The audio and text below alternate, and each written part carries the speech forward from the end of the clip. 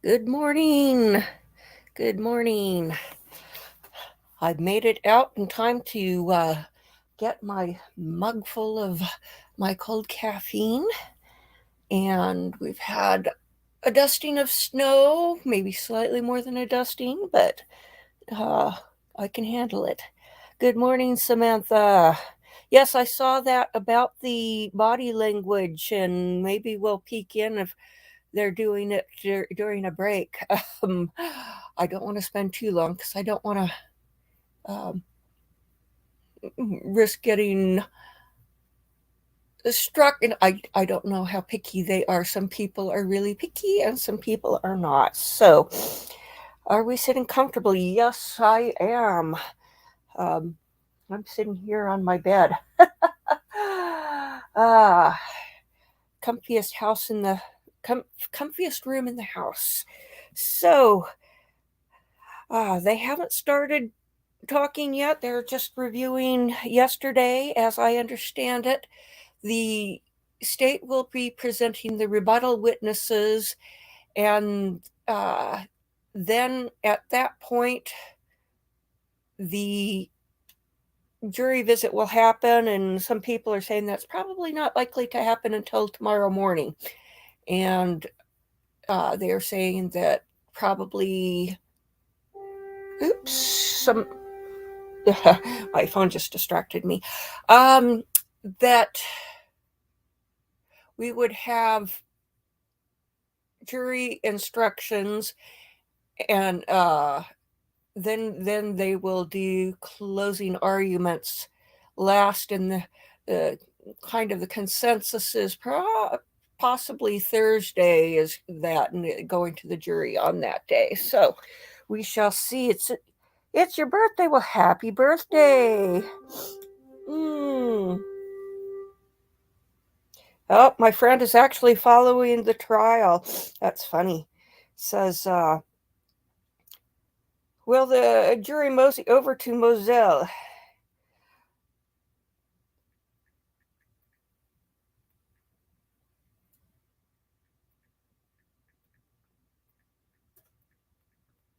So let's just send him a text back. This is the most engaged I've seen him in a criminal proceeding. He hangs out with me too much, so he can't help it, right? Ah, you can't promise to watch it all, but that's okay. We understand. Birthdays are special. Definitely leave it running in the background because it helps the algorithm. Oh yes. Um, let's see. As of when it updated, let's see. I think it was 133 hours to go. So let's just double check that. Yes, 133, and I don't think that includes yesterday, and it takes like 48 hours for it to register. So hopefully I'll be able to apply for monetization Thursday or Friday. So uh, let's see. Oh, I haven't started my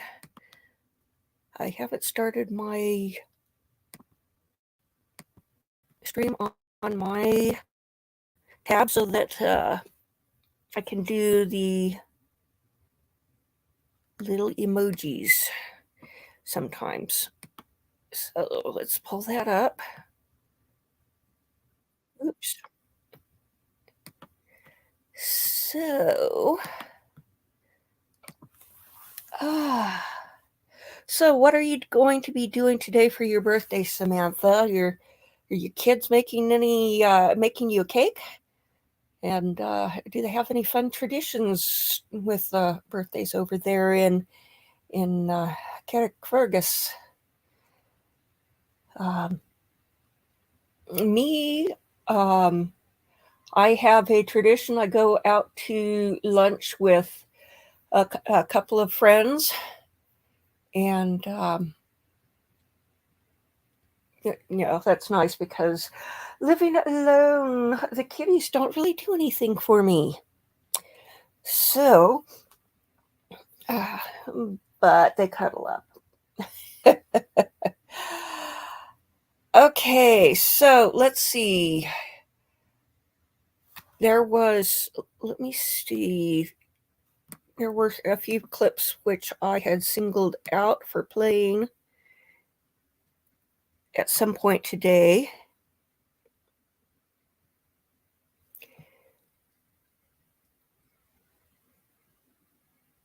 Let's see, there's a headline here which says, "Looks very real to me, expert on Alex Murdaugh brothers' testimony." I don't think that the brother is directly involved in a cover-up.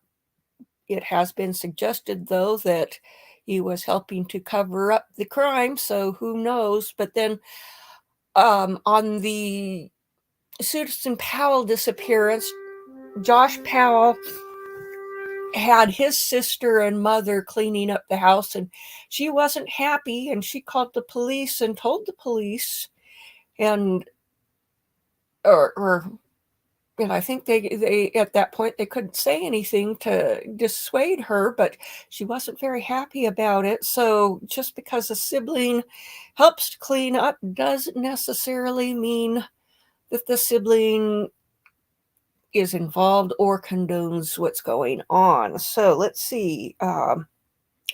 So my friend says, in brief observations on the news story, and a couple other possible of swaying one jury member to reasonable doubt. What do you think of Mr. M. Doe is guilty? Oh.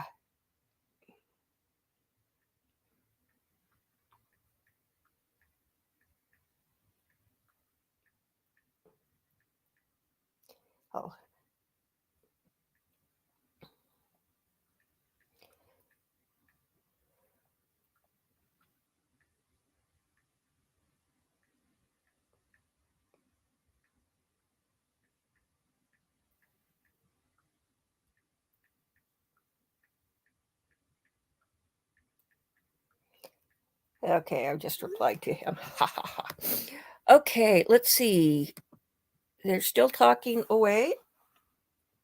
Okay, so let's listen to what the experts are having to say this morning.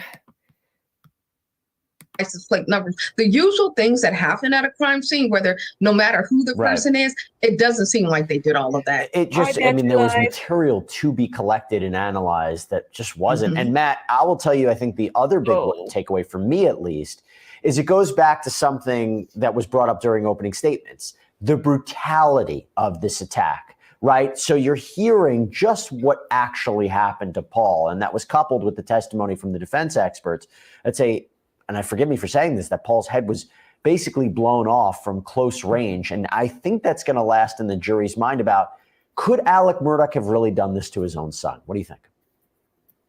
I think it is certainly possible. Their whole defense is essentially saying that somebody else came onto the property and did this. But there hasn't been any kind of evidence to that nature. It's just a theory that, okay, all right, there were two guns who shot Paul Murdaugh and one killed Maggie Murdaugh. But when you look at what actually happened, this felt so personal to whoever committed this. Whoever shot and killed Paul and Maggie Murdaugh within feet of them, and how they did was almost like execution style. It was by someone. It's tough for me to think that the individual who committed these crimes did not know Maggie and Paul Murdaugh. And to me, that's probably something the prosecution is going to discuss in their closing. What is more believable, that Alec Murdaugh committed this crime, or two random people came onto the property to execute revenge for Mallory Beach or something else? And again, based on his statements about being there and the timeline, they would have presumably waited for him to leave, and they jumped in those 3 minutes. All right, we're going to take a break. When we come back, we'll see if we can jump live in court. Stay with us.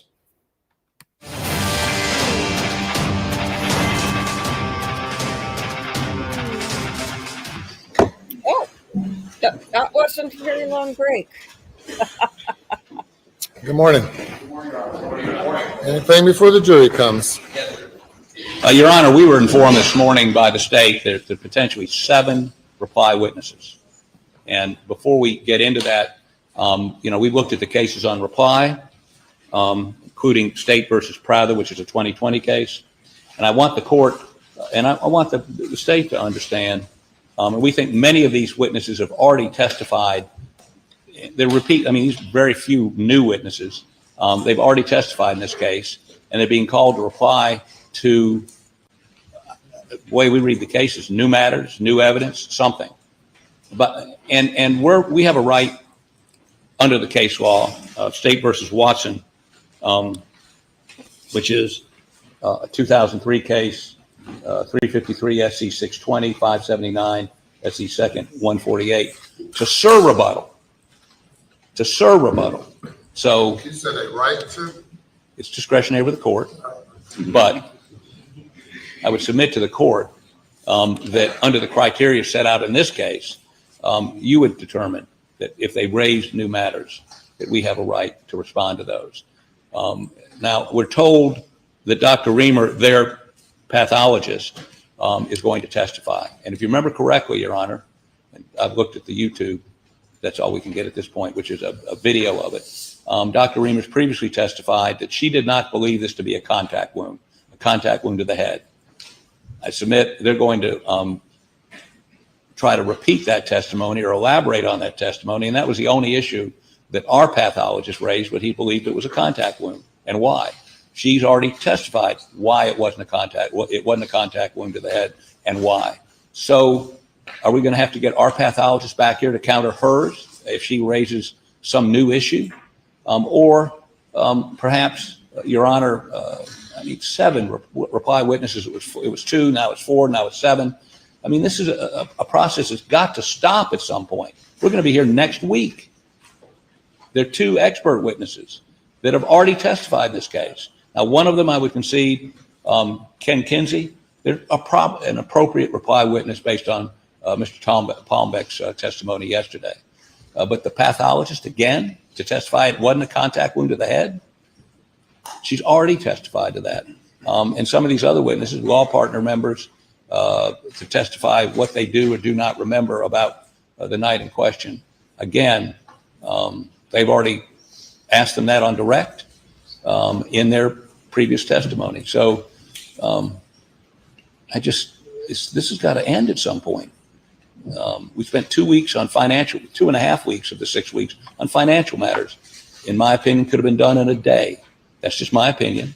But I'd ask the court, as we make objections, to consider and maybe even proffer what they're going to put up before we get in front of the jury, so that Your Honor can make an evaluation before we start down that road for a half-a-day witness that may not add anything to the case. Thank you, Your Honor.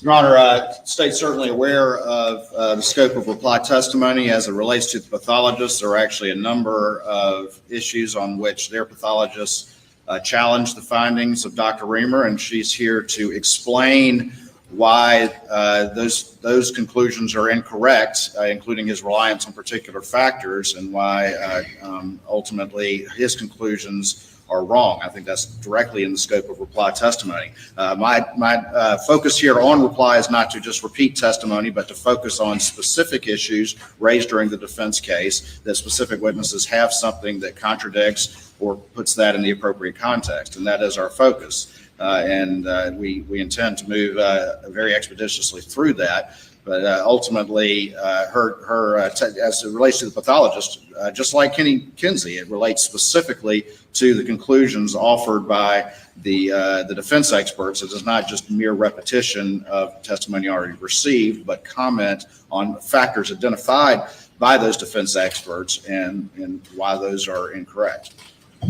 Your Honor, briefly, let's take Mr. Kinsey, for instance. There was testimony yesterday that our expert believes there were 2 shooters. Obviously, something that he was not asked. Obviously, something that's a new matter. Obviously, proper for reply. But there are minute details, perhaps, that will be these witnesses will be questioned about. And simply because there might be a hook doesn't mean they get to go into everything. I mean, this is, again, this was an estimate, 3-week trial. We're now in week 6. This will go into week 7. It seems to me the state's position is let no dead horse go unbeaten. This has got to stop. Thank you. Of course, the defense, of course, when we had the meeting with Judge Price, at the time, we all agreed with that estimate. It was not just the state. I realize this is going long. I intend to move expeditiously, but the state has the right and the opportunity to do appropriate rebuttal evidence to a defense case, and that will be the focus of the testimony here today. Your Honor, the right they have is the same right I have. It's the right you allow. I just want to make sure he hadn't got a right to do anything. Thank you. Well, certainly the state cannot retry the entire case, but the state has the right to reply to contradict certain issues presented by the defense or certain issues of credibility.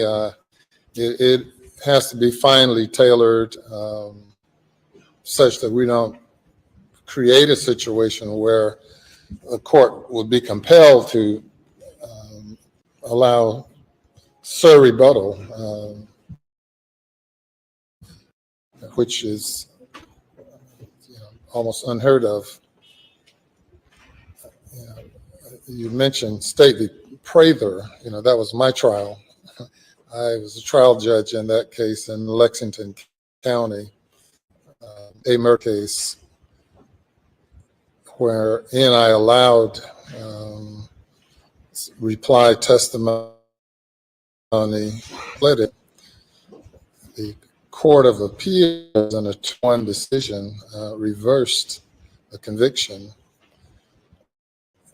Then the Supreme Court reversed the Court of Appeals and reinstated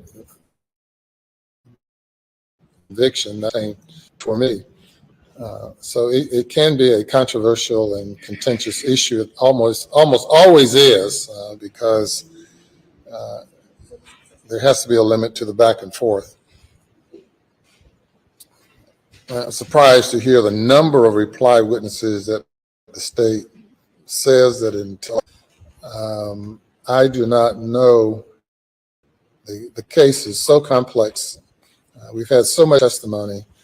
I cannot sit here in advance and rule as to what would be appropriate and what not. I just think on issue by issue, objection by objection basis. And with that, so bring the jury.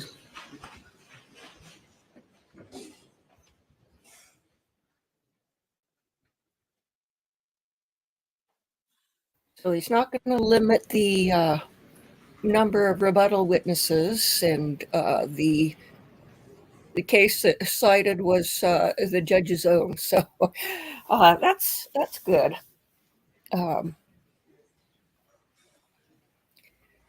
Yeah, 7 for this long a trial doesn't seem inappropriate.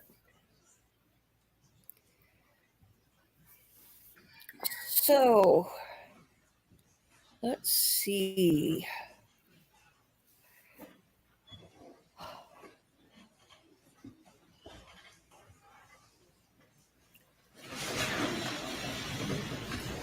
Jury is present, sir. Sure, thank you. Good morning. Good morning. Day number 26. 26. You have heard the defense's case. Now the state gets an opportunity to reply. And you may call your first witness. May it please the court, Your Honor, the state calls Ronnie Crosby.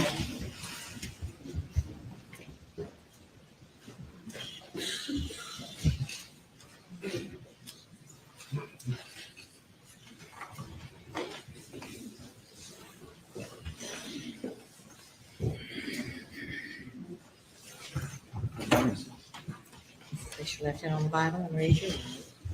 Do you swear or affirm the testimony you give today will be the truth, the whole truth, and nothing but the truth, so help you God? Thank you. You'll have a seat on the stand.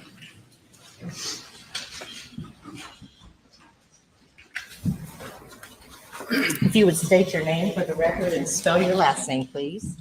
Ronnie Crosby, Crosby. Good morning, Mr. Crosby. Good morning. Just want to go over a few things very quickly in reply to some of the defense case. And the first thing I want to ask you is, you had previously testified about your close relationship with Paul, didn't you? Yes, I did. All right. And over the years, did you ever have call to ride around the property with Paul, yours or his? More on my property, but some on one or more occasions at Moselle as well. What, if anything, would y'all carry when y'all rode around the property like that? Why? This is about Paul?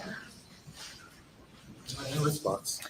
Yes, sir. This will be in specific response to the defendant's testimony and in his statements as well. I can be specific. I don't want to do a speaking response, but I can ask another question and maybe put it in focus, Your Honor. Okay.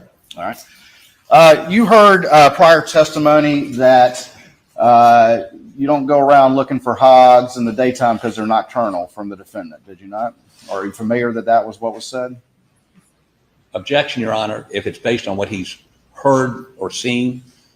I mean, is this a comment made to him, or if we're going to delve into the appropriate way to hunt hogs day or night? I mean, this is not proper reply. I object. All right. You want me to? Yeah, if you don't mind asking a question again. Sure. All right. The first question is, have you gone riding around the property with your property or the Moselle property with Paul before? I have. All right. And what, if anything, would y'all carry when you would go riding the property? I believe the only time I rode with Paul was would have been looking for hogs, and then more so on my property. All right. And what, if anything, would you carry when y'all were looking for hogs? Objection, Your Honor. Riding with Paul on his property, not Moselle. Objection's overruled. Well, people who have hogs on their property, as a general rule, you would always take a rifle with you, be it day or night, because you never know when you're going to see hogs, and because they are such a nuisance, as I spoke to earlier in my testimony, you always want to be prepared to shoot them. So you would generally have some type of rifle and we with you, a long gun. Objection, Your Honor. He's giving an opinion. He's not been qualified as an expert. Objection overruled. All right. You've had plenty of experience in killing hogs on your property? Yes, I would disagree with Mr. Harpootley, and I am pretty much an expert about killing hogs. All right. And you've had plenty of opportunity to go hunting with Paul? Objection, Your Honor. I apologize to the witness. And you've had plenty of opportunity to go hunting with Paul or have him hunt on your property? Yeah, yes, I've been with him, and he's been on my property many more times. I didn't go with him every time he was on my property, but that's the general rule, that you would have a rifle of some sort. Paul, as this jury's been told over and over, was fond of that 300 Blackout. I've been with him while he had it. I usually use some other type of AR framed gun to shoot hogs. A 223? Well, 223 or a 6.5 Creedmoor, which is on a AR-10 frame. Is it common though to carry your rifle and look for hogs in the daytime and to see hogs in the daytime? Yes. You don't always see them. Sometimes night's better if you're using a night vision scope, but I've killed hundreds of hogs in the daytime. Riding it's just something, because there's such a nuisance in the low country and really across the state right now and across the South, that we have a rule that you don't ride the property without a rifle, because you want to try to eliminate as many hogs as you can, and we also trap them. To your observation, did Alec have a good relationship with the local law enforcement community? My observation was had a very good relationship, probably better than the rest of us, saving his father. did you on multiple occasions go over in great detail Alec's original story as to what he did on the night of the murders? On more than one occasion, we discussed his story as I testified to, I don't know how many weeks ago that was, but it was a while. And what, if anything, did the defendant tell you about whether or not he checked Paul and Maggie before calling 911? My understanding of what he told me was that he checked them before he called 911. And was he clear on that point to you? That was clear to me. When was the first time you've heard the defendant's latest story admitting that he was in fact at the kennels minutes before the victims were killed? I haven't watched all of this trial like a lot of people have, but when I heard that Alec was taking the stand, I believe it was last Thursday, I did set up my workstation so that I could watch his testimony, and it would have been when he told you that he was at the kennels was the first time that I'd ever heard that. Did Alec ever tell you that he thought the boat case had anything to do with the murders?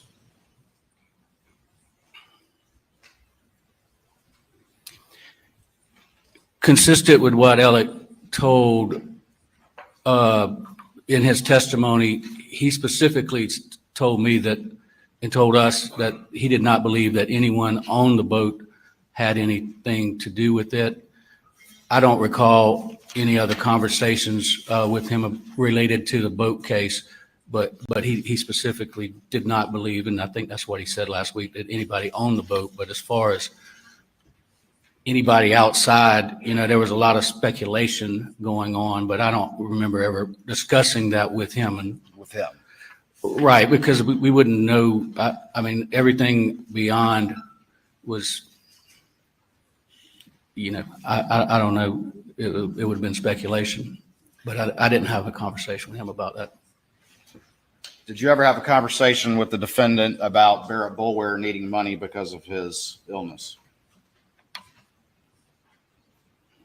And you're referring to, yes, I did in I believe it would have been June of 2018. What was that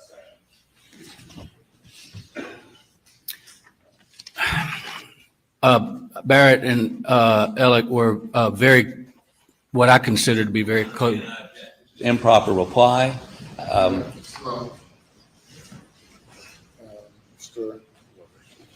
Yes, sir. The defendant during cross-examination was specifically asked about this particular transaction and that we're about to discuss. And Mr. Crosby's testimony would be in response to what the defendant said about the money, and in as much as he tried to imply that, well, Barrett kind of owed me money anyway, as a justification for him stealing money from one of his best friends. He did not ask him about a conversation he had with Mr. Crosby about that money. This isn't proper reply. This is going off on another tangent. Overrule the objection. Can you tell us about that conversation, please, Mr. Crosby? Yes, and if my year's wrong, but I believe, because I didn't know exactly what you were going to ask me, and I can go back and look at documents, but I'm sure it's in one of these exhibits when that occurred, the materials that Ms. Seckinger put in. I believe in June of 2018, Barrett, who was a good friend of Alec's, a lot closer to me. I think they were, in my perception, very close friends.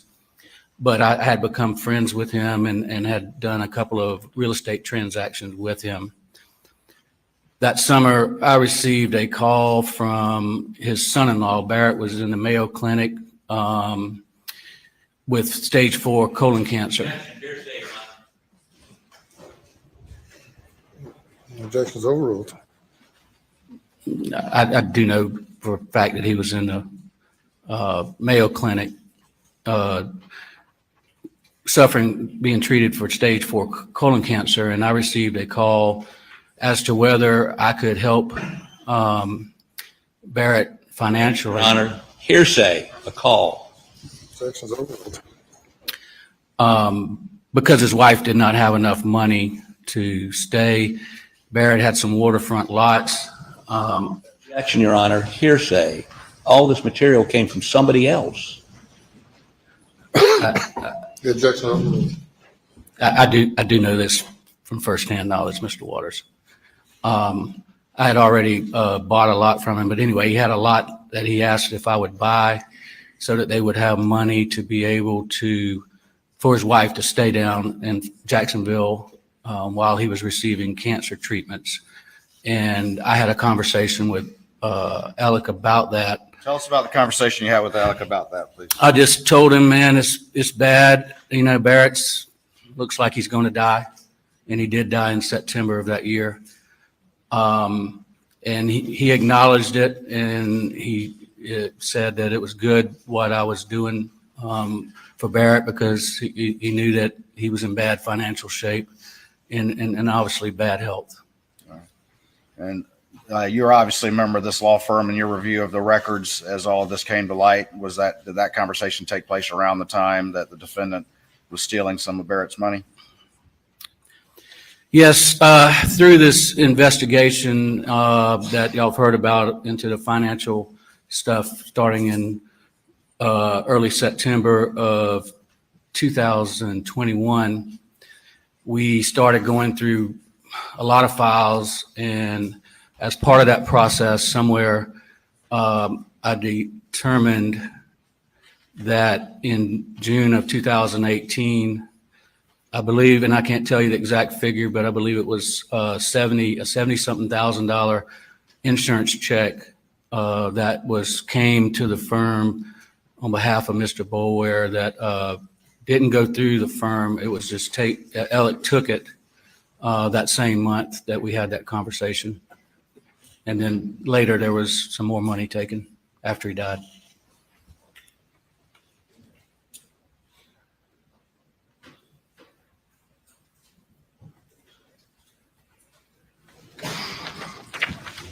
I'm going to show you what's been marked as Exhibit 575. States 575, see if you recognize that. Is that David? Is that one of the sled agents? Do you not recognize him? Is that David Williams? Well, I'm asking you. I believe that's David Williams. Okay. Your Honor, this time I'd offer States 575 in the evidence. Objection, relevance. What is the relevance? Your Honor, the defendant specifically testified that when he had that initial interview with David Owen on June 8th, as he manufactured his decision to lie about such a crucial fact, it was because he thought that David Williams was the guy interviewing him. This is simply a picture of David Williams. The jury can assess the legitimacy of that claim. Your Honor, I object. Never, ever said David Williams. He said David. That's the record. Objection. Never said it was that guy. It's admitted over objection. Can I have the element, please?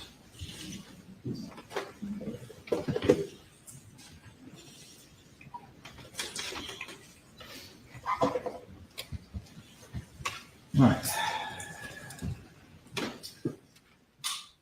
That's who you recognize as David Williams? Yes, I didn't know him. I got to know him through this investigation, and I do believe he was the agent that was involved in the case with Chief Greg Alexander that was referenced. Clearly not David Owen, though, correct? Well, that's not David Owen. Have you ever tried cases with Alec? I handled a lot of cases with Alec. I believe the only case I tried to jury with Alec was actually here in this courtroom. Did you observe him being able to get emotional during that closing argument? Yes, as a couple months ago when we talked and you asked me what kind of lawyer Alec was, and I told you he was a good lawyer, and one of the things that I think I explained to you was that he was a theatrical type presence in the courtroom, and he could get very emotional doing closing arguments in front of a jury. Thank you. Please answer any questions the defense may have. hate to go here, but let's talk about hog hunting, which I know nothing about, okay? You might not want to go there then. I've been here so long, I think I probably do need to learn how to hog hunt. But I guess my first question is this. Did you ever ride Moselle with Alec? Did you ride around Moselle with Alec? Probably, I know I dove hunted there, so I believe I rode on a Ranger, but I don't ever remember doing much riding with Alec at Moselle. But I know I dove hunted there, and sure, I rode in a Ranger or some type of ATV with Alec, but I don't have a specific. Well, when you're riding around dove hunting, you got a gun with you, right? You would? Would you take a shotgun to hunt dove? Yes. Would you take an AR weapon too? No. Why? I mean, them hogs are out there, right? Well, they don't usually come in a dove field when you're shooting dove. So I don't know. You just wouldn't, Mr. Hartpootlian, typically. I mean, But daytime, you're riding around the property, you got a shotgun. You got a slug in that shotgun, or you using bird shot? you would shoot birdshot. Okay. So if a hog came up, nothing you could do.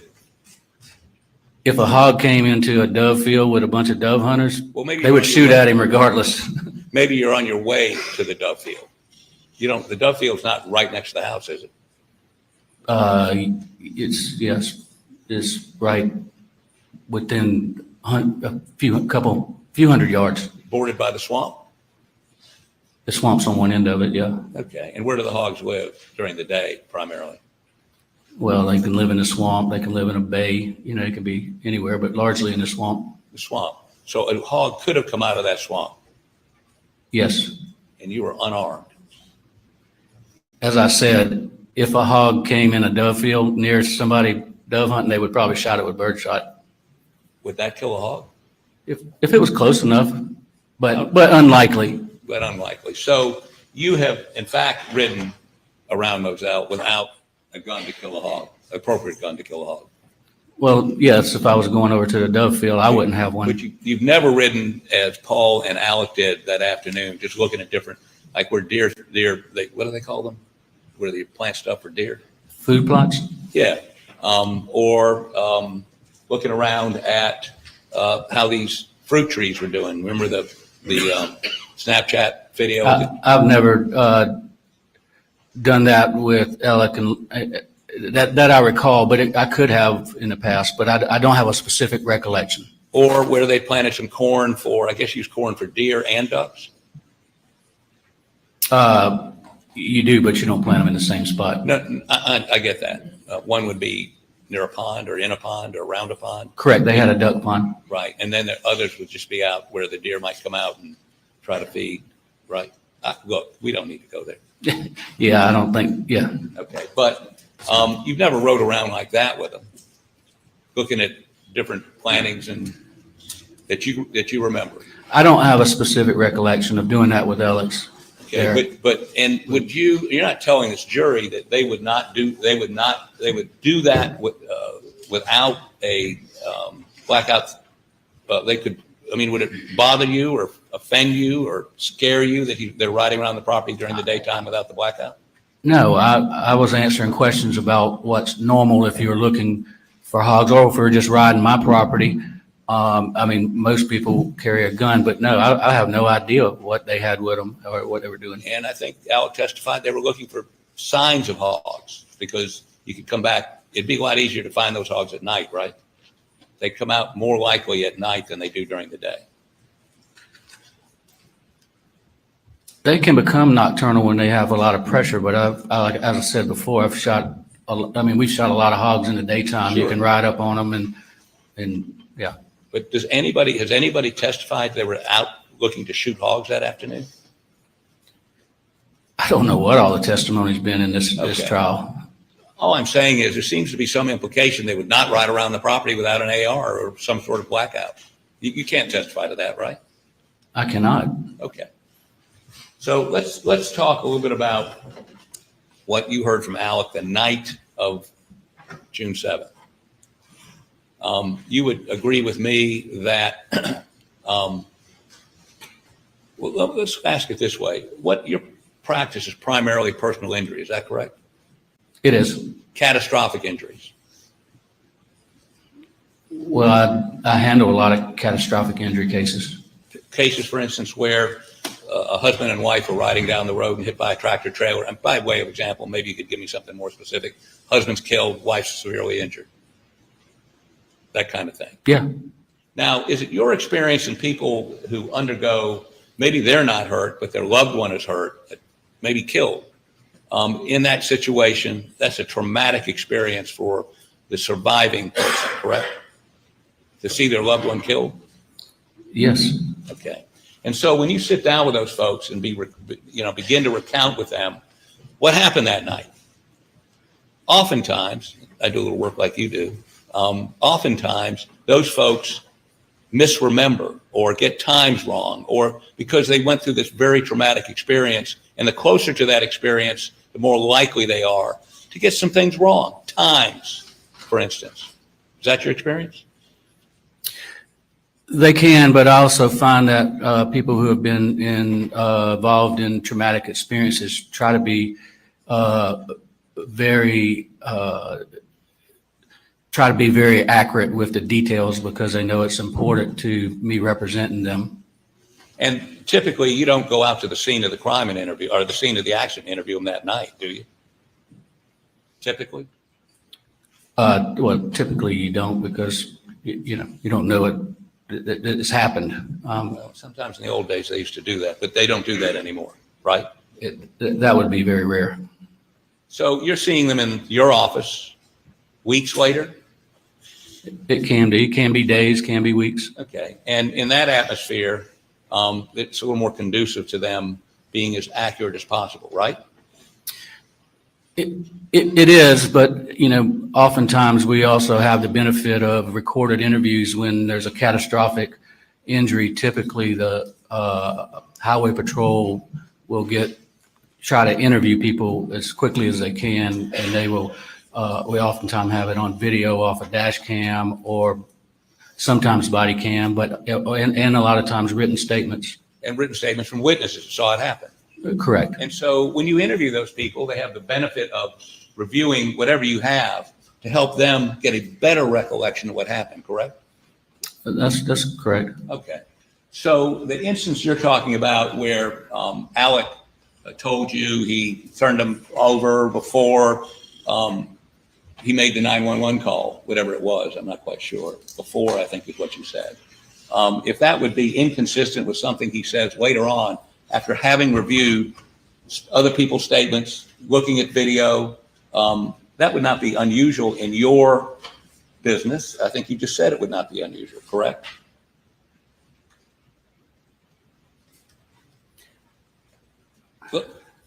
Strike that. You're trying to take me somewhere that you probably don't want to. Oh, no, I think I want to. Answer the question. Withdraw the question. Let me ask you this question. Maybe let's get to the meat of the matter here. Have you had to come out of pocket to pay back the money he stole? Yes, and how much? Don't tell me you don't know. Well, we're still counting, Mr. Harpootlian. Well, how much have you paid so far? We have had to borrow millions to pay back. No, how much have you had to come out of pocket? Well, when you borrow it, you got to pay it back, and I couldn't tell you how much has exactly been paid back as of we sit here today.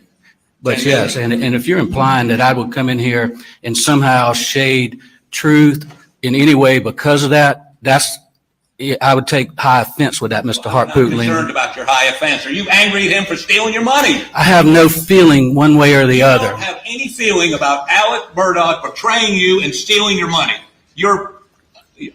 I admire you. I don't know that I could look beyond that. Objection, Your Honor. Objection is sustained. It's not a question. The jury is to disregard the argument. You are not angry with Alec Murdaugh? I have had anger with him, extreme anger, Mr. Harpootlian, because of what he did to my law firm, my partners, my client, his clients, our clients, what he did to his family, what he's did to so many people. Yes, I experienced a lot of anger. But you can't walk around with anger. You have to find a way to deal with it and move forward. And I have done that. And if you suggest, you are dead wrong. If you think I've come in here and told this jury something because of money, when we're talking about two people who were brutally murdered, then you're headed in the wrong direction. You think he did it? I don't have an opinion. I don't have the benefit of the materials you have. Well, let me ask you this. You're angry with him, stole millions of dollars from your firm. You admit your firm's not even called the Murdaugh firm anymore, right? It is not. I don't admit that I'm angry right now. I told you I've gotten away from that. I don't have any feelings because you can't walk around with anger. I have been very, very angry about it because of what he's done. And he did it in a very callous way, a very deceitful way. And you carry I'm sorry, maybe I just saw some anger there. Were you angry just a moment ago? No, you keep trying to push a question and don't want to accept my answer, which is what it is. That you've just given your Zen, your Nirvana, your whatever the. Your Honor, objection. Mr. Harpootlian, Forgiven him? I came to the scene of these murders to support my partner. I was there. I saw things that hadn't even been talked about in this courtroom. I was there. I love Paul very much. I thought I knew who Alec was. I did not. And it's hard to you might not understand, but it's hard to walk around with anger, and hard to even walk around with it when it's with somebody who you didn't know and didn't understand. So you might have be that way, but you know, I've got to function. I've got a family. I got to move on with life. Were you aware that he went to rehab in 2017? I was not, Really? other than what was said by Alec in this courtroom. You never were aware he had a drug problem? I was unaware. Okay. Sort of. And if I would have been known, I would have tried to help him.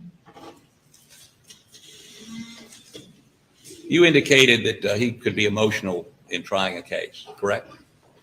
He could be. He was theatric, much like his father and grandfather had a courtroom theatrics, and he could be emotional. Any of your other partners that way? Johnny Parker? No, Johnny's quite the opposite. Johnny's very Laconic, I believe, is the best way to describe it. he doesn't show emotion. Nobody else in your firm was theatric or emotional? Not to Alec's level. You don't know any other lawyers in the state that go to that level? You're asking me a question right now. I don't know. You might yourself. I don't know. I don't know what other lawyers do. I'm usually trying cases against defense attorneys, so I don't get to see plaintiffs' lawyers anymore. Okay. Well, I want to thank you for. Well, let me ask you one last thing. This Bullware guy that he stole all the money from, Mr. Bullware, remember him? Yes, I remember him. How much money did you steal from him? Do you remember? He stole 70-something thousand in June of 2018. Mr. Bulwer died in September, I believe, of 2018, and I believe another 270-something thousand after Mr. Bulwer's death, sometime in around February of 2019. Have you and your partners paid Mr. Bulwer's estate or his folks back? Yes, I met with them personally. Okay. And even though it's cost you your firm and it's cost millions of dollars to you, you have forgiven him? You bear him no ill? I didn't say I forgave him. You're just not angry about it anymore. I said I have no feelings. And I had to work on that, Mr. Harpootlian. You know, when you go through what we've gone through, not only the trauma of losing people we loved in a double homicide, seeing the aftermath, and then learning that someone you worked with for more than 20 years had been stealing throughout a period of time and deceiving us, there's a lot of emotion there. And yes, it was bad in the fall of 2021, and I have found a way to have no feelings. It's not forgiveness, it's just I don't have any. You're not angry here today. You're not angry at him at all. I'm not angry. Okay. If I raise my voice, it's only because of the implication that you were trying to The make implication out of it. that you might not want to help him in front of this jury here today because let me finish the question. Because he destroyed your firm. He stole millions of dollars you had to pay back. He deceived you. all that's away and is not influencing your testimony here today at all? If you'd answer that yes or no, then you can explain. All those things happened, and it does not influence my testimony. I take the oath that I just took very seriously. And if you got any indication that anything I said was inaccurate, I'll be glad to address it with you. Well, the jury can judge that. Thank you.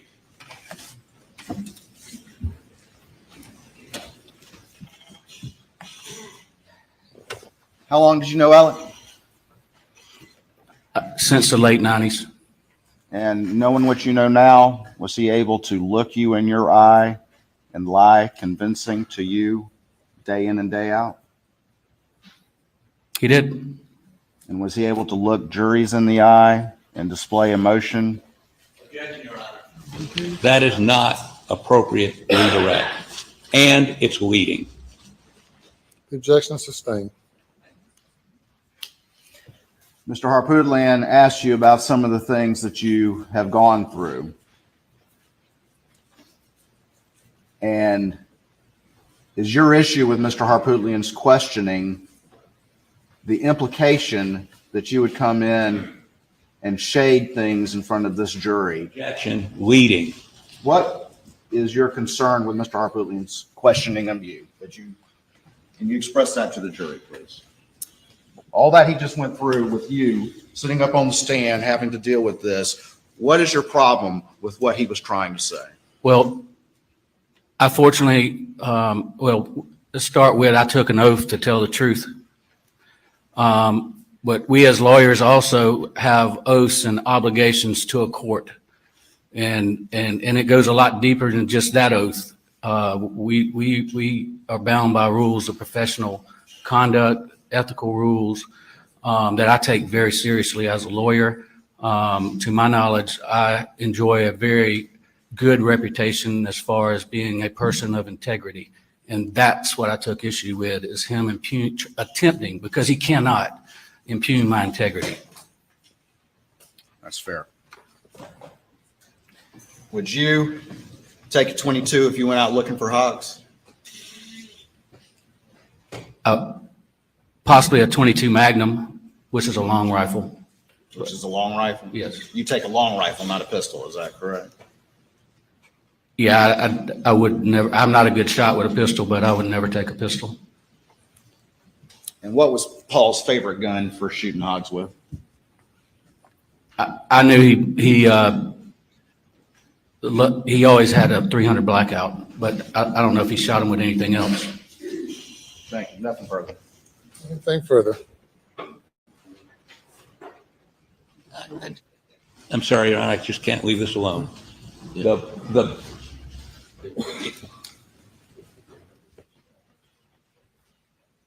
the .300 Blackout that's in evidence his favorite?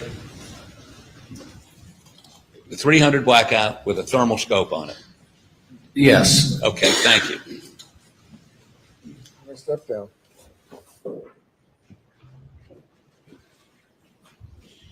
We'll call your next witness. Your Honor, the state calls Dr. Reamer.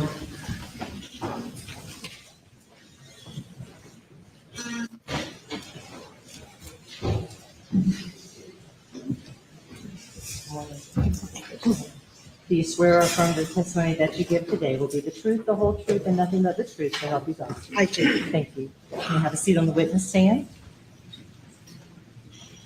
You will state your full name again, please, and spell your last name for the record. Yes.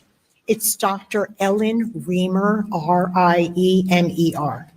And just to advise the gallery, if everybody could seal the monitors, please, and the media be advised of that.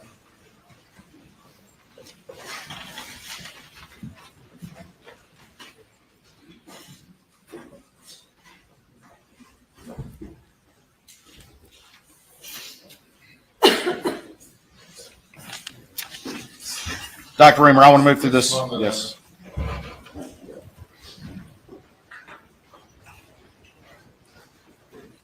And Dr. Reamer, I don't know if I'm necessarily even going to put them up on the screen. I am going to show you some images. I know the jury have seen these. I don't want to belabor the point, and I want to move quickly. But just very quickly, you've been previously qualified as an expert in this trial in forensic pathology. Is that correct? Yes. And you've done how many autopsies? Remind the jury, please. around 5,500. Since I was last here, I've done a few more. Excuse me. I can't see a monitor anymore. Okay. I haven't put anything up yet.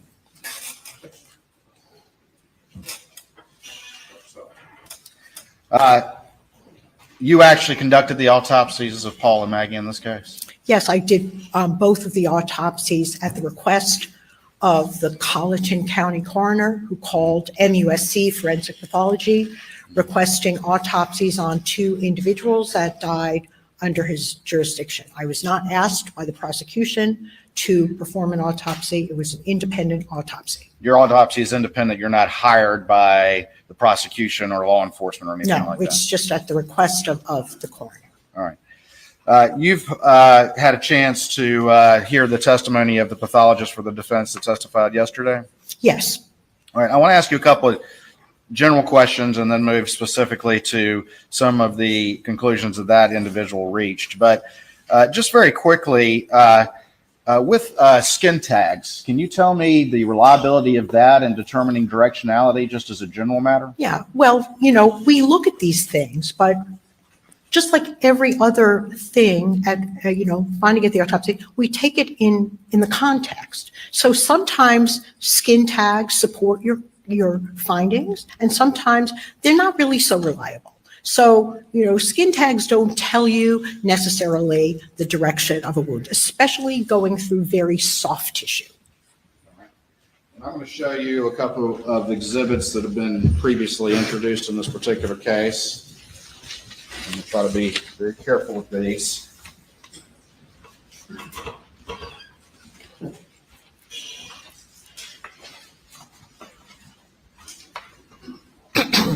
I'm going to show you what's been marked as exhibits, defense exhibits, 159, 160, and 161. And if you could take those out and just tell me if you recognize those. And again, please be mindful of the direction in which those images are presented. Excuse me. I'm sorry.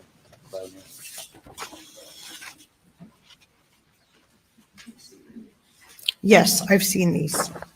All right. And what are those images of? They're autopsy photographs of Maggie. All right. You heard the testimony of the defense pathologist who testified yesterday that the directionality of the injury to the side of Maggie's head with the associated injury to the breast and the abrasion actually was coming from the top down as opposed, and I say top down as if somebody's standing upright, as opposed from going towards the bottom of the body up, correct?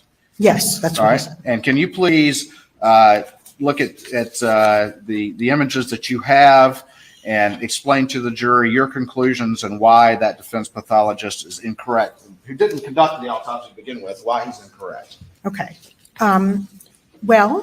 Do you want me to show the photos? You can, and let's just go ahead and put them up on the screen. So I'll take them. And if you could step down, please, if that's okay with your honor.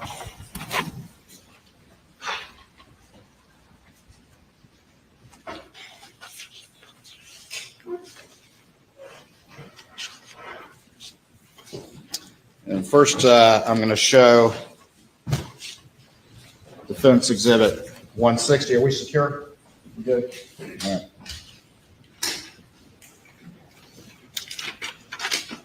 All right, and that's defense 160. And Dr. Reamer, if you can again explain to me your specific findings and how they relate to the testimony from yesterday. Yes. So we have the abrasion on the left shoulder, clavicle area, and then we have an entrance defect in this left side of the face. We can see a hole there. It's a hole. And there was a defect in the left temporal lobe of the brain, which was included in my autopsy report. That could only have happened from that being an entrance wound. Okay. And you mentioned during your testimony the concept of a diastatic fracture. Does that in any way relate to your conclusion in this regard? Yeah, well, a diastatic fracture is when there's a separation of skull bones along suture lines, which solidify during childhood. And usually it takes a lot of intracranial pressure to fracture the skull along the suture line. All right. And does that relate to the conclusion that this had to be an entry wound? Yeah, well, that's a finding. That doesn't prove that this is an entrance wound, but what I do, I have a path through the left temporal lobe, and there's, that, and that it was associated with the diastatic fracture because of the increased pressure. All right. And one of the things you're telling this jury is you who actually. Objection waiting. Were you actually able to observe a hole associated with an entry wound when you physically performed this autopsy? Yes, I physically performed the autopsy, and the way I determine direction is I have a hole below the left ear, which went into the brain, and so that's not going to happen in the opposite direction. And I understand that people can look at pictures. That's like a two-dimensional view, but doing the autopsy makes certain information available to the pathologist that is not available to an individual not performing the autopsy. And I had that information in my report, which was not, which was, I guess, overlooked. Overlooked by the defense Right. pathologist. Yes, I'm sure. All right. I'm going to show you now Defense Exhibit 161. And there was some testimony from the defense pathologist about trying to determine directionality from this particular image. And can you please tell the jury why that pathologist is wrong? All right.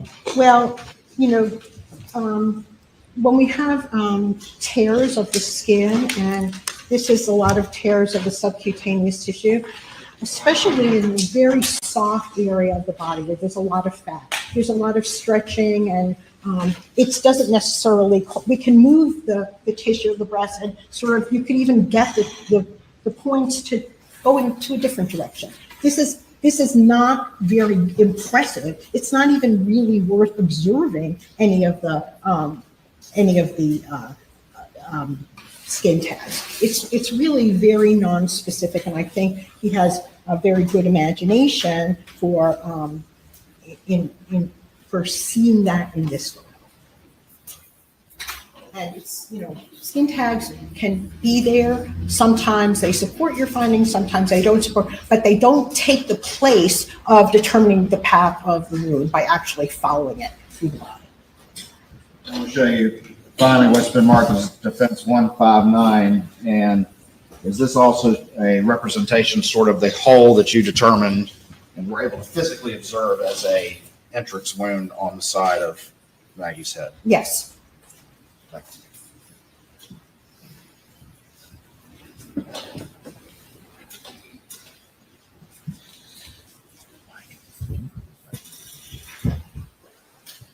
right, let's talk a little bit about Paul. And you heard the defense pathologist and their subsequent expert talk about there being a contact wound to the top of Paul's head. Is that correct? That's what he said. All right. And you, of course, have already testified during your direct testimony that there's no way for this to be a contact wound, but now you have specific observations about the defense conclusions. Well, I didn't think it was necessary for me to point out every physical feature of the wound that demonstrates that the entrance was to the top of the left shoulder and then went into the left side of the head before exiting the top of the head. Now, before I go on, I do want to say that I agree with the book that keeps being brought up, that when there is a contact shotgun wound to the head, there's massive gas expansion within the cranial cavity, within the skull. And what that does, it doesn't just create a hole with some, bones. I understand this was like the most severe thing you have ever seen. And you probably can't imagine that the damage to the head could be any worse. But a contact shotgun wound to the head with the associated gas expansion to the skull would not have, his face was basically intact. We would have had tears of the skin, and his eyes would have been either displaced from the orbital bones. The orbital bones were intact. Anytime there's massive gas buildup within the cranial cavity from a contact shotgun wound to the head, which the book does say is when we have the worst gas expansion. The entire face, he would have not even had a face left. I mean, I know what you saw was awful, and it was absolutely awful, but the damage would have been a lot worse. He would have had, like, the sides of his head would have gone, he would have had, his entire face would have been split open, because there's no way all of that gas expansion could occur and not cause fractures of these delicate bones in the face. His forehead was even still there. So, I agree with the book that a contact shotgun wound would cause severe gas expansion and damage to the head. What we have here is not consistent with a contact shotgun wound to the head. Damage to the head would have been much worse, even though this was already horrible. Okay, that being said, there are photographs. Okay. Yep, and I'm going to put up what's already been admitted into evidence as States 486. And if you could, Doctor, just talk a little bit about this image as it illustrates what you're talking about with the face, but also, if you could, we'll go ahead and talk about with the face, and then I want to talk about the shoulder a little bit as well. There's no skin, like, torn apart of his face. His eyes are still in the correct locations. It's hard to imagine that, anything could be worse than a hole at the top right side of the back of the head. But in my 20 plus years of experience doing autopsies and seeing contact shotgun wounds to the head, which are associated with massive gas expansion in the skull, this entire face, he would have had tears. The eyes would have been either hanging down or lost, blown out. There's no way that these features are consistent with a contact shotgun wound to the head. All right. Now, there was some discussion by the defense pathologist about shaving the top of the head for stippling or checking for stippling. And can you comment on the necessity of that in your actual autopsy that you conducted? Okay. So, he also said that sometimes we actually don't see the soot. Like he said, if Dr. Weimer shaved there, she would have had the opportunity to see the soot. So suppose I didn't see soot, or I did see soot. First of all, I'm confident there would not have been soot, because the features of this wound are not consistent with a shotgun wound to that location. First of all, the damage to the head and face would have been far more severe than it was. And then also the wounds to the shoulder and left side of the cheek have all the features of entrance wounds. Right. And one of the things discussed by the defense experts was sort of the large sort of oblong shape of the shoulder. Can you explain how that does not contradict your findings of that shot coming this way, that we see this injury here? And I'm going to actually put up Defense Exhibit 162 to illustrate what we're talking about. All right. Well, so we've got basically an oblong wound here, and that's because the wound is entering at an angle along the top of the shoulder. It's not hitting the shoulder at a perpendicular angle. So it kind of grazing along the top of the shoulder. Okay, now is this, okay. So, and actually, he said that the pellets are going down. Okay, well, if you look at it as an entrance wound, they're actually going up. So it depends where you're looking at it from. If he's thinking that this is an exit wound, that this is, that the end of the wound path, then it would look to him as if the pellets are going down. But we can see this is actually an entrance wound for a few reasons. First of all, if it were an exit wound, do you remember all those pellet exit wounds on Paul's left arm that came from the chest? The pellets are not just going to stop in the shoulder. There's like no resistance there. The pellets are going to continue going until they exit the left side of the arm. Okay, so they don't just stop there. The reason they're there is that's because they started there. Okay. In addition, you see all of this white material here on the edge of the entrance wound. That's styrofoam packing material that's between the pellets So the pellets are contained within wadding, and there's styrofoam packing material between. And that would never have been deposited there. So I did not think it was when I was telling you the direction, my determination of the direction of this wound. I did not have to necessarily, it was my expert, I'm expert at determining, forensic pathology includes establishing the direction of wounds. And because of all of these things, this was my determination. Okay, now there's another feature of this photograph. Do you see that this is coming into the left side of the, this is what I determined, left side of the cheek, and we've got all sorts of abrasions around here. Now, it doesn't have the classic, what we saw on Paul's chest had those little petals. So we knew that the wadding was starting to open up. But in this case, there was wadding that was probably open as well. So we have some pellets already starting to come out. It's not entering within the wadding, but the wadding is going along and entering them. And we have all this abrasion around the left side of the cheek, the chin neck area. And that's consistent with, we're not going to have that abrasion if it's coming out. It's going to push the skin out. We're not going to have an abrasion. So, all that but even just common sense, we have that styrofoam packing material on the outside of the arm. My determination, this went up through the left cheek, out the right side of the top of the head. If it were a shotgun entrance wound, contact to the head, I don't care whether, there's no way his entire facial bones and skin, his ears would have been flopped down. There's so much gas expansion that the damage to his head would have been much worse. So that's based on my experience for doing this.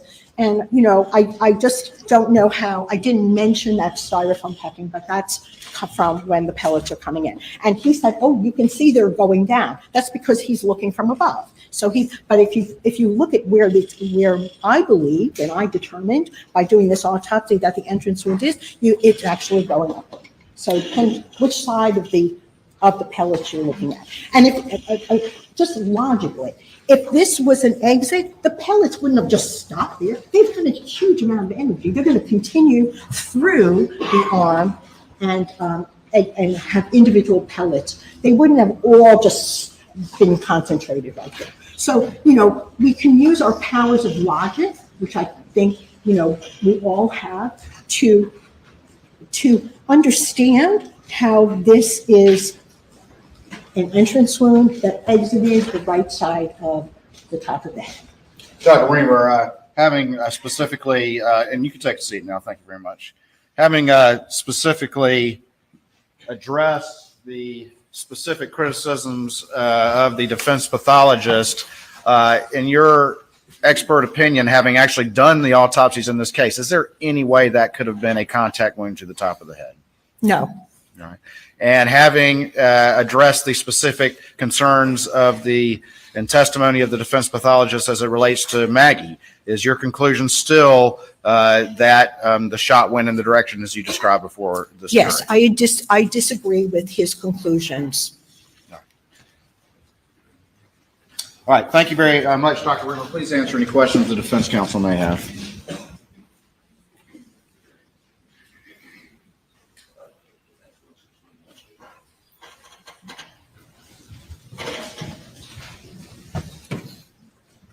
Dr. Reamer, good to see you again. Hello. So, you took pictures, correct? I took pictures. I wish I took more pictures now, but I took pictures. I'm sorry. Yes, I would have. I wish I took even more pictures. So do we. So, you made notes, which you converted into an autopsy report. Yeah, it's a standard operating procedure. Yeah, no. But so, and that's done so that somebody else can look at your work and see if they agree or disagree with you? Because No, the notes are a work product for me while I'm preparing, doing my examination. I don't always, I take notes, I write numbers, but that is really for me so I can incorporate findings into an autopsy report that I'm going to write. And I don't write it the same while I'm at the table. I need to go away. Maybe I'm going to do it the next day, that night. So, but it's not done. People say, oh, can I have a copy of the autopsy diagram? Well, these are not autopsy diagrams that are meant for other people to look at. And sometimes they're not even completely accurate because I mark things on the outside of the body that later on during the course of the autopsy, I determine, I'm like, oh, well, that's what that is. And it may not be what I initially wrote down. But by the time the autopsy's over, I've put it all together.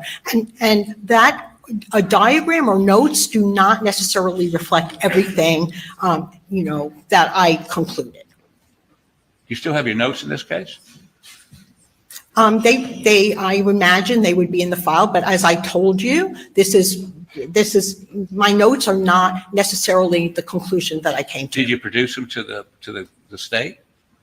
I don't know what I did. I personally, yeah, if they were asked for, I'm sure I did. Did you produce them to us? No, I don't remember producing them at all. I don't have a request for those notes in my file.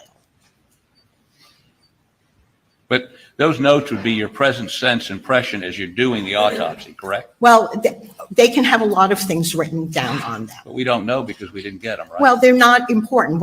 What's important is they're my notes. They're for me. They're an aid to the pathologist. So even if I thought something initially, and then while I do the autopsy, by the time I get to the end, it could disagree. I don't necessarily go back and change the diagram. It's my work product. It's for me to aid me in writing my autopsy report. It's not for public view. It's not a statement of my conclusions. Okay. Did you review those notes before your testimony previously or today? No. Okay. So you just go with your report. Well, I reviewed my report, correct. Right. But you don't go back and look at your notes. No. So let me ask you some basic questions here. You've previously testified that the muzzle of the shotgun for this wound here that goes through his neck and out the top of his head was about 3 feet away. That would be about right. Okay. Now, you're familiar with this page from, I believe you've described. Oh, yes, I've seen it many times. Okay. And as you see, the gas comes out, right, in the first shot, the top Yes. shot. And then actually there's sort of a blowback of gas as as we can see right here, the projectile, which is the pellets, are extruded from the barrel, right? I mean, the gas pushes the pellets out. Well, there's gas expansion, and that helps propel the pellets. Yes, I agree with the book. This was not a contact shotgun wound to the top of the head. Okay, well, the book doesn't say that. But what the book does say is that as the pellets come out, at some point they begin to, the container opens and the pellets expand or move out in a pattern, a circular pattern. It becomes bigger as the further away you get, correct? Yes, and that's what we have here. Okay, But this is actually demonstrating specifically a contact shotgun wound to head. But we do have splaying outward of the pellets. We can see on the left shoulder, they're fairly clustered together because they're first starting to be released from the wadding. And they did spread out. We have some of them down in the neck, some of them in the brain, and so they are spreading out. I don't see how, yes, it's a respected treatise, but this is specific to a contact shotgun wound to head. This is what this is describing. Really? Well, it's fun. It doesn't matter. I can look at my photos. I can look, if you talk about theory, the photos. Doctor, Your Honor, I would ask you complete his to answer. tell the witness to be responsive. She is going on a diatribe. Excuse me. I'm asking the court to instruct her to answer the question as specifically as she can. She goes off on tangents, and I'm sorry. You may continue answering the question. You remember what the question was? No, that's your question. Is this series of shots from the book depicting a contact wound? I think that's what I understood. Yes. Yes. Okay. So where, if you step down here, show me please where the contact is with the body or the head. Here, let me give you this pointer. Well, the contact would be at the first area. Right here? Yes. Well, what's it contacting? It's not, it's just a theoretical depiction. It's a theoretical. Is that what the book depiction. says? Yeah. Well, go ahead. I don't recall the exact. Why don't you read it to me? Well, why don't you tell me, is that a contact wound? I don't know what this is. This is. That's a shotgun. That's a shotgun. That's a shotgun being fired. Those are the pellets coming out. Object Those are the counsel pellets. testify. Yeah, I think, this is a book, showing the series of steps after a shotgun is fired. But it has nothing to do with what I found in the body and does not help me determine the direction of the wound. All right. So. And I'm not going to describe to you. You can read it in the book. I don't remember how he says all of this. The book isn't testifying. You are. If you've testified, that depicts a contact wound. Yes? Well, I don't know what this is depicting. It could be that this is a contact wound. I don't know where you're going. Where's I'm going? Is that barrel in contact with anything? It's not in contact with anything. It looks like it's just blowing into the air. Okay. And you've been. That's fine. And your testimony is that barrel is at least 3 feet away from Paul's shoulder. Is that correct? It could be, depending on the weapon, it could be, it's not closer than 2 feet because we don't have the slip ring. But we do have packing material. Okay. So as we see here, these pellets are beginning to separate. Is it your testimony that those pellets had separated when they hit Paul's shoulder at all? They are starting to separate. We don't have the complete, widening of it. They're still relatively clustered together, but they're not as close as they would be if they were still contained within the widening. Okay, now, at 2 feet, is there any gas left, or is it all dissipated like this picture shows? Well, what we have here, if there was more gas, if there was a contact wound to here. It's not a contact. I understand. The gas, you're wanting me to say yes or no, and yes I can't because I have the knowledge to explain how this relates to examining the body. Okay, I don't give theoretical talks or I don't start looking up in this book while I'm doing an autopsy. I use my practical reasoning and my experience and knowledge of things. If there'd been gas in the wound, or when it hit his shoulder or his neck, would you expect to find some physical manifestation of that? Well, there would have been, a lot more expansion, shoulder expansion. This was fairly contained on the left shoulder. Your testimony is there would have been little or no gas going to his shoulder, to his neck. Well, there is always some gas, but it's not the kind of gas that we get in a contact shot. Exactly. So, and you can go ahead and take a stand again, please.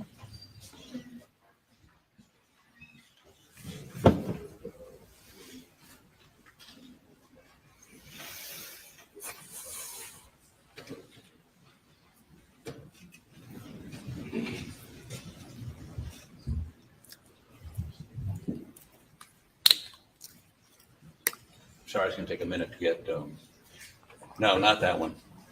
Paul.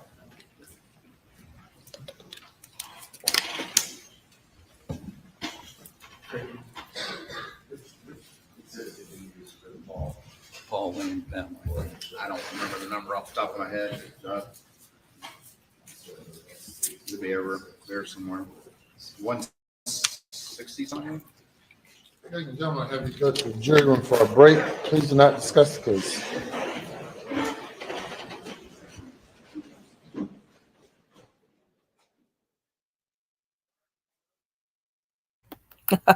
Okay, I can't wait to hear some commentary on this. Oh,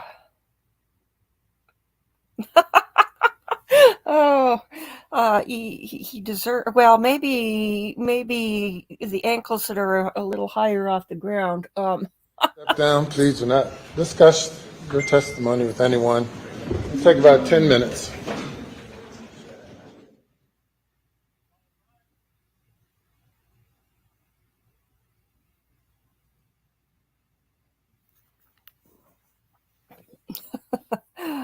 Okay, come on.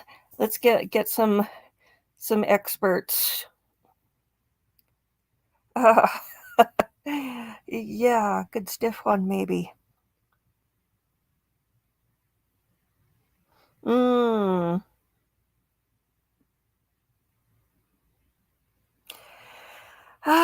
Some people get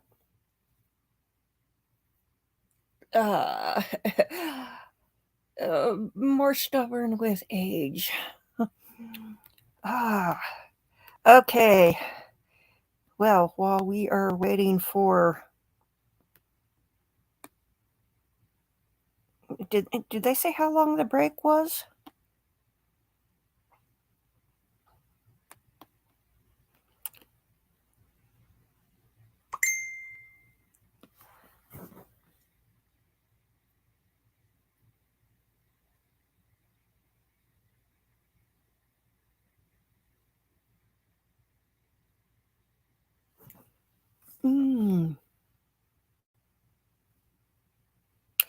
Okay, I was looking to see if we had any interesting clips cropping up yet.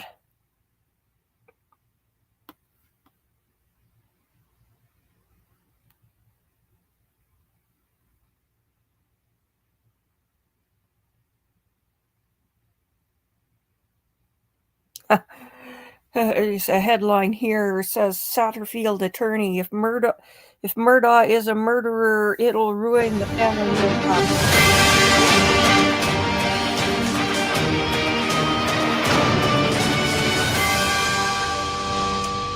All right, welcome back to Law and Crime, everybody. I'm Jesse Weber, and thanks for joining us. So we've had quite an interesting day in the Alec Murdaugh murder trial as the state continues on with the rebuttal case. This is their response to the defense.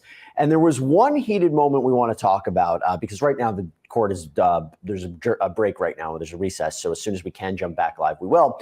But I want to talk about this moment that was quite heated, and it was between Dick Harpootlian, who was representing Alec Murdaugh, the man accused of killing his wife and son, and Ronnie Crosby. Ronnie Crosby used to be a law firm partner with Alec Murdaugh. He had testified for the prosecution as part of the financial crimes evidence, the idea there that Alec Murdaugh killed his family because all of his alleged financial crimes were about to be exposed, killed his family as a way to buy himself some time, have the inquiry stop. Well, under cross-examination, I should tell you, he was called as a rebuttal witness to try to suggest that certain things Alec Murdaugh was saying on the stand weren't true. Well, Dick Harpootlian suggested maybe his testimony is biased and it's a little bit shaded by his anger towards Alec Murdaugh. Take a look at this back and forth. Let me ask you this question. Maybe this gets to the meat of the matter here. Have you had to come out of pocket to pay back the money he stole? Yes, and how much? Don't tell me you don't know. Well, we're still counting, Mr. Harpootlian. Well, how much have you paid so far? We have had to borrow millions to pay back. No, how much have you had to come out of pocket? Well, when you borrow it, you got to pay it back, and I couldn't tell you how much has exactly been paid back as of we sit here today. But yes, and if you're implying that I would come in here and somehow shade truth in any way because of that, I would take high offense with that, Mr. Harpootlian. I'm concerned about your high offense. Are you angry at him for stealing your money? I have no feeling one way or the other. I don't have any feeling about Alec Murdaugh betraying you and stealing your money. I admire you. I don't know that I can look beyond that. Objection, Your Honor. It's sustained. There's not a question. Jury is to disregard the argument. You are not angry with Alec Murdaugh? I have had anger with him, extreme anger, Mr. Harpootlian, because of what he did to my law firm, my partners, my client, his clients, our clients, what he did to his family, what he's did to so many people. Yes, I experienced a lot of anger, but you can't walk around with anger. You have to find a way to deal with it and move forward. And I have done that. And if you suggest, you are dead wrong if you think I've come in here and told this jury something because of money. When we're talking about two people who were brutally murdered, then you're headed in the wrong direction. Do you think he did it? I don't have an opinion. I don't have the benefit of the materials you have. Well, let me ask you this. You're angry with him, stole millions of dollars from your firm. You admit your firm's not even called the Murdaugh firm anymore, right? It is not. I don't admit that I'm angry right now. I told you I've gotten away from that. I don't have any feelings because you can't walk around with anger. I have been very, very angry about it because of what he's done. And he did it in a very callous way, a very deceitful way. And you carry I'm sorry, maybe I just saw some anger there. Were you angry just a moment ago? No, you keep trying to push a question and don't want to accept my answer, which is what it is. That you've just given your Zen, your Nirvana, your whatever the. Your Honor, objection. Are you, Mr. Harpootlian, forgiving him? I came to the scene of these murders to support my partner. I was there. I saw things that hadn't even been talked about in this courtroom. I was there. I love Paul very much. I thought I knew who Alec was. I did not. And it's hard to you might not understand, but it's hard to walk around with anger, and hard to even walk around with it when it's with somebody who you didn't know and didn't understand. So you might have be that way, but I've got to function. I've got a family. I got to move on with life. Were you aware that he went to rehab in 2017? I was not, Really? Other than what was said by Alec in this courtroom. You never were aware he had a drug problem? I was unaware. Okay. Sort of. And if I would have been known, I would have tried to help him. You indicated that he could be emotional in trying a case, correct? He could be. He was theatric, much like his father and grandfather had a courtroom theatrics, and he could be emotional. Any of your other partners that way? Johnny Parker? No, Johnny's quite the opposite. Johnny's very Laconic, I believe is the best way to describe it. he doesn't show emotion.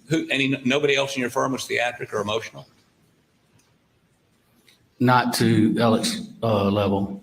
You don't know any other lawyers in the state that go to that level? You're asking me a question right now. I don't know. You might yourself. I don't know. I don't know what other lawyers do. I'm usually trying cases against defense attorneys, so I don't get to see plaintiffs' lawyers anymore. Now, I'm glad we were able to show you that because a big portion of it, we were actually in a commercial break, but now we have time to analyze it. I'm here with criminal defense attorney Duncan Levin. I'm also joined by law enforcement instructor Sonny Slaughter. Duncan, defense attorneys, even prosecutors push the buttons of witnesses to try to elicit a response. Who won that exchange? Oh, I mean, Ronnie Crosby is a phenomenal lawyer. He's brilliant. His reputation is really just untouched. And I have to say, this is what happens when a defense attorney tries to cross and tries to cross and tries to cross and doesn't get anywhere because he's going up against a really sharp attorney. Crosby is shooting him down. And frankly, I do think that it's a remarkable thing for Harpootlian to try to get Crosby to admit that he would come in here and lie because of the money that Alex Murdaugh stole. I mean, that is just a ridiculous premise coming from Harpootlian. I think that at the end of the day, look, obviously he's angry. I think that Crosby comes in there and says, I'm not angry at all. That comes off a little bit he says he's angry. He should own it. But at the same time, to accuse Crosby of coming in there and lying and because he's owed money is ridiculous. And I think it comes off that way. I thought Harpootlian just lost a lot of credibility on that whole exchange. So, Sonny, I'll go to you. The substance of this is to suggest, and one of the things that they brought up, I thought this was so interesting. How do we know that Alec Murdaugh was telling the truth when he took the stand? I mean, this whole thing back and forth was about, was he being honest about what his activities were with Paul and hog hunting? But even more importantly, that Alec Murdaugh, as a trial attorney, would be able to seemingly turn on and turn off emotion when speaking to the jury. So now we're all left with the impression, all those tears that he was showing on the stand, was it real or was it manufactured? What do you think the jury might be thinking of that? Yeah, I agree with that. I think that was what what Crosby was trying to get at. That really makes you think about whether Alex, how theatrical he could be at different times. And I think that point did get over during the questioning as to whether he was telling the truth or not. It is clear from all of the other evidence that Alex Murdaugh is a liar. Now we're hearing that he's very theatrical. He can turn it on, turn it off, kind of at a whim. So that does, taint him even more in that way. But I'm still not sure whether it gets him to being in that realm as the murderer of his wife and son. There's a lot of focus on Paul, not as much focus on Maggie and her injuries and murder. It's almost kind of dismissive, but he's a parent, he's a husband, but I'm just not sure whether that still connects the dots. And as you said earlier, whether if he shot Paul and all of that back spray on him, if that would be necessary, whether he could get that off or not. I'm just still not there yet. Duncan, I will tell you my prediction, and I've been saying this over and over again. I think a hung jury. Do you think I'm totally off with that? I think the trial has been so meandering for so long that it's just, it could take any amount of, one juror could just see it the other way. And frankly, I read a lot of people comments online about it. There are a lot of people out there who say they would vote to acquit having heard Murdaugh on the stand. I thought it was a train wreck. And so, I think all it takes is one juror to come away and say, you know what, I don't think he did it. Or look, I don't think the defense did a very good job at the end of this with advancing their two-shooter theory, that there was someone else involved. I don't think they've done a very good job of stepping through all of those landmines of all the financial crimes. I think it is absolutely true that you leave knowing that he's a liar. Whether he's a murderer is a different story. I could see it that way. I just don't think he's done himself any favors by testifying. Okay, let's take a break. When we come back, we'll see where this goes next. I'm keeping a careful eye on the courtroom feed because we are now continuing on with the prosecution's rebuttal case.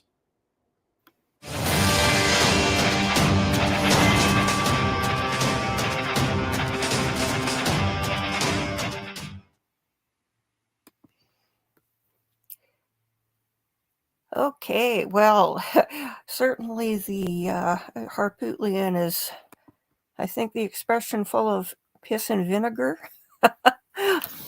I think he's going to be like this with everyone. He seems to be, it's like he's got a huge chip on his shoulder. He needs to not take this so personally. Okay, so looking to see what other things may have come up this morning in the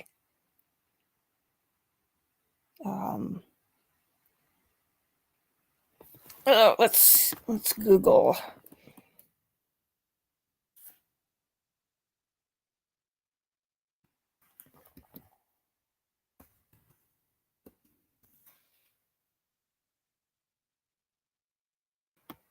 Let's see.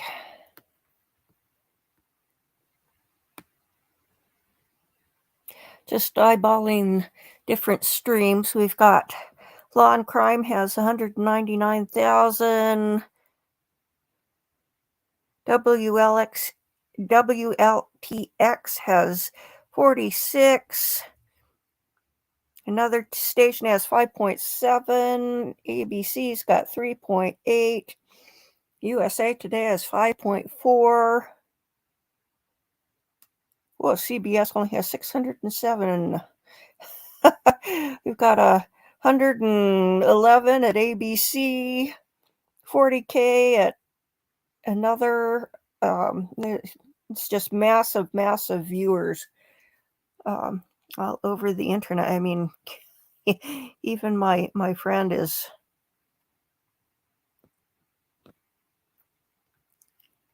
following it, and he doesn't ordinarily do that.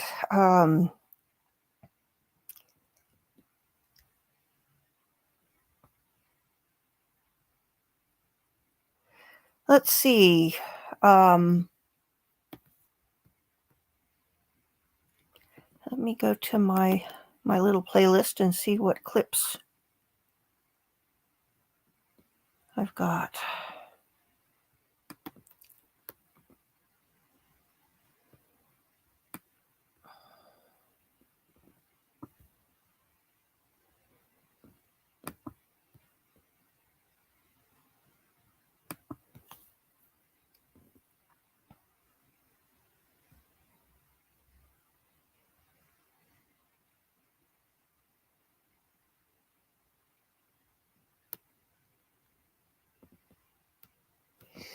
I'm not sure. Yeah, this trial is kind of. I wasn't aware that this trial was starting, so I didn't start off from day one. And I discovered that I really didn't know the case as well as I thought I did, because I was getting it mixed up with the Durst case, because it's another wealthy professional guy who's accused of killing his wife and possibly other people, and so kind of overlapping. I mean, kind of similar details, and so I was getting mixed up. So this was kind of a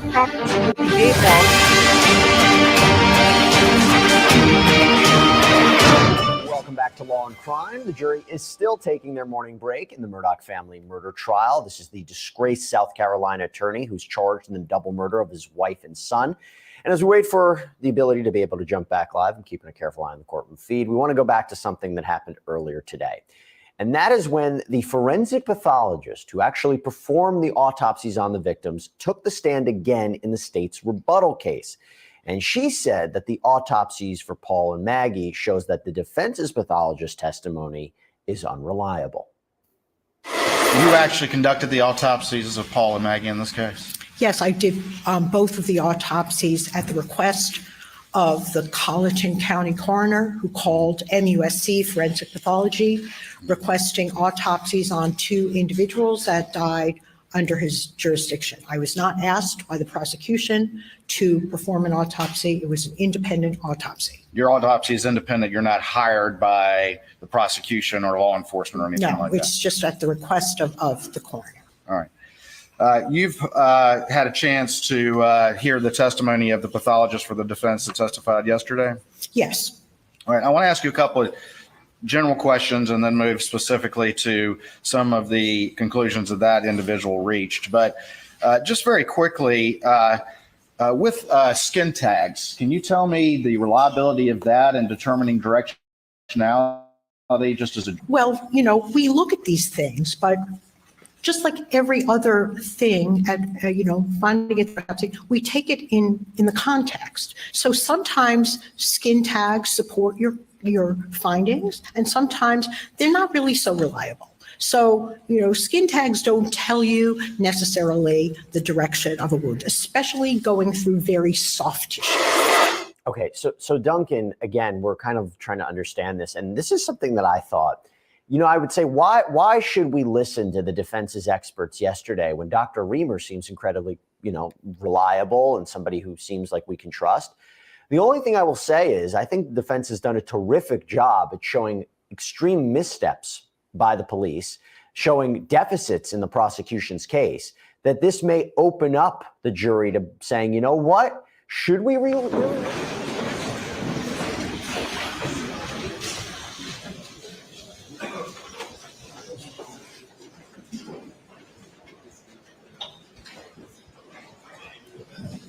You may bring the jury.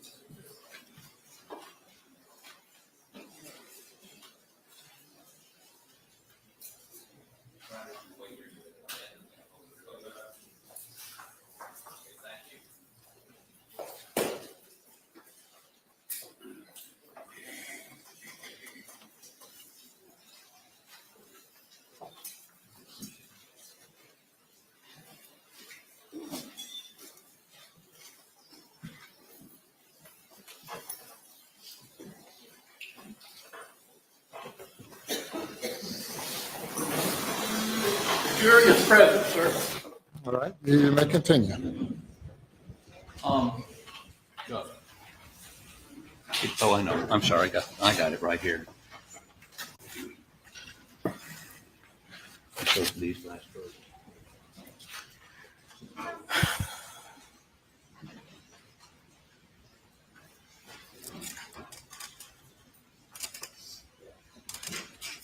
We have her idea.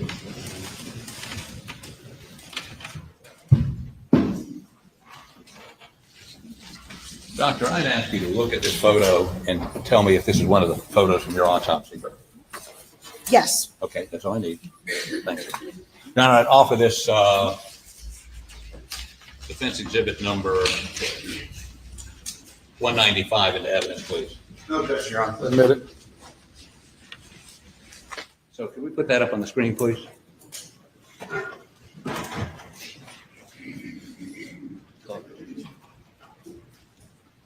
Before I lose it, let me hand this to. So, what are we looking at here? Do you want me to come? Oh, here it is. No, just tell me what it is. Yeah, okay.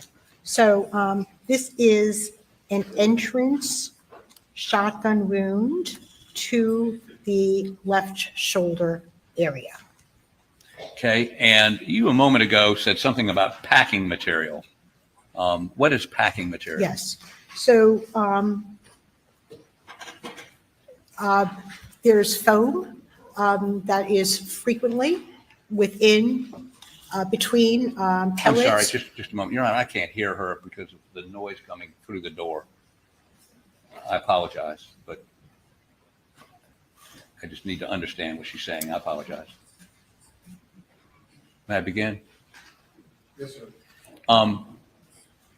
Packing material. Let's start over again. Tell me again. Yes. So it's frequently present in the wadding along with the pellets that sort of help keep them together. Okay, so the wadding, you got the powder wadding shotgun pellets, and is it in the pellets or is it closer behind it in the wadding, or? It's within the wadding. Okay, and you indicated you saw some packing material. Well, that is very consistent with, with a little bit of packing material that would, as we have pellets going into the shoulder and some of the packing materials depositing on the skin. And is this a picture of the packing material? There is some of the white material, yes, on the skin. Correct. Did you note that in your autopsy report? No, it was just a general observation. Okay. Is it important it was there? It didn't matter to me whether it's there or not, but it does reinforce that it is an entrance wound. But you concede it was not in your autopsy report. Well, all the totality of my findings, I don't always write every little thing in my autopsy report. I could go on, that it could be 50 pages, an autopsy report. I include the findings, my determinations, and I could have mentioned it, but I did not. And why not? Because it's not always necessary to mention that kind of thing. Is it evidence of anything? Well, I do believe that supports an entrance wound, although I don't require myself to see it in order to make that determination. But you agree with me, it supports your conclusion, correct? Yes, And you didn't put in your autopsy report. that's correct. Would it be in your notes? No. Okay. So, and could you step down here and show me what the packing material looks like?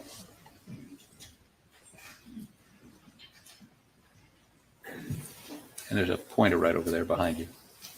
You probably want to stand over here so the jurors over there can see it. Yes. This is what I believe to be consistent with packing material. And did you remove any of that to be analyzed or forensically examined? No, I did not. Okay, and while we're looking at this picture, you can actually see some shot in there, right? Yes. And that shot is that, I mean, that's pretty, that area right there is much wider than this entrance wound in his cheek, is it not? Yes, this entrance wound is larger than this re-entrance wound here. And I believe I actually went over this last time. Frequently, there's enlargement of wound as it goes along. But in this case, we have a wound going along the top of the shoulder, so it's going to be oblong. As it enters the left neck area, it's entering more at a right angle, perpendicular to the jaw, so it's going to appear smaller. And that has nothing to do with spreading of pellets. Okay, well, let's pursue that a little bit more. You see that pellet that's clear, I mean, clearly there. You This see, pellet? right, and then you see a pellet above it. You see that? Right. Yeah. Right. Let me put my glasses on. Is that a pellet? Yeah, it may be a pellet. Yes. Okay. So we have, if you step back just a little bit so this juror can see, we have pellets coming in like this, correct? Well, they're kind of banging against each other. We have the wound track is from left to right. And we do have pellets that are in there. They they stopped in there, so they're not all continuing through. Okay, how many pellets were captured in his shoulder? I captured, I don't know how many I captured. I collected a sampling of the pellets that were along the wound path. But you took x-rays. Yeah, but that's not necessarily the total amount, because some of them, exited and some were in the brain. So the x-rays were taken without the brain in the head because the brain came separately. Okay, but they did send you the brain. Yes. Did you take x-rays of the brain? No, I did not. Why not? I didn't take x-rays of the brain And the because I reason- determined that wasn't necessary for me at the time. To support your conclusion. I didn't take x-rays of the brain. I guess hindsight is always 20/20. I could have taken x-rays of the brain. I could have taken more photos. I could have taken a photo of the brain at the autopsy. I did not. And I would have liked to, but I can tell from the examination of the body that I had an entrance wound in my left shoulder and it's exiting at the top of the head. It's not a contact wound to the top of the head. Okay. That's my determination. Okay, but the reason you didn't take x-rays of the brain was you'd already reached your conclusion, correct? That you didn't need it because this was an entrance wound. Well, I did not, because I felt comfortable with my determination. And decided therefore not to take x-rays of the brain. Well, I don't always take x-rays of every organ. I was comfortable I would be able to recover some pellets on the brain, and it wasn't necessary to show the spread. How many cases have you been involved in where the brain literally exploded out of the head? I mean, that weren't suicides. Where the brain exploded out of the head. Well, as the book describes it. Well, I think that the determination that an entrance wound to the top of the head, contact range, all of that gas expansion would not have, the brain would not have escaped that. There would have been a defect, cavity, or fragmentation of the brain, which was not there. You can see the brain actually. Do you remember what my original question was? What was your question? Okay, my question was, how many cases have you done an autopsy of a contact wound to the top of the head, which wasn't a suicide? Very, very few. Less than one? I don't remember exactly, but it's not a tip. Usually contact shotgun wounds. Usually contact shotgun wounds are suicides. And typically it's in the mouth. They can be under the chin, in the mouth, sometimes they're to the side of the head. There are people that do shoot themselves to the top of the head as well. And I can't recall exactly if, I remember any of those. And in all those cases, the brain that explode out of the cranium? No. Okay. So you would agree with me that the way that well, strike that. Let's go a little bit further with where we're going here. Could you put up the X-ray of the shoulder? You can go ahead and take your seat and set it back up there.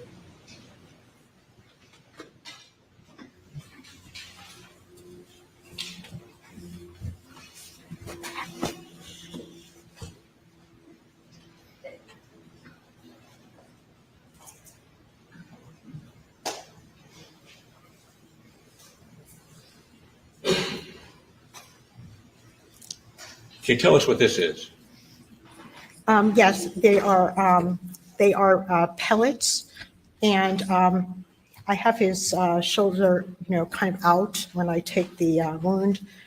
We have some pellets remaining in the shoulder area. We have some disruption of the shoulder tissue here, some of the bone, and then we have some. We actually have less. We have more spread. They're more spread out as they're going closer to the neck. So there are pellets in the top of the arm, the shoulder. Where is this? Right up in here? Yes. Okay. And then there's additional pellets, it looks like, down below that, like near his ribs, correct? That's because it's starting to spread, yes. And it's starting to spread to get to this place right here. What place? Is this where No, it's in the neck. It's in the neck. Okay. I indicated that I recovered.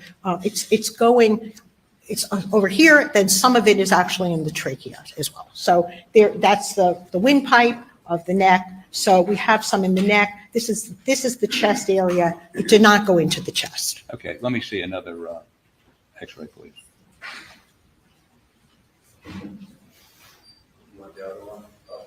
What was that exhibit? I'm sorry, I didn't announce it. 112. 112. Okay, let me see the next X-ray. Okay, and where is that? That is the top of the left shoulder and the left arm. Okay. And you see a number of pellets there. Yes. That would be right in this area right here? Yes. Okay. Next, there's, I think, one more X-ray.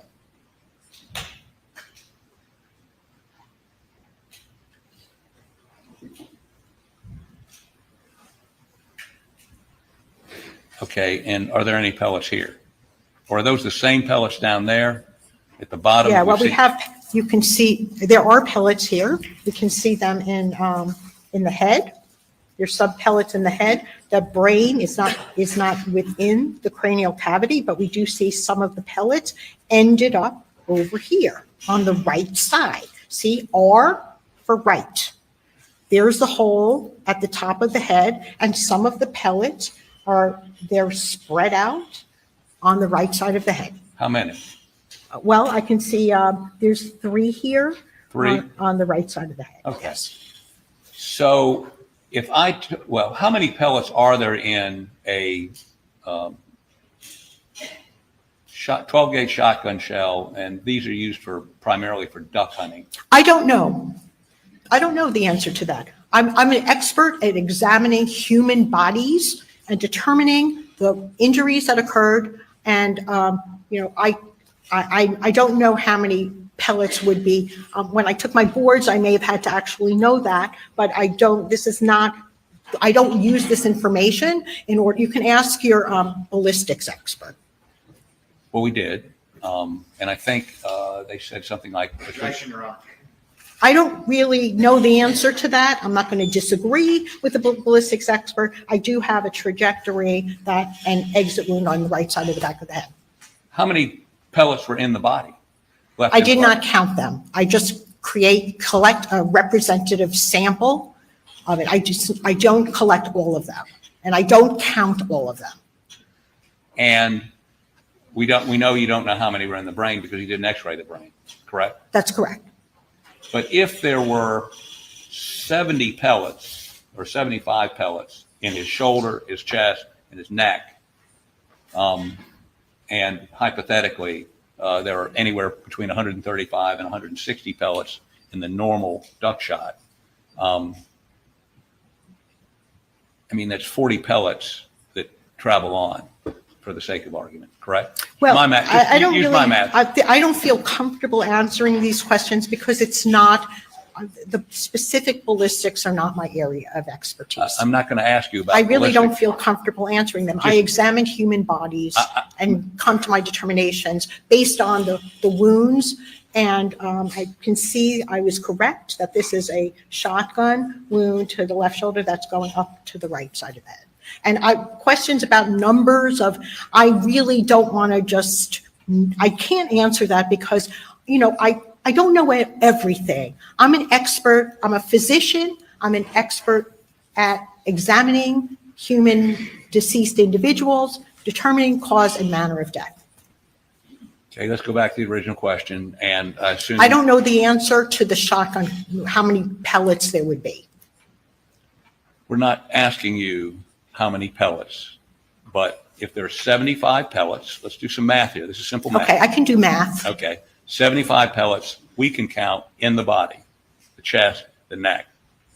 And there's anywhere from 135 to 165 pellets in the normal duck shot, 12-gauge shot. All right, so 75 plus 60, that would be 135. And then what did you say, 70 or 80? 75. Okay, 75. So we started with 75 plus 75 is 150. So that's your answer.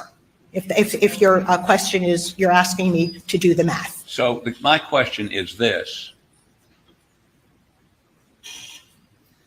After those pellets have gone through the shoulder and hit bone, apparently, correct? Yes. And then they go through the neck. Do they hit more bone there? There was some damage to the cartilage of the trachea. It was in the tracheal wall and some muscle. There's not a lot of bone in the neck. The only bone really in the neck is the spinal column. Well, I guess what I'm saying, when you were talking about Maggie a moment ago, and you talked about a shot that I think grazed her skull, you said there was a lot of intracranial pressure. Is that right? Created a lot of intracranial pressure. Yes. Okay. So I'm trying to figure out, and maybe you can help me. Your testimony is there was enough from the less than half the load that goes through to, was it one place it hit? Was it had to go through the brain still? Yeah. Well, I didn't say that less than half the load went through. Some of it may have actually exited the top of the head. I don't know. Or went into the brain. I did not x-ray the brain. And so I don't know exactly how many, but we can tell that this is the direction. Was the brain macerated? No, it was largely intact. There was some maceration at the base of the brain where it was torn from the brainstem. Okay, the brain went up and torn from the brainstem, but it was pretty much surprisingly intact, from a shotgun wound. Have you looked at the crime scene photos? I really didn't look at the crime scene photos with any kind of, attention. Okay, so, but you are aware that the brain was catapulted out of his head, probably hit the ceiling and then landed outside. Well, I could tell from examining the body that the brain catapulted out of the head because I received the brain and a hole that was consistent with the brain leaving it. Can you and I agree, and based on your testimony when you previously testified, that there would not be, that the gas from 2 or 3 feet away would not travel through the arm, travel through the neck, and then go into the brain? Well, there's a lot of material that's going through, and plus we've got fragments of the brain, the skull of the base of the brain that can also have energy going in that direction. Whether it's gas or not, it's energy from portions of emission propelling in that direction. So, whether you want to call it gas or whether it's other thing, I really don't know the theoretical explanation. I'm sure it's in the book. But I examine the bodies and I make the determination on the direction and the type of injury from examining the human body. The book seems to indicate that the primary cause for an explosion such as this, the brain exploding out, is the gas. You would agree? Well, I think each case is a little bit different. And the kind of gas that would cause the head to explode would also, I think the book is talking about gas, gas in a contact shotgun wound. So what is your question about the book? I would actually have to refresh my recollection because I don't really I haven't read the book in a long time, but I know what I've seen on the body. If I quote this to you, you would, and I can show it to you. The gas entering the closed chamber of the head expands rapidly, adding to the pressure waves acting on the bony framework of the skull. The only way for the skull to relieve the pressure produced is to shatter. Yes. Do you agree with that? That actually must be describing a contact shotgun wound. Okay, because that really makes sense for a contact shotgun wound. And your reasoning for this, the same phenomenon that happened without the gas is? Well, we've got injury coming from beneath. The skull is, like I told the jury, that is not shattered. We do have some horrible injury, but the shattering of the skull, much of it is still up intact. We don't have shattering of every bone. We don't have shattering of the face. So why didn't you shave the head? Why didn't I shave the head? Were you looking for any, if much of the skull was still there? Look, my determination, I didn't shave the head because I was confident that was an exit wound on the right side of the top of the head. It wasn't necessary for me to shave an exit wound. So, but if you had shaved the head, and again, apparently you'd already come to your opinion by this point, you could have seen whether it was soot or stippling or any distortion around, or taken samples of the hair and determine whether or not there was any sort of GSR in it, which would be more consistent with a contact wound. Well, no, GSR can just be we know gunshot residue can deposit in, I'm not like ballistics is not necessarily my strongest suit, but I know that GSR can deposit, within a few feet. Somebody doesn't have to indicate a contact wound. Okay, so did the shot penetrate the jawbone? It went through through that area. I believe it actually may have went underneath the bone. So it did not connect with the bone,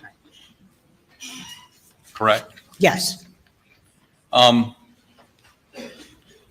any of the pellets that you see in the shoulder, the left shoulder, heading down instead of up? Well, there's probably kind of a billiard ball effect when these things are going through, and there could be some, directionality but I didn't make that determination because it wasn't important to me to See make which that way the pellets were determination. going? To determine which way some of the pellets Yeah. were heading? I can tell from the entirety of my finding at the autopsy. The thing is, if you look at something like, a postcard photograph, that doesn't necessarily tell you the whole story. I did my autopsy. I viewed all of the wounds. I was confident in the direction of this wound path. And I'm not trying to say, oh, well, which direction are the pellets going? I can see that there's the entrance wound was to the top of the left shoulder, went through the left side of the neck and out the top of the head.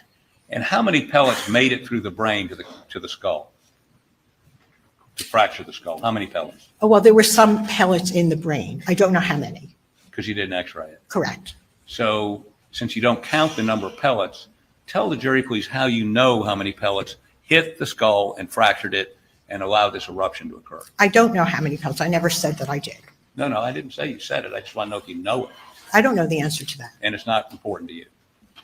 It doesn't really matter. It's really very theoretical. I examined the bodies and I made my determination based on examination of the body. Is it true that an autopsy report should be able to be read by an independent pathologist to come to a conclusion? Yes. Okay. Are you ready? Okay, how about put that up for us, please? Noises, I'm sorry, sir? some strange noises. Who's talking? You're questioning the witness? Proceed. I'm asking Doug to put up exhibit number. I didn't hear you talking. I heard I'm you were sorry. questioning the witness and then I a may have strange mumbled. voice I coming from. apologize. What's the exhibit number? Stage 487. Okay. So, how about step down here, please?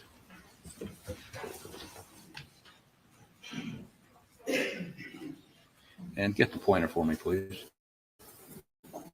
And stand there, please, so the jury can. You indicated there were, I asked you, I think your words were there was enough of the skull there to determine what happened. Is there? Well, I know this is an exit wound from examining the entirety of the findings, and I did not need to shave the hair. That was my opinion and decision. Yes, ma'am, we understand that, but what, did you look at this to confirm or question your opinion, or have you already come to your opinion? Well, I always am questioning it myself during the autopsy. It's not just, I look at take a long time to look at everything before I reach a conclusion. Okay, so the totality of findings here told me this was an exit wound. The brain came pretty much intact. It was propelled out of the top of the head.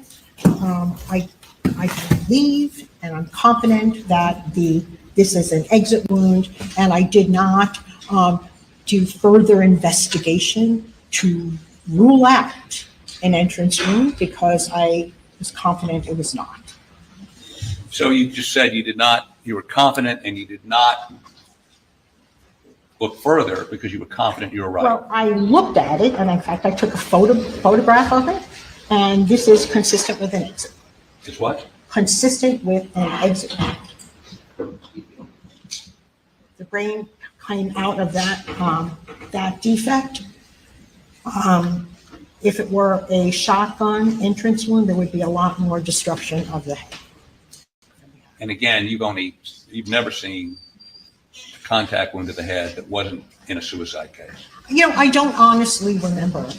So you don't remember, let me just rephrase, you don't remember having a case involving a contact wound to the head that wasn't a suicide case. You just don't remember it. I make it possible. I did not survey, I have seen one where somebody was shot at point blank with a shot, and then the air is going like that kind of you know, if there was a contact, whether it's suicide or homicide, the entire head would have been basically blown off.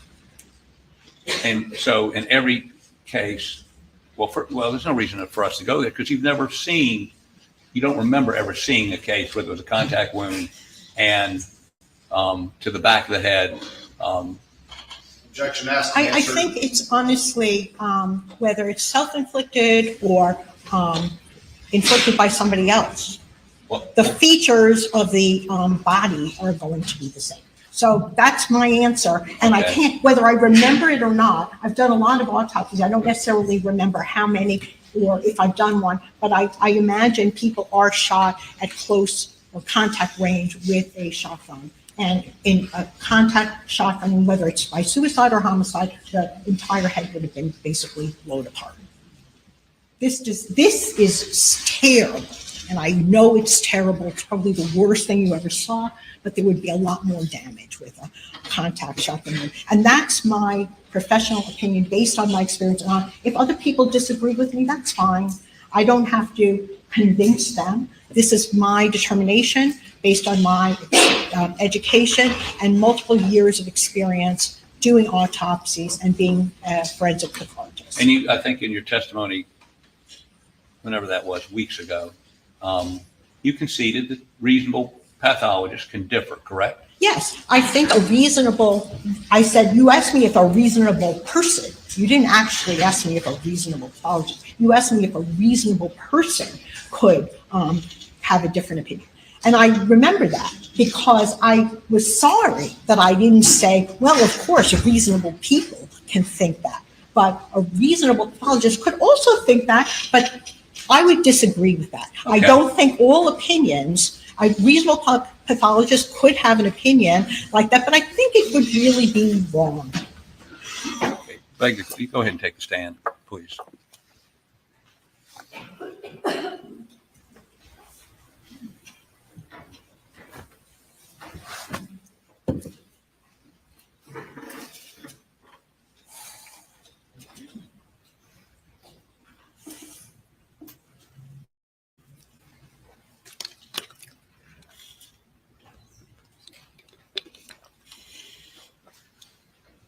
Have you discussed, Kenny, you've met and discussed with Dr. Kenny Kinsey,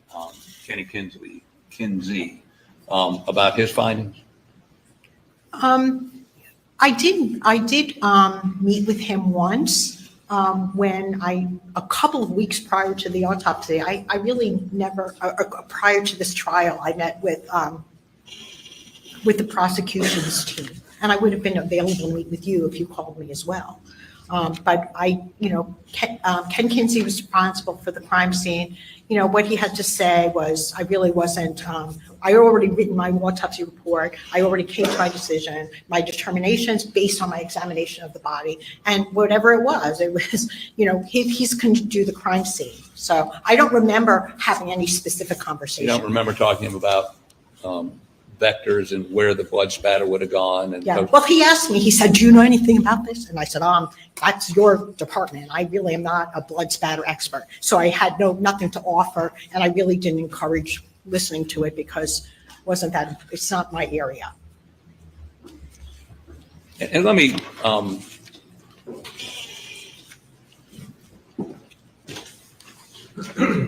say a couple of things. One is, you indicated that you did not put that packing material in your autopsy report, correct? Yes. And today's the first time you've ever said anything about packing, correct? Yes. Okay. Secondly, let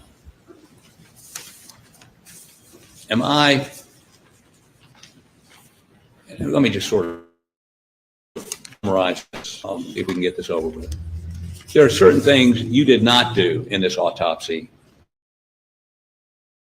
because you concluded it wouldn't be in reaching your conclusion, correct? I agree with that. Like no x-ray of the brain? I would have been, I did not x-ray the brain, right? Okay. Your belief is that the shotgun wound to the shoulder being so much bigger is because of the angle? Yes. Okay, and then it narrows down to, you would concede, as a hole in his neck. Yes, Okay. Shotgun starts out wider. That shot starts out wider. I think we confirmed that.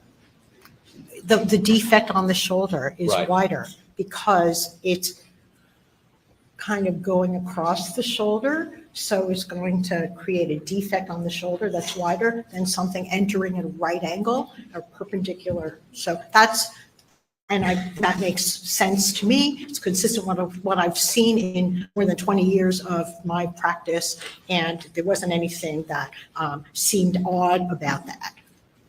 And you would concede you're not a ballistics expert.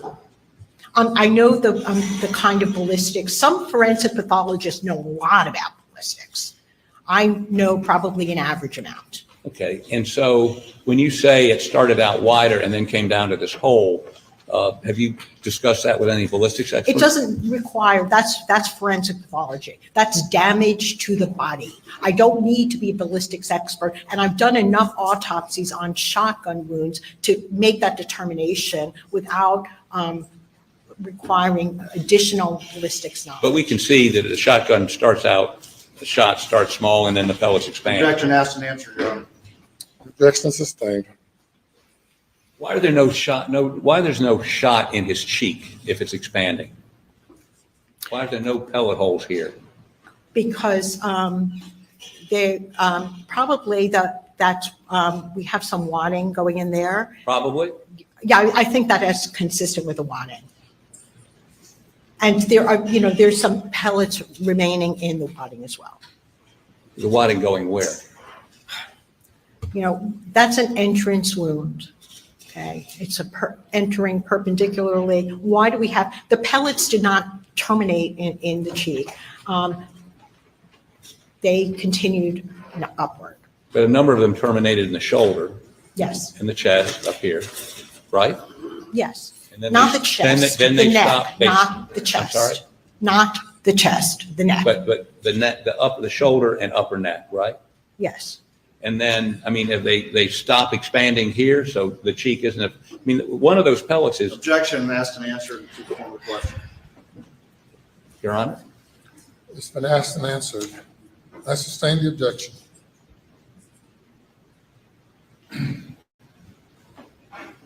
And you say these x-rays are consistent with your opinion? Yes. Beg the court's indulgence. Oh, let me ask you one question about the Maggie wound.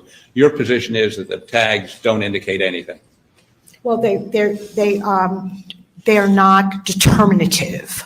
They're something we look at, but the tags on the breast are very non-specific. They're not very good tags.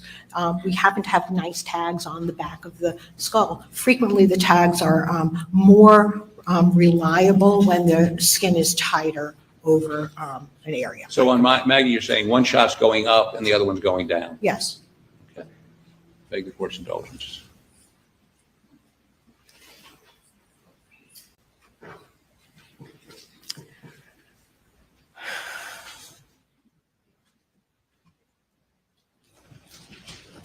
Holly, anything else? Thank you. That's all I have. Thank you, doctor. Just two questions. 5,500 autopsies, you said, correct?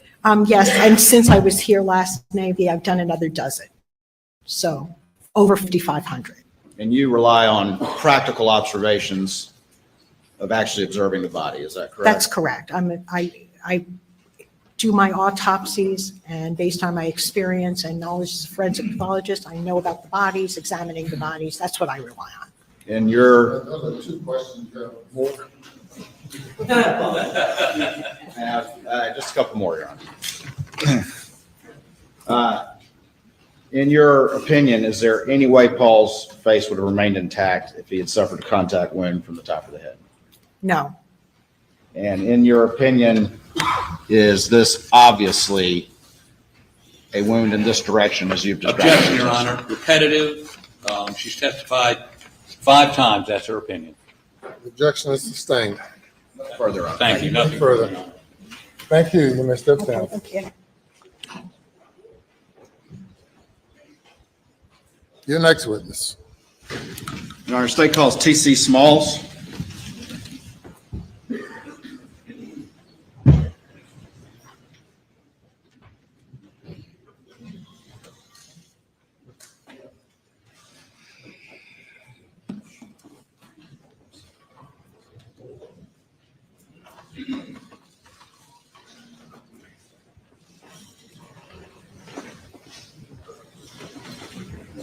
Raise your right hand. Do you swear or affirm that any testimony you give today will be the truth, the whole truth, and nothing but the truth, so help you God? You will please sir, sit right up there. State your full name for the record and spell your last name, please.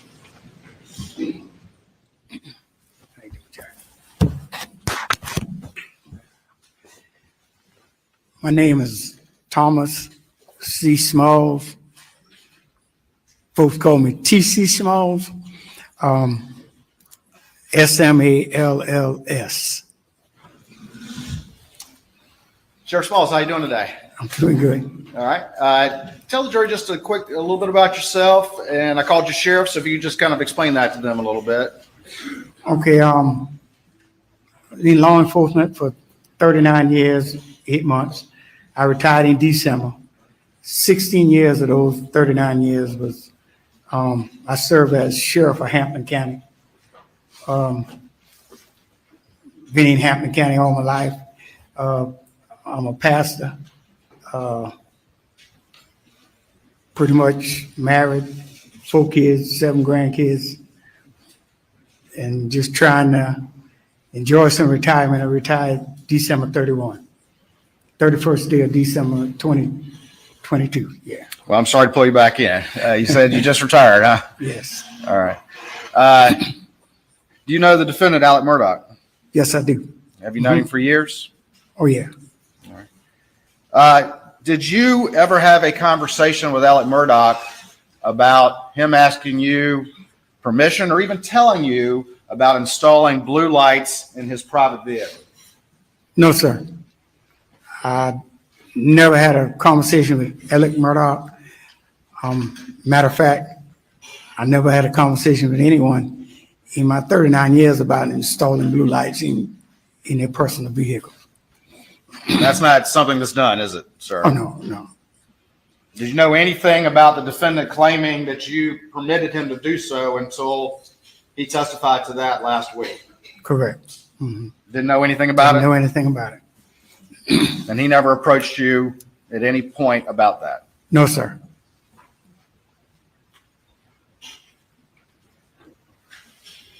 Did he ever approach you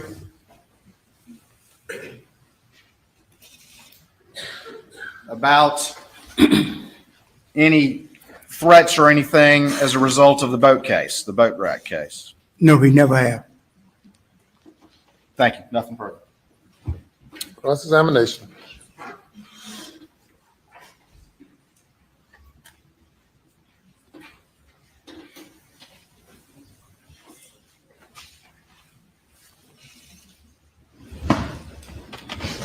Well, it's 12:01. Good afternoon, Sheriff Smalls. How you doing?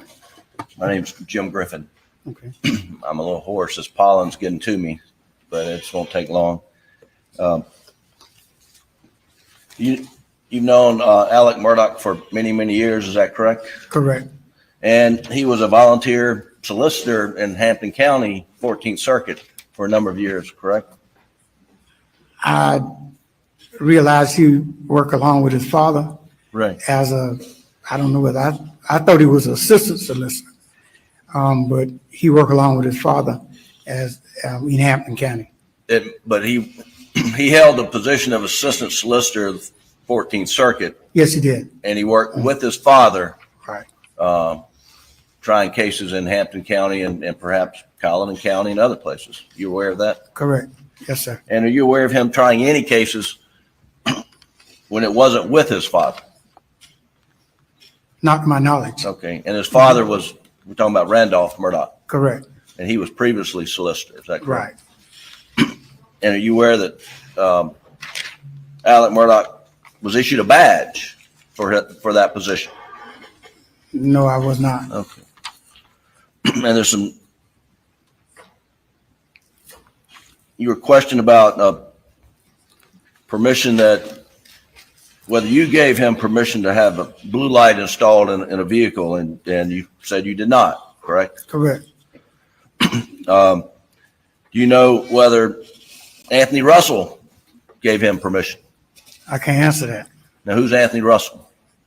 Well, during my time when I was sheriff, Anthony Russell was a captain in my administration. He later became sheriff after I retired. He ran and he won the office of sheriff, and he holds office now. And he was maybe not your right-hand man, but he was pretty high up in your administration. He was the captain. Okay. And then Chauncey Solomon, what was his position? Chauncey Solomon was a lieutenant. And Perry Singleton, he was passed away. What was his position? He was a lieutenant. And you know that Deputy Russell, Deputy Solomon, Deputy Singleton were very close to Alec Murdaugh. Were you aware of that? Well, I knew they knew him. I don't know how close they were. Okay. And did Eddie Gibson install the blue lights on the vehicles for the sheriff's department? Not for my cars. Most of my vehicles light was done with a company out of Orangeburg, and then later we started working with a gentleman by the name of Charles Mitchell that installed lights, and he out of, I think, Hardyville or Bluffton. So you don't know who do you know who Eddie Gibson is? I know who Eddie Gibson. He worked for me at one time. And when he worked for you, did he install blue lights? He worked on the vehicles, the fleet of vehicles? No, not my vehicle. Well, when he worked for you, what did he do? He was a deputy sheriff. He patrolled. And so like you're unfamiliar that at any point in time, Mr. Murdaugh had a blue light in his vehicle. I never had any knowledge that he had blue lights in his vehicle. Okay, thank you. That's all the questions I have. Thank you. Your Honor, can I approach, may we approach very quickly? Yes.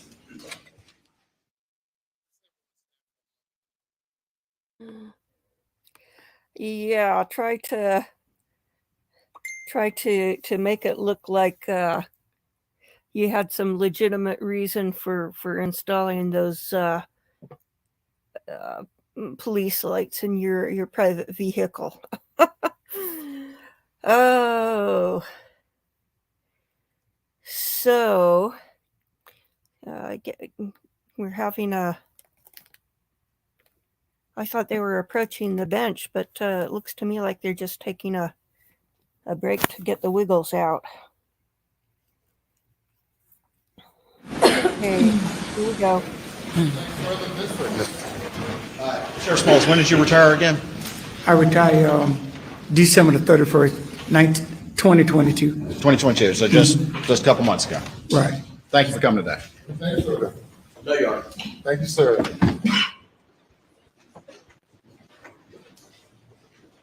You call your next witness. Take all the fall and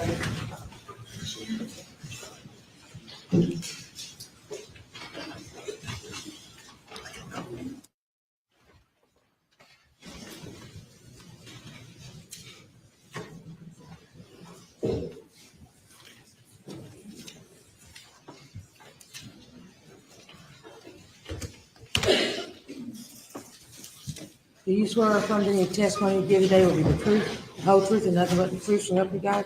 I do. You would, sir, please be seated. State your full name for the record and spell it. Last name, please.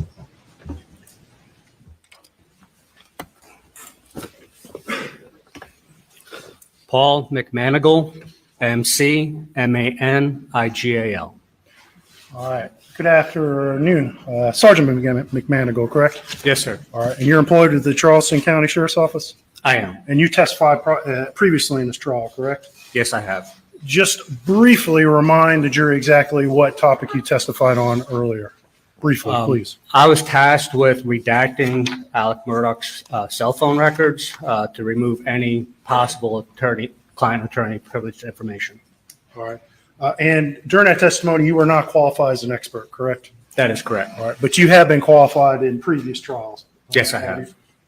And approximately how many times have you been qualified as an expert previously in other trials? About 10. 10 times. Okay. And is that in cell phone forensics? Part of it was about, refer to my notes. 1, 2, 3, 4. 6 times of that was in cell phones forensics. The other was crime scene investigation. Okay. All right. And just let's briefly go down as quick as you can. Let's go through your training experience in cell phone forensics, please. Okay. I'm currently assigned to the United States Secret Service Cyber Fraud Task Force, which is where I received most of my training. I have been trained in basic computer evidence recovery, advanced computer forensics, oxygen forensic suite training, blacklight examiner, advanced mobile device examiner, Celebrite physical and logical examination, XRY certification training, Macintosh triage and imaging, Apple iDevice forensics, Celebrite advanced JTAG extraction, network intrusion response, vehicle forensics, digital video recorder evidence and recovery, ransomware investigation response training, and several other webinars. At this time, state would seek to admit Sergeant McManigal as an expert in cell phone forensics. So qualified. All right. Sergeant McManigal, last week you were present when a gentleman named Micah Sturgis testified for the defense, correct? That is correct. And specifically, he testified about this feature in iPhone known as Wake. Raise to wake. Raise to wake, correct? Yes, sir. And briefly explain to the jury what that function is and what it serves as in the cell phone, for the iPhone, excuse me. Raise to wake is when the cell phone is laying down and you pick it up. It realizes that somebody's picking up the device and tries to assist by turning on the display so that you could possibly unlock it with your face unlock. All right. Or read a notification, possibly, if there's a notification on the screen. That's correct. And so it's designed to turn on that screen when it thinks someone's picking up the phone to look at the screen, correct? That is correct. All right.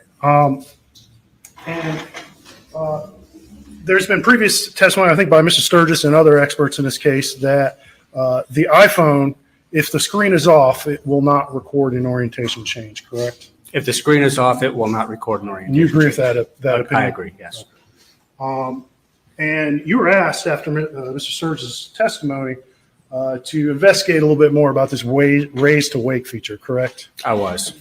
And specifically, as demonstrated with the jurors, the screen is going to turn on when the phone is picked up gently, correct? That is correct. Because the phone thinks it's being picked up to be looked at, correct? That is correct. You're asked to investigate with a test device whether that screen lights up every time a phone is picked up in a more violent fashion or quicker fashion, correct? Correct. When the phone is picked up more aggressively or moved more aggressively, the device will not turn on the screen.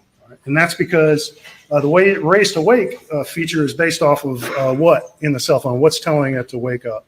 The accelerometer primarily. Okay. And so the accelerometer is sensing motion, correct? Correct. And so if it senses a slight amount of motion, it's going to turn the screen on because it thinks someone's picking up to look at it, correct? Can't lead the witness.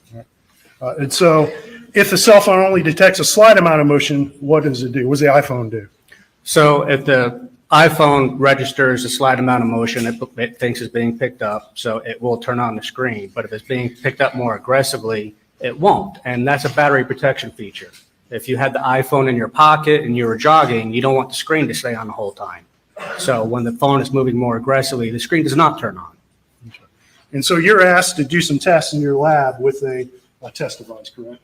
That is correct. I obtained an iPhone 11 Pro Max, which is the same make and model as the phone that Maggie had. All right. And what software version was on your test device? The software that was on my device is iOS 14.8. The one that was on Maggie's was iOS 14.6. So the iOS that was on my device that I tested was slightly newer. Okay. And did you perform a series of tests with various motions and various throws with this phone to determine, and were you able to develop an opinion of when the screen might come on and when it might not? Objection, Your Honor. Basis for the objection. Rule 5, this is an experiment form of evidence, actually something seized, and we have not been provided this. Objection is overruled. Rule 5 does not apply. Thank you.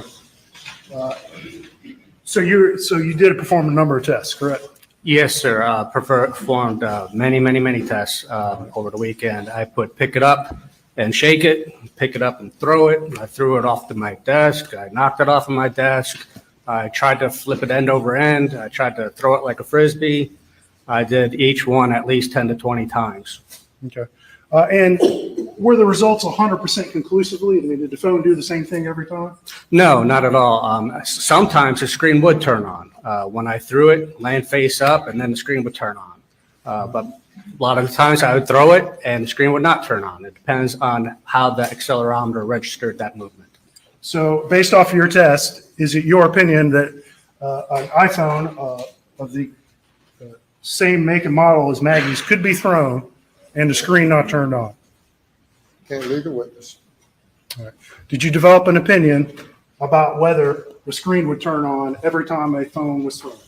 If the phone is thrown, the screen does not always turn on. In my experimentation, I determined that when the phone is thrown more like a Frisbee, 9 out of 10 times, the screen does not turn on. The times that it did turn on most often was when I pick it up and tried to shake it, then the screen would come on briefly. Okay. But 9 out of 10 times when you toss a phone like a Frisbee, the screen would not turn on. Correct? That is correct. Not further from the state.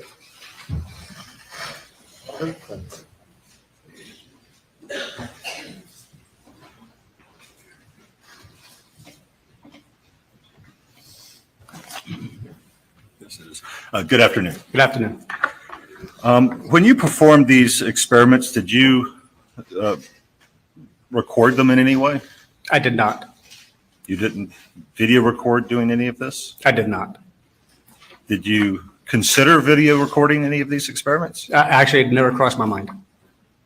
You just did the experiments and then just sort of orally relay when you could have had a video to show us? That is correct. If you were going to throw a phone out from a moving vehicle, wouldn't you need to pick it up, to toss it? Certainly. And if I understand the previous testimony, when you pick it up, the screen comes on. When you pick it up gently. So if you pick it up to toss it out the window while you're driving, you got to pick it up. Is that correct? Correct. And if you pick it up aggressively, it will not. But not always. Not always. Sometimes will, sometimes won't. Correct. According to the experiments that you conducted since, when did you do these experiments? I started it Friday afternoon and into Saturday. So you did these experiments this last weekend. Correct. You did not record any data. I did not. You just played with the phone and are coming here to express your observations. That's correct. Do you have the phone that you used to do these experiments with you? Not with me.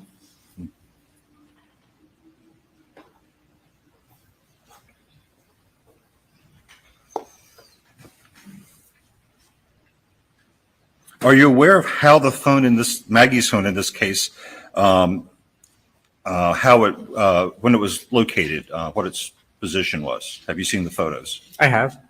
And was it screen up? It was screen up. Okay. Would you agree then that it had to be thrown from a screen up position, because if it was screened down and you turned it over to throw it out, the screen would come on? Of course not. It can tumble through the air. So if the phone was screened down in the car and it ends up screen up over here, it has to turn over, right? At least one time. Yes, sir. And do you, I guess, disagree with the previous testimony and demonstration that when you take the phone and turn it over, the screen comes on? No, when you pick it up gently, the screen does come on. We say pick it up. If you rotate it on that axis so that it's screen down to screen up, does the screen come on? If I pick it up gently and rotate it, the screen comes on. If I pick it up aggressively, it does not. And if it's facing you and rotates 90 degrees, does the screen come on? Only if you do it gently. Again, if you do it aggressively, How it will not. gently? Did you measure any of these forces? I did not. You just threw the phone around in your office? Absolutely. So you didn't record what you were doing, and you did not measure any data. Was this because you were afraid that you would have to disclose that data if you recorded it? Of course not, no. Do you normally do experiments and don't record any data or video record anything? It never crossed my mind to record video. Do you believe that you would have to have disclosed that data if you had recorded it? Objection, Your Honor. Overruled. I believe so, yes. So the reason you didn't record data was that it would have to be produced, and then we could examine it and discover whether or not it was accurate. No, You sir. avoided that by not recording anything, correct? No, sir. That's not correct. Why didn't you record any data?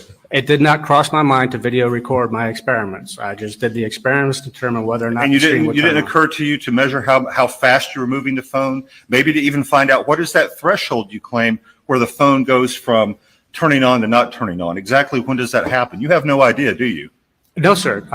It would take me much longer to do these experiments to determine the exact speed and force required to turn the display on versus not.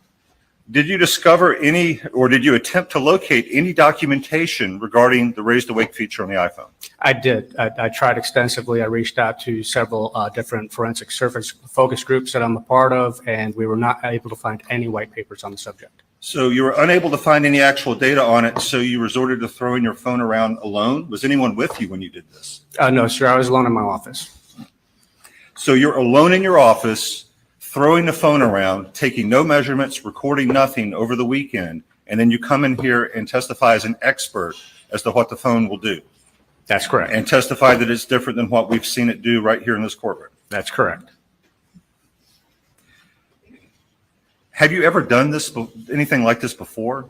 You'd mentioned testifying 6 times before. Was this your expert testimony in any other case? When my expert testimony in other cases was always about cell phone reports and the data contained therein. I've never actually done physical experimentation to come up with a realistic result. So your previous experience was extracting data from cell phones. Is that accurate? Correct. Is that what you're trained to do? Yes, sir. The training that was listed, it was to extract data from a cell phone? Yes, sir. Are you an engineer? No, sir. Do you have any certification in engineering? No, sir.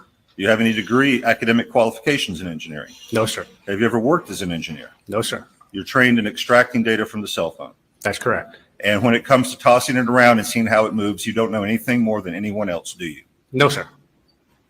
So you had this, Your Honor, based on the previous answer, I would move to strike the expert opinion. On what basis?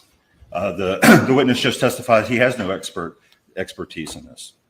That he just said he has no more knowledge about this than anyone else in the courtroom. That his expertise is in extracting data from the cell phone. And that this opinion is therefore outside of his expertise, and this is inadmissible opinion testimony. Previously stipulated that he was an expert. Yes, Your Honor, in extracting data from the cell phone, which was before we got to this testimony about Says this. the state. Your Honor, this witness performed a series of tests. He's reporting on, I'm sorry, Your Honor? We know that. He's testified to that. And he's expressed his opinion of what the phone will do in those series of tests. It's not an absolute opinion, but I think his opinion of when the screen would light up is something he tested and something he would testify. Anything further? Your Honor, simply that when he was proffered as an expert before this testimony, it was in extracting data from the cell phone, not in engineering, electrical engineering, which is where he's gone now. Objections overruled. So you just testified you have no more knowledge about engineering the iPhone than anyone here, correct? I know more about how the iPhone works, but no, sir, I'm not an engineer. You're not an engineer. When you said that the accelerometers are what trigger this feature, how do you know that? That's from data that's on Apple's website. So you found something on Raise the Wake that says that the accelerometers are what trigger this feature? No, sir. That's the only thing that is capable of detecting motion on the phone besides GPS.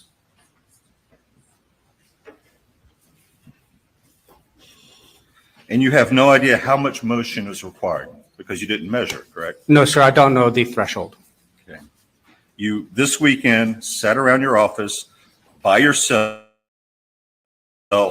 recording nothing, touching the phone, and are now reporting those results as an expert in what? In cell phone forensics. I understand how cell phones operate more than most people. Understand the electrical engineering? Do you have any background in that? I am not an engineer, no, sir. Do you know how the accelerometers in the iPhone work? Not exactly, no, sir.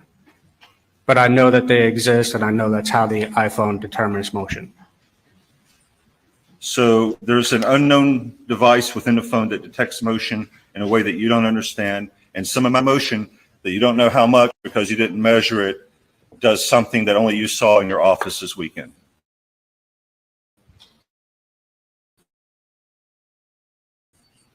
That does an accelerometer detect motion? I'm not an engineer. I do not know how it detects motion. I just know that it does. But sir, you really haven't said anything you couldn't quickly find out on Google. Isn't that correct? Probably, yes, sir. So you have no expertise in this. I have expertise in how cell phones work. What do you mean by that? How cell phones work? So I can tell you all about the knowledge C databases. I can tell you about the way iPhones are not iPhones. I can tell you the way some software is written, what kind of code it's written in. I can tell you how data is stored on the cell phone, the programming that's involved with the iOS feature, and the different databases that are involved. Can you tell us that if somebody was driving down the road, picked up a phone that was either on the seat or pulled it out of a pocket or something like that, and while continuing to drive, threw it out the window, that the screen would not come on if it landed face up? I cannot tell you that it will not come on. I can tell you that it might not come on. Because when you were alone, throwing your phone around, you think it didn't come on sometimes. Objection sustained. No further questions. Anything further? Just real quick. When Mr. Barber was asking about picking up a phone and then tossing it, about the razor weight, what Mr. Surgis demonstrated jury was a gentle pickup, correct? That is correct. You test a more violent pickup or a more aggressive pickup and then moving to a throwing motion, correct? Yes, sir. I just picked it up and threw it. All right. And based off of what you tested and you observed, the screen does not come on most of the time? When you throw it like a frisbee, it's most of the time. When you throw it end over end, it's more than half the time it will not come on. All right. And Mr. Barber asked you several times whether you knew more than anybody else about these cell phones, correct? Correct. And in particular, in this instance, you do know more than most people because you performed a series of tests, correct? Objection sustained. You performed multiple tests over the weekend, correct? That's correct. Objection sustained. What did you do this weekend? This weekend, I performed multiple tests on a device matching the same make and model as Maggie Murdaugh's to determine whether or not the raise to wake feature would always enable the screen to come on whenever the phone is thrown. All right. And Mr. Barber asked you several times about being an engineer, correct? Correct. And did you hear anything out of Mr. Sturgis last week that indicated he was an engineer? No, sir. All right. And do you testified you don't know exactly how the accelerometer works, correct? That is correct. Is that knowledge necessary to observe when a screen turns on and when it does not turn on? No, sir. Not further. Anything further?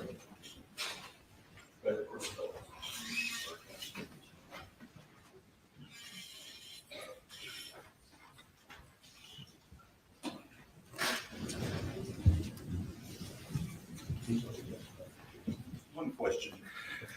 How many times do you have to run this experiment for your results to be statistically reliable? I'm sorry, say that again? How many times do you need to run this experiment for your results to be statistically reliable? More than 10? What your basis for that is? Does it take that long to figure out that sometimes it turns on and sometimes it doesn't? Do you know how to measure reliability using statistics? I took statistics in college. Yes, sir. Do you know how to measure reliability using statistics? Yes, sir. How do you do it? Well, you have to have a performative sample. You have to have a default group that has no change to it, and then you have to have your sample group where you actually perform a change. You take the data, you put it into a formula. It gives you a degree of reliability. Did you do that here? No, sir.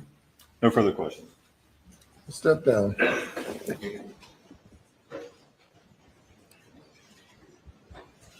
Call your next witness. Your Honor, state calls Mark Ball.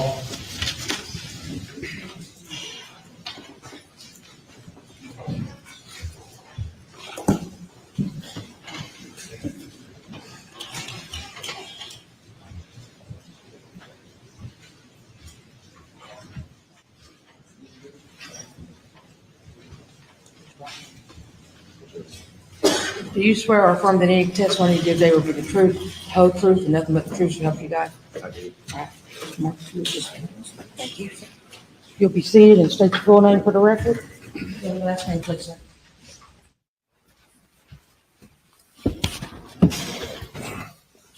It's Mark Ball, last name B-A-L-L.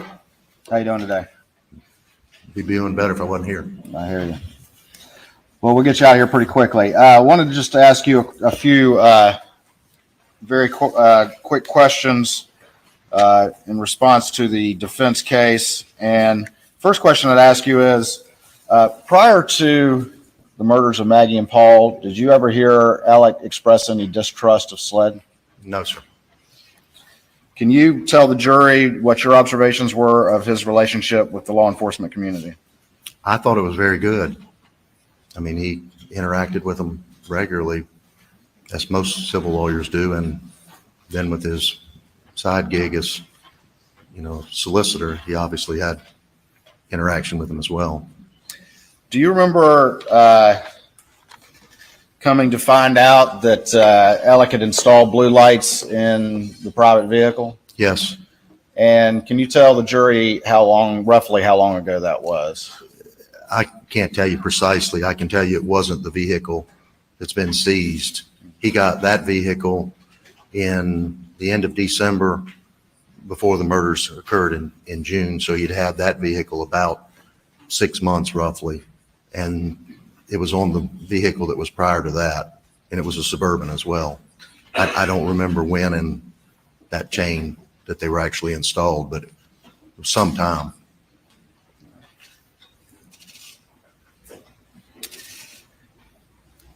Do you have some property around in this area? I do. And are you a hunter and an outdoorsman and shooter? I am. All right. Do you ever shoot hogs and other nuisance creatures? A bunch of them. And when you're riding around looking for hogs, what can you do that in the daytime? Yes. And is it not uncommon to see hogs during the daytime? I shot 2 weeks ago. I shot 5 during the daytime. During the day, 4:30.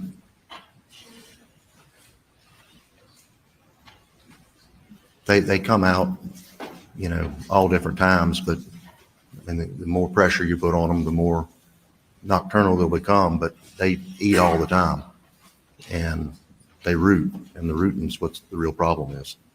They root up your roads and fields and everything else. Have you ever known the defendant? You've known the defendant for how long? 34 years. You were the defendant and his family had a number of long guns, rifles, and shotguns? Yes. Have you ever known him to talk much about target shooting a pistol? No, sir. Do you know what Paul's weapon of choice was when shooting hogs? Shooting hogs. The 300 blackouts were bought for hog hunting. I assume Paul would have shot them with anything he had, but that's what the 300 blackouts were bought for. Did you have any conversations with the defendant when he was purchasing the original 2 blackouts as it relates to hog hunting? I did. I'm not a big 300 blackout fan, and I told him that, and he bought them anyway. And I think his cousin actually put them together, who was a game warden. In the time after the murders, did you have a number of conversations with the defendant about his activities that night? I did. I had that night and then subsequent days. And did you go over to those in fairly detail? Yes, sir. At times, sometimes it wasn't detailed. It would just be checking on him to see how he was doing and to see, if they'd come up with any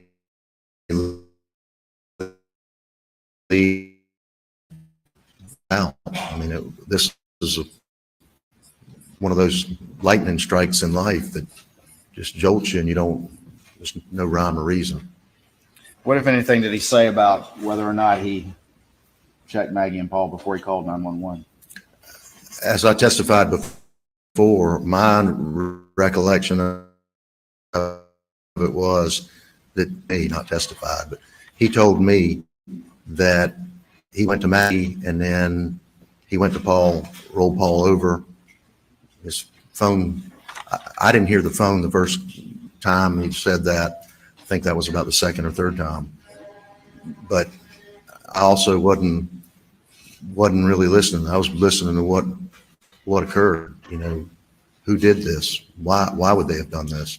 But the second time he went, it was reversed, where he went to Paul and then to Maggie. And like I told you before, I don't know whether that's just a slip, you know, from one to the other or vice versa. But he definitely went, checked on him, then called 911. When was the first time you heard his admission and claim now that he did go to the kennels around 8:44 p.m.? Thursday, last This Thursday. past Thursday. Yeah, And was he clear prior to that he did not go down there in his conversations with you? never said anything about that or any reason for it. It just, he'd never been there. You said you've known the defendant for how long? 34 years. Knowing what you know now, was he able to look you in the eye and lie convincingly and effortlessly to you? Objection.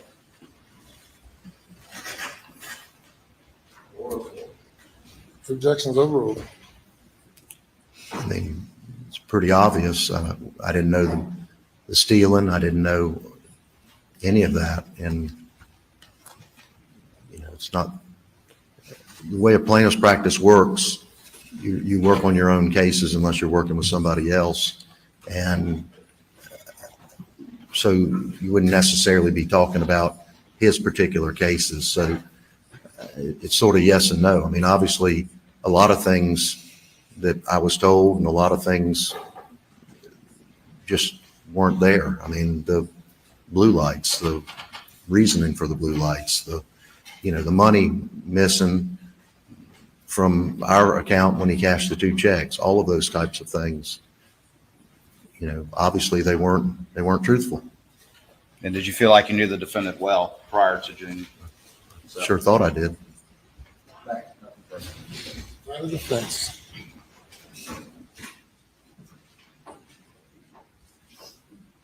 Good afternoon, Mr. Ball.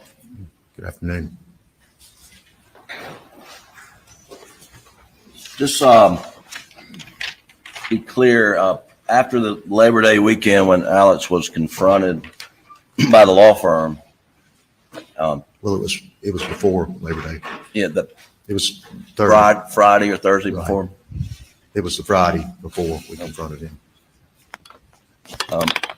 You ever talked to him since the day he was confronted? I talked to him on that Monday when I believe that he and Randy and John were going to, I believe, Atlanta, to the facility down there. And I got a phone call, I don't know, 1 or 2 o'clock, whatever it was.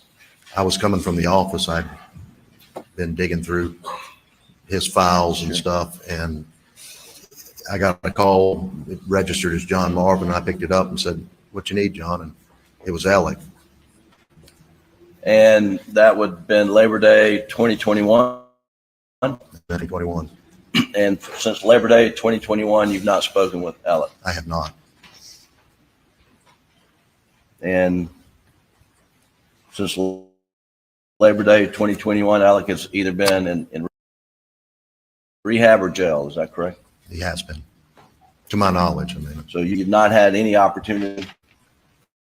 I mean, it's been represented by counsel as well, right? Sure. I mean, I wouldn't expect to. He's charged with crimes. Right. So you made expectation that since September 2021, that he would come to you, talk to you about whether he was on the video, whether he was at the kennels, or where he was, correct? No, not since September. Okay. You were asked questions about Alex. distrust of SLED, and you said that he had a good relationship. He did or any mistrust of SLED or anybody else. Well, let's talk about that. From him, I mean. Well, did Alec take the position that his son Paul was wrongfully charged for felony boating under the influence, causing a death and serious bodily injury as a result of the boating accident? Yes, I mean, I think he disputed that and was planning a vigorous defense of that.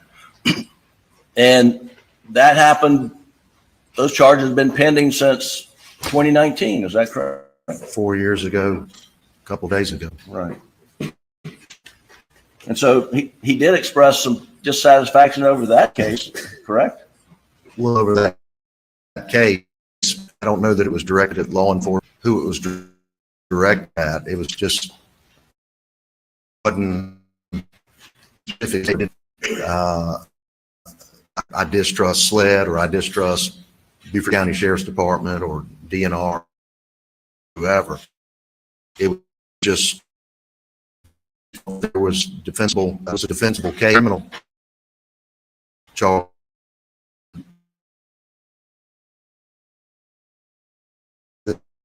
Whether it could have been driving. And I believe that sometime on that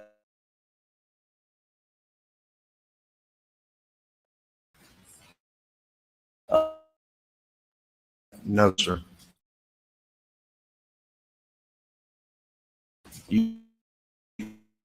That for that. He never said that to me. I didn't know about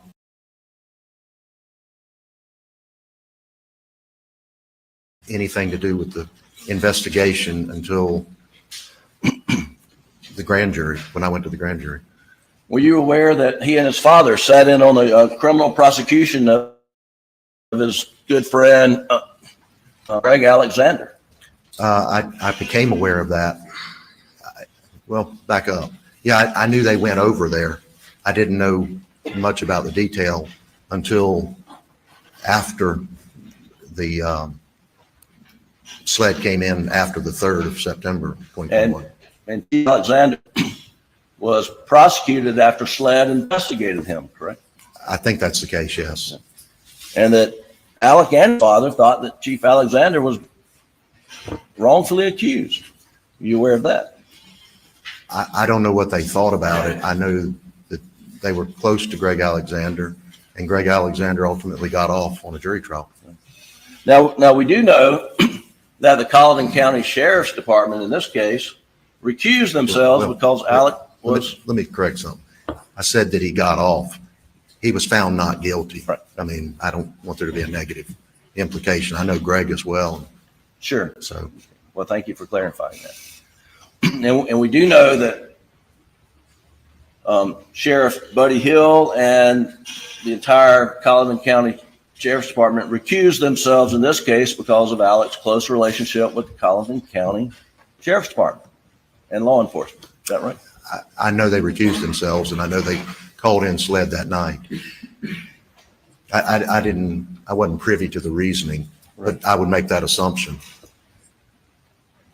And there are different levels of law enforcement agencies, right? There's the, say, the Town of Hampton Police Department, Hampton County Sheriff's Department, and Alec had a really good relationship at that level with those folks, correct? He did. And he had a really good relationship with the Colleton County Sheriff's Department, to your knowledge? He did, as far as I know, yes. Right. But I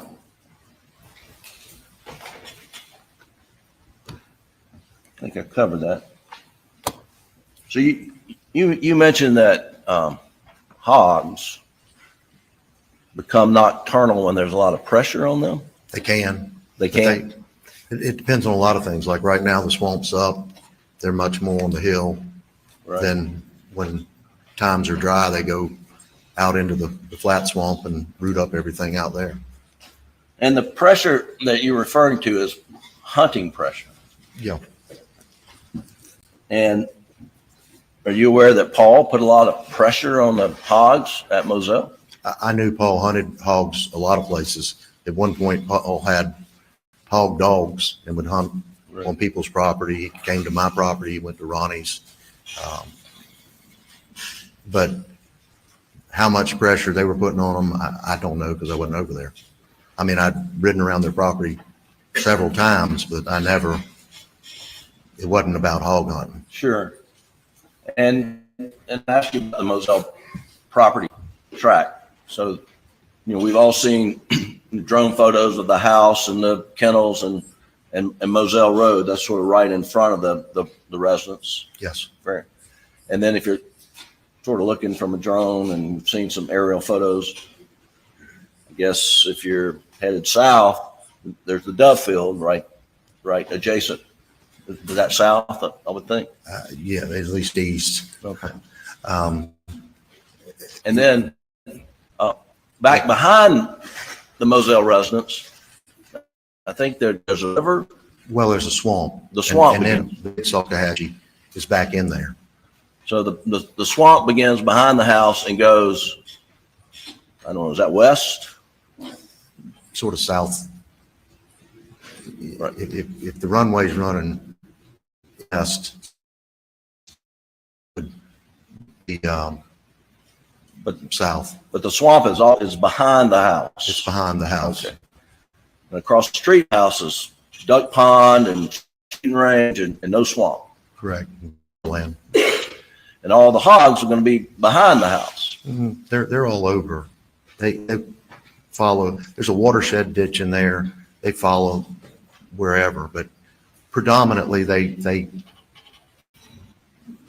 seek refuge or whatnot in the swamp.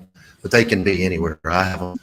There's gum ponds and every place else, and they just trample wherever they want to go. But you're right. By and large, they're in the swamp because it's wooded. Right. And thick.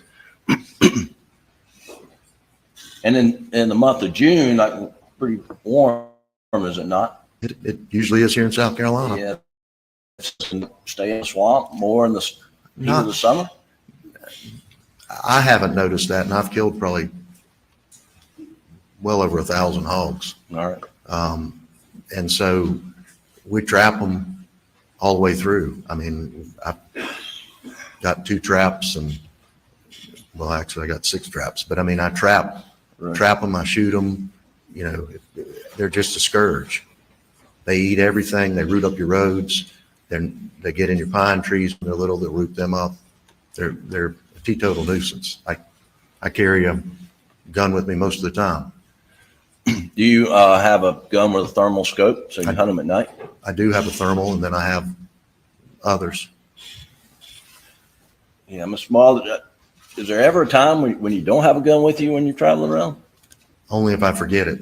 Okay. But that's what I thought. Usually I have one. And you understood that Maggie and Alec got 300 blackouts from Paul and Buster for Christmas one year, and they came with thermal scopes. I do. And are you aware that Paul had his lost or stolen? I was. And then he received a replacement without a thermal scope. Right. My understanding was it had a red dot. And that he didn't use that one very often. He used Buster's that did have the thermal scope. You've learned that? I've heard bits and pieces. I haven't been watching everything, but I did. Right. Somebody told me that, or I heard it, one or the other. And Buster's is sitting here in the courtroom. Were you aware of that? I didn't. I assumed y'all had. Okay. I know that the black one was taken from the house because I was standing there. Right. That's fair.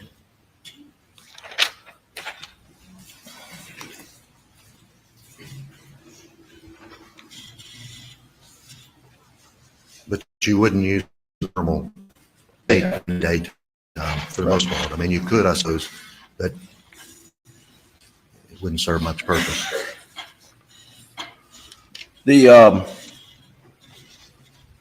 There's been some discussion about Alex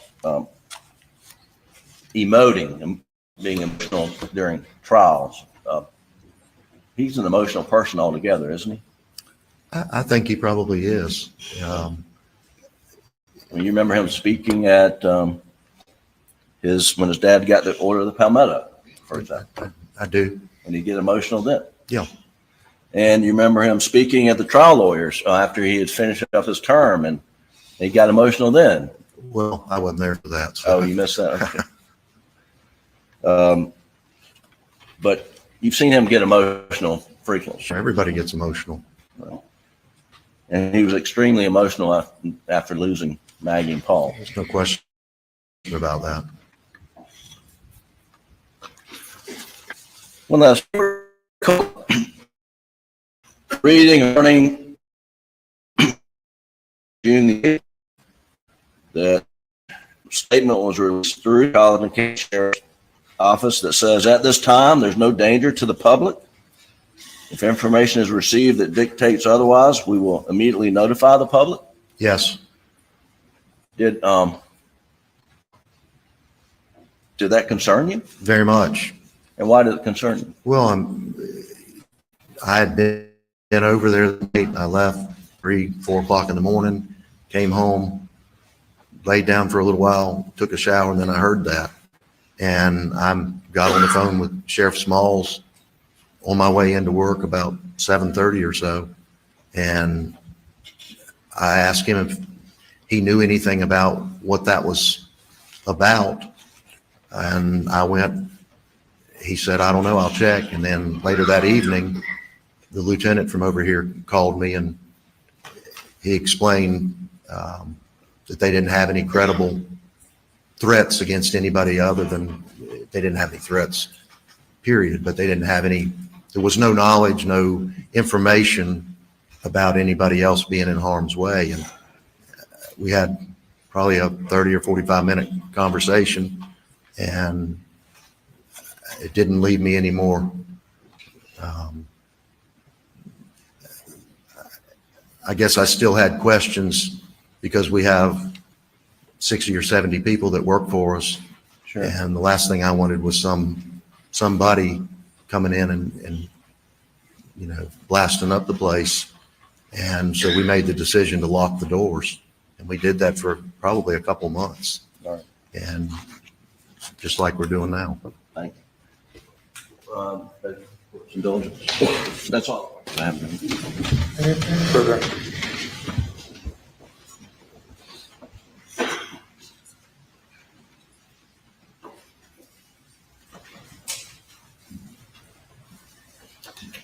You were asked a little bit about Colleton Sheriff's Department recusing themselves. Are you aware that they continue to assist on the case? I know they were out there, and I wouldn't, the internal politics of who's lead and who's not lead. I mean, I know that they were there because one of the deputies called me the next morning and asked me where Paul's truck was, and I called Alec and verified where it was, and told, I had several interactions with them. So yeah, they were still involved. They weren't. And for the first few months of the investigation, the local solicitor's office was still running the investigation, to your knowledge? As far as I know, they were out there. Mr. Stone, his chief assistant were out there, and an investigator were out there the next day. Honestly, they were out there maybe 2 days, but to lend whatever assistance they could lend, I guess. And that'd be the same. And then I think it was August. I saw it like everybody else in the paper that Mr. Stone had recused himself. And that'd be the same office for which the defendant had a badge. Is that correct? Correct. He was an assistant, and so was his father. All right. Thank you. Nothing further. Just briefly, Mr. Hall, isn't it correct that law enforcement does the investigation, solicitor's office does the prosecution? That's the way it normally works. Thank you. That's all I have. Thank you, Your Honor.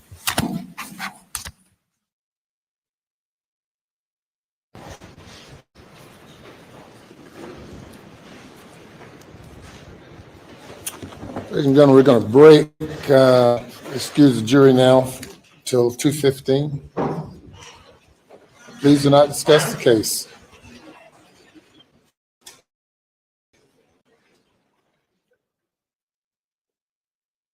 Did they say how long a break? I'm afraid I was playing around on another tab. That it didn't seem to, the cross-examination didn't seem to go anywhere. I mean, you know, it just didn't. So everyone be seated. Oh, okay, that's good. How many more witnesses do you have, Mr. Waters? I believe just one, Your Honor. At lunchtime, there's one more that I might talk about, but I believe just one, Your Honor. And that would be Dr. Kinsey.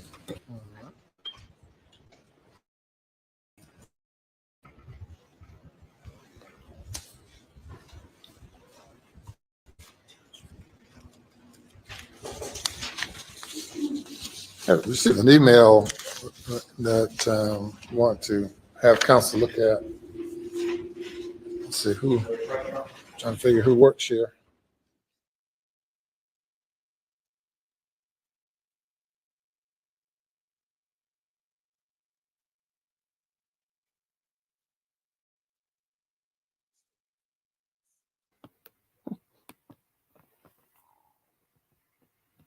Did the jury leave?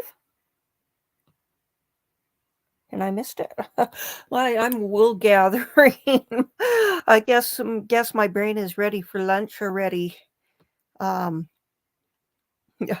I was off looking at properties over in Wales for satisfaction. Right on the other side of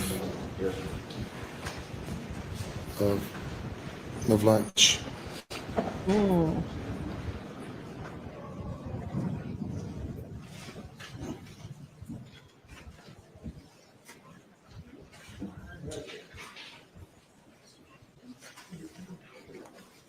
Anything else before we break for lunch? Your Honor, very briefly, I know that there's been a request by the defense for a jury view, and for planning purposes, I didn't know if Your Honor had if we had some plan for that, to do that, I guess, after this last witness, or at what point? Yes, after the state rests. All right. And it'll, depending on what time you rest today, it might be this afternoon. Just, Your Honor. Yes, sir. And it could be now or after lunch, whatever the court prefers, but I would like to make a counsel motion for the record regarding the cell phone testimony we just heard. Okay. Your Honor, and the previous objection was that it was, which you overruled, I was objecting to it being beyond the scope of the expertise with which it was offered, but the Supreme Court and counsel. That wasn't your objection. That was the objection. I'm now making a motion under counsel, Your Honor, for the record. And counsel, the Supreme Court said that when admitting scientific evidence, the trial judge must find the evidence will assist the trial fact, the expert witness is qualified, and the underlying science is reliable. The trial judge should apply the Jones factors to determine reliability, and then the case gives the Jones factors as considering the admissibility of scientific evidence under the Jones standard. The court looks at several factors, including one, publications and peer review of the technique. You know what the rule says, beyond that. Your Honor, the testimony we heard, which we had no notice of to make an earlier motion, there's no publications or peer review of the technique he described. There's no prior application of that method. He testified he's never done this before. Number three, the quality control procedures used to ensure reliability. No data was recorded at all, so there's none of that. Your motion is late. You stipulated, you agreed that he was an expert. I gave you an opportunity to voir dire him, question him in any way. Your Honor, we had no notice that experiment. He was offered as a cell phone forensics expert, which he is. And there was no notice that he had done this engineering analysis throwing his phone around. He did not do an engineering analysis. He said he didn't do an engineering analysis. And what was scientific about his testimony? Well, yes, Your Honor, his testimony was not scientific. That's why moving under counsel that it is not reliable scientific testimony and should be struck. All right. What says the state? Your Honor, I think, again, as Your Honor's pointed out, there was no objection. This was in the nature of reply testimony. And I think that, again, there's a practical experience that is acceptable for opinions to be offered. And that's kind of what we're talking about. He understands the raise to weight feature and the manner in which it works and in which it doesn't work. And he offered his testimony based on his experiments in that regard. Counsel was allowed to fully cross-examine the witness, and it will ultimately, go to weight and not admissibility, Your Honor. All right. The objections are noted for the record. He did not provide scientific testimony. He conducted an experiment and told the jury about it. The fact that the defense had any questions concerning his qualification to testify as an expert witness, the defense had an opportunity to do that through voir dire or otherwise. Rule 5 does not apply to reply testimony in the sense that the state is not required to provide any advance report or anything. Your objection is noted for the record. The testimony speaks for itself, and that's that. Yes, sir. Your Honor, one other matter. The forensic pathologist said this morning concerning some of her testimony about the white material that was noted. She indicated that she had never put that in her autopsy report. She'd never given this opinion before. We propose in rebuttal to bring our pathologist back to testify when they finish their case. I'm not inclined to allow any rebuttal based on what I've heard at this point.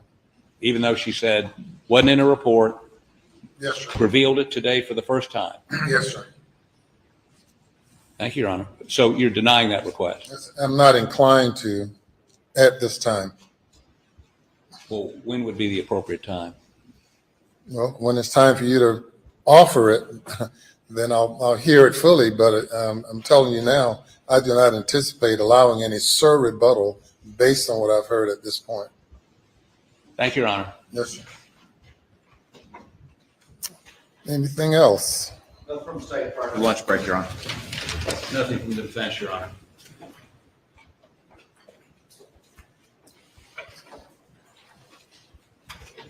All right, we'll be in recess till 2:15.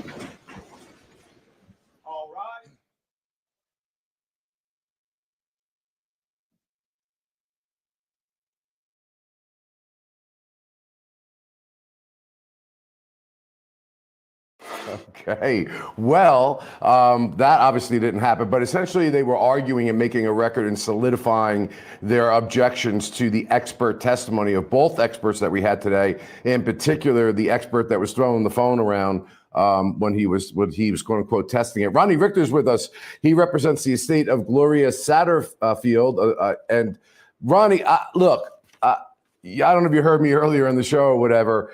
Expert testimony pursuant to the evidence rules is there for jurors, the lay people, to get an opinion by somebody who has qualifications, and it has to be quote unquote scientifically reliable and accepted within the scientific community in order to meet that bar as to whether they're allowed to give, so our audience knows, not just testimony about facts, but opinions. They're the only witnesses that are allowed to give opinions. In this particular case, now the judge renewed his refusal to bar the testimony of that forensic expert who was really a data person. He couldn't give us any information about the operational aspects of a phone, but the judge mentioned something interesting, and I feel bad for the defense lawyers here because it may possibly save them on appeal here, is that when they had an opportunity to voir dire the expert, before he testified, they stipulated, I heard the judge say, to his qualifications as an expert.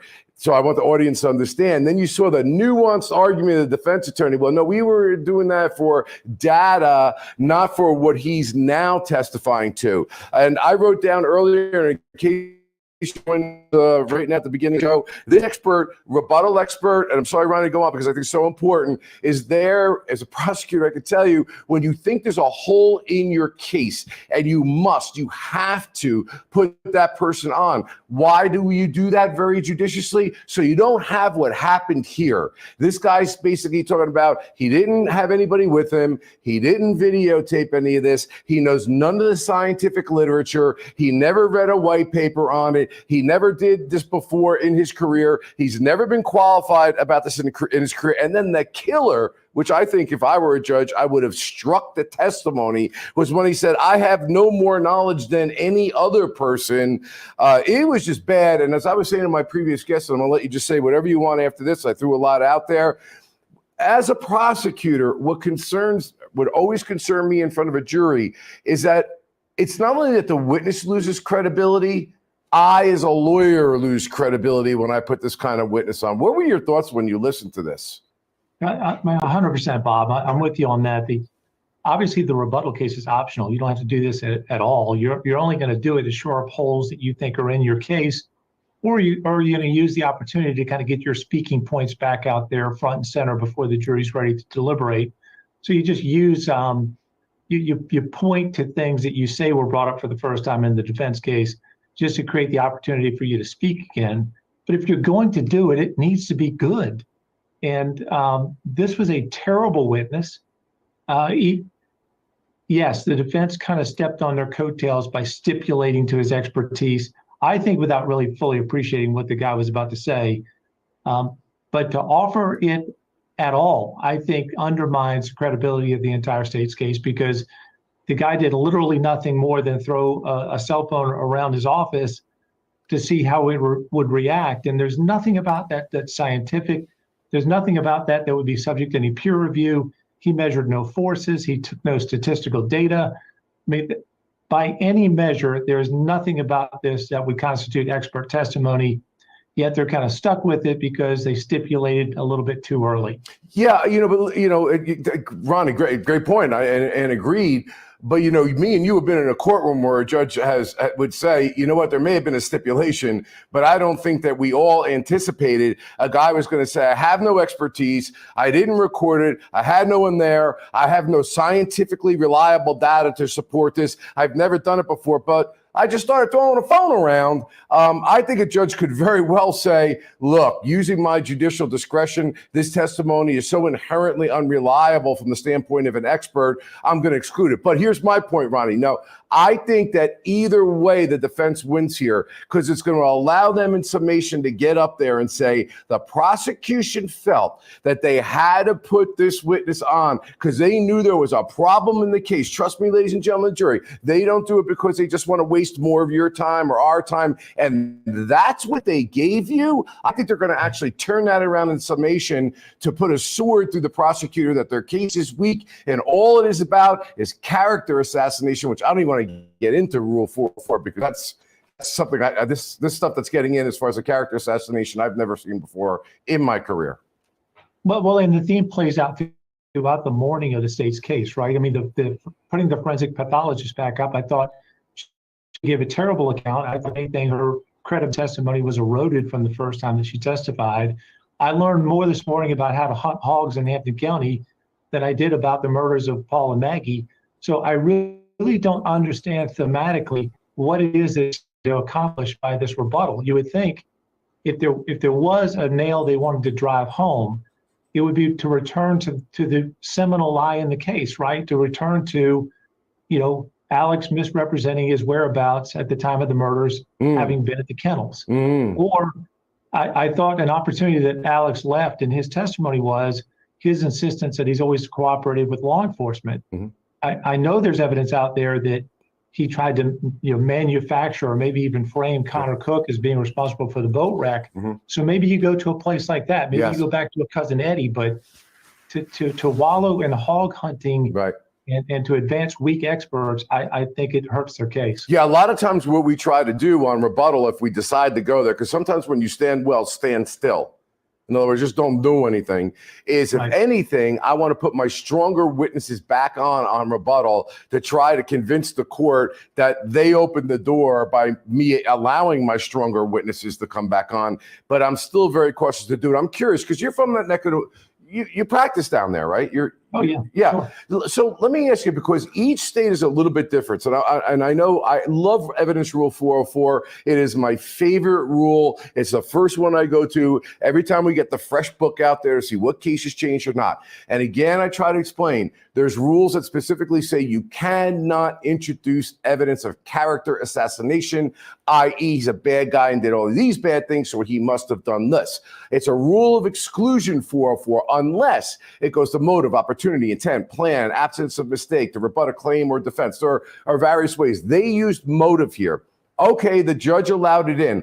I know in my state, they hate this rule of exclusion, the appellate courts, I mean. They don't like it. They think that the prejudicial value typically outweighs the probative effect. I've literally been in cases where I've been allowed to have 404 information, and I only used maybe one or two instances, and I was very careful not to blur the line between its proper use, which is motive, as opposed to character assassination.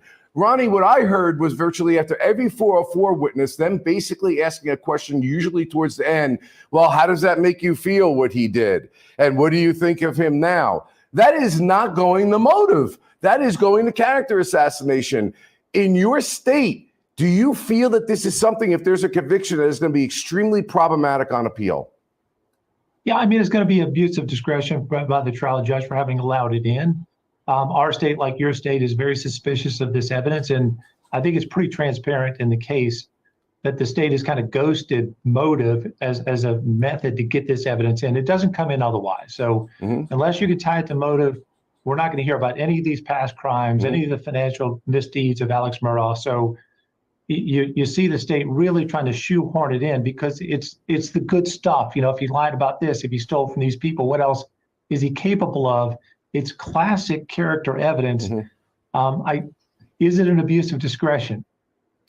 Probably not, but it's close. It's close. Here's what I think, Ronnie, real quick. Abuse of discretion is a standard that the appellate courts for our audience understand, and I don't.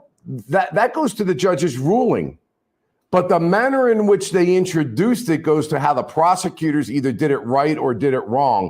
And I think that's where the problem's going to come in because they're literally asking character assassination questions. So an appellate court does that out. They do that out when they say, well, the judge's ruling was good and it's not an abuse of discretion. However, the prosecutor either in summation or in the examination of the witnesses went beyond the confines and it became pure character assassination. That's how they should save the judge's reputation and the ruling. Ronnie, always great to have you on. Great insight. You will continue to be here while we take a break. We'll be right back. Thanks, Bob.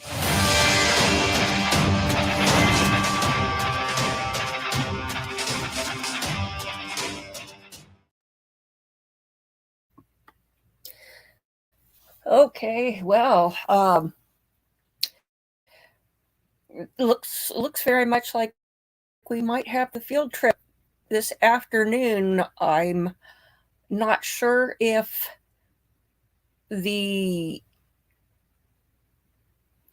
how do they handle that?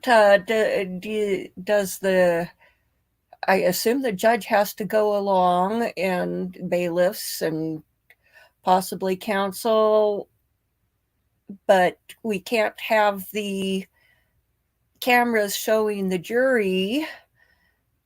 And are they going to come back into the courtroom and rest for the day, or are they going to do that at Moselle? It's an interesting question.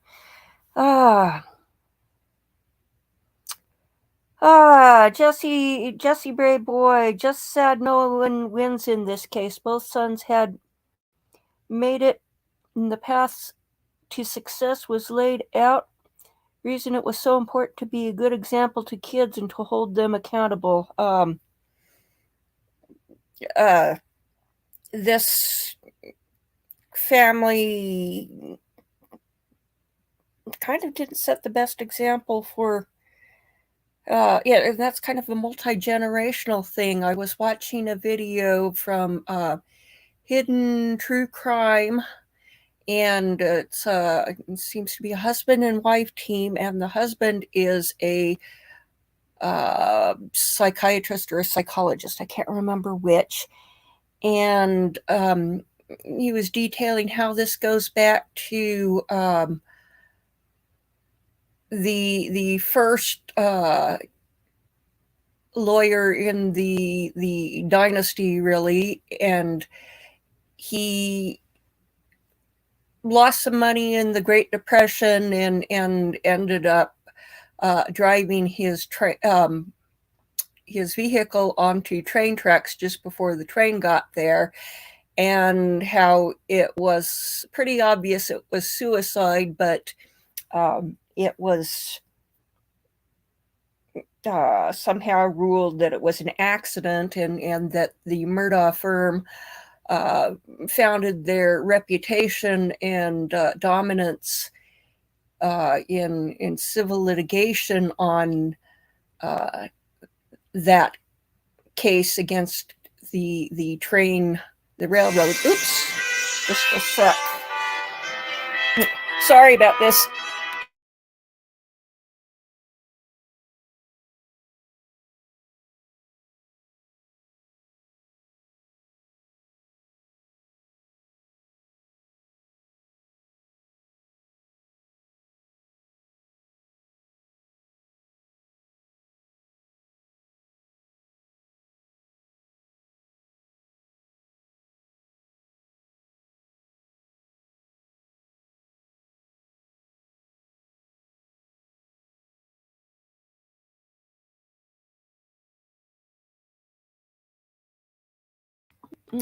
Oh, you're from North Carolina.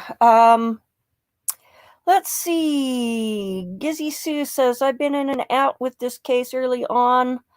I be listed because there were so many other cases I was following. I didn't have the time, but Glory got me watching the trial. To me, trials is what it all boils down to.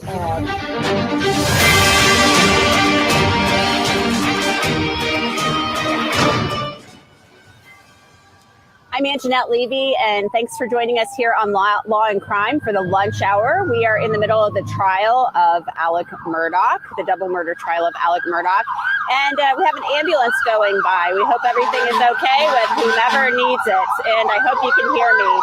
But we are taking your questions this lunch hour, so keep them coming to us on Twitter, Facebook, and in the YouTube chat, and we will get to as many of them as we can. A great panel, as always, with me today. Gigi McKelvey from Law and Crime is here with me in Walterboro, right on the lawn here at the Colleton County Courthouse. Ronnie Richter, an attorney with Bland Richter and a co-founder of the firm and a star of a Netflix series on this case, is with us, as is Bob Bianchi, a defense attorney and host here at Law and Crime. So everybody, thanks for being with us this hour. Let's take a look at one of the state's first rebuttal witnesses that they called. This was Ronnie Crosby. He is a former law partner and friend of Alec Murdaugh, and he was called to the stand to answer a number of questions by the prosecution about Alec Murdaugh. So take a listen. In your observation, did Alec have a good relationship with the local law enforcement community? My observation was Alec had a very good relationship with, probably better than the rest of us, saving his father. Did you on multiple occasions go over in great detail Alec's original story as to what he did on the night of the murders? On more than one occasion, we discussed his story, as I testified to, I don't know how many weeks ago that was, but it was a while. And what, if anything, did the defendant tell you about whether or not he checked Paul and Maggie before calling 911? My understanding of what he told me was that he checked them before he called 911. And was he clear on that point to you? That was clear to me. when was the first time you've heard the defendant's latest story admitting that he was in fact at the kennels minutes before the victims were killed? I haven't watched all of this trial like a lot of people have, but when I heard that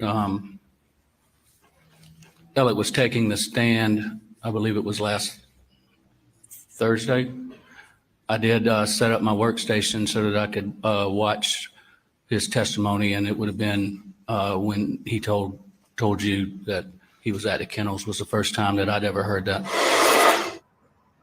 Okay, so there's Ronnie Crosby, a former good friend of Alec Murdaugh, loves Paul Murdaugh, talked about his love for him and riding around on his property with Paul, and really, you know, just somebody who probably feels betrayed by Alec Murdaugh. And he's talking about the so-called big lie. You know, it is kind of the big lie about Alec Murdaugh being at the kennels that night. And he says the first time he ever heard that story was when Alec Murdaugh was on the stand last week. Also, he said that Alex specifically said that he checked Maggie and Paul's pulses before calling 911. So that's that 17 or 20-second window, depending on how you look at it, from when he arrived there at the kennels to when he placed the 911 call.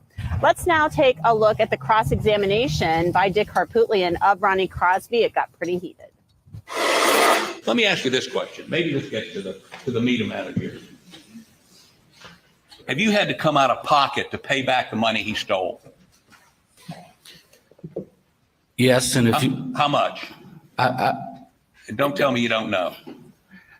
Well, we're still counting, Mr. Harpootlian. Well, how much have you paid so far? We have had to borrow millions to pay back. No, how much have you had to come out of pocket? Well, when you borrow it, you got to pay it back. And I couldn't tell you how much has exactly been paid back as of we sit here today. But yes, and if you're implying that I would come in here and somehow shade truth in any way because of that, I would take high offense with that, Mr. Harpootlian. I'm concerned about your high offense. Are you angry at him for stealing your money? I have no feeling one way or the other. I don't have any feeling about Alec Murdaugh betraying you and stealing your money. I admire you. I don't know that I can look beyond that. Objection, Your Honor. It's sustained. There's not a question the jury is to disregard the argument. You are not angry with Alec Murdaugh? I have had anger with him, extreme anger, Mr. Harpootlian, because of what he did to my law firm, my partners, my client, his clients, our clients, what he did to his family, what he's did to so many people. Yes, I experienced a lot of anger, but you can't walk around with anger. You have to find a way to deal with it and move forward. And I have done that. And if you suggest you are dead wrong if you think I've come in here and told this jury something because of money, when we're talking about two people who were brutally murdered, then you're headed in the wrong direction. Do you think he did it? I don't have an opinion. I don't have the benefit of the materials you have. Well, let me ask you this. You're angry with him, stole millions of dollars from your firm. You admit your firm's not even called the Murdaugh firm anymore, right? It is not. I don't admit that I'm angry right now. I told you I've gotten away from that. I don't have any feelings because you can't walk around with anger. I have been very, very angry about it because of what he's done. And he did it in a very callous way, a very deceitful way. And you carry I'm sorry, maybe I just saw some anger there. Were you angry just a moment ago? No, you keep trying to push a question and don't want to accept my answer, which is what it is. That you've just given your Zen, your Nirvana, your whatever the... Your Honor, objection. Mr. Harpootlian, forgiven him? I came to the scene of these murders to support my partner. I was there. I saw things that hadn't even been talked about in this courtroom. I was there. I love Paul very much. I thought I knew who Alec was. I did not. And it's hard to you might not understand, but it's hard to walk around with anger, and hard to even walk around with it when it's with somebody who you didn't know and didn't understand. So you might have be that way, but you know, I've got to function. I've got a family. I got to move on with life. Ronnie Crosby not giving Dick Harpootlian the answer that he wanted about him possibly being biased and possibly being angry with Alec Murdaugh.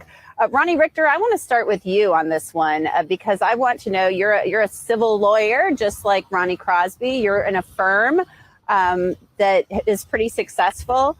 Would you still be angry? Do you believe Ronnie Crosby that he's been able to move past it a little bit and feel nothing? I believe him 100%, and maybe it is a cultural thing, but I think a jury down here is going to resonate with that kind of testimony. You know, we are a hate the sin, not the sinner kind of culture. So yeah, when I hear Ronnie say that, it makes perfect sense to me. I do know him on a personal level. I mean, he happens to be a wonderful person and a terrific lawyer. So I think that testimony is going to be well received. I think Dick came dangerously close to the one question you don't want to ask. Do you think he did it? I think Dick, in his anger, slipped up and asked a question that was a very dangerous question to ask. And he's lucky he got away with that one, but he did. I was shocked that he asked that question because he could have said, well, yeah, I've seen the evidence. Of course, I think he did it. But he didn't go there. He stayed away from it. He said, I don't have the information that you had. Bob, what did you think of that cross? You know, I listen, I think these defense lawyers have done a good job. If you've been in a courtroom and you've been battling for weeks, there's a lot of stress. I thought that he lost his composure, and I think he's a very, very good lawyer. I agree with Ronnie completely. That when I heard that, do you think he did it? That is absolutely the worst question you could ask. He's lucky he didn't get a bad answer. And I'll tell you another thing, because he wasn't thinking as the witness was answering, who I think was very credible. I agree with that too. First of all, he didn't really move the ball forward one way or another, so there's no need to really go after him. But then the witness slipped out with this statement. Everything that's happened here, there are things that have occurred haven't been court. That's a very bad state. I would immediately object it as to be struck from the record and ask for a mistrial, because now the jury is wondering, wait, they're withholding things here that this guy, who I think is pretty credible, is indicating were important. So I thought the cross was, in this instance, I was in awful that he got composure, but we've all been. Gee, we were sitting next to each other when pretty hot. People in the courtroom were paying attention. Jury was tension.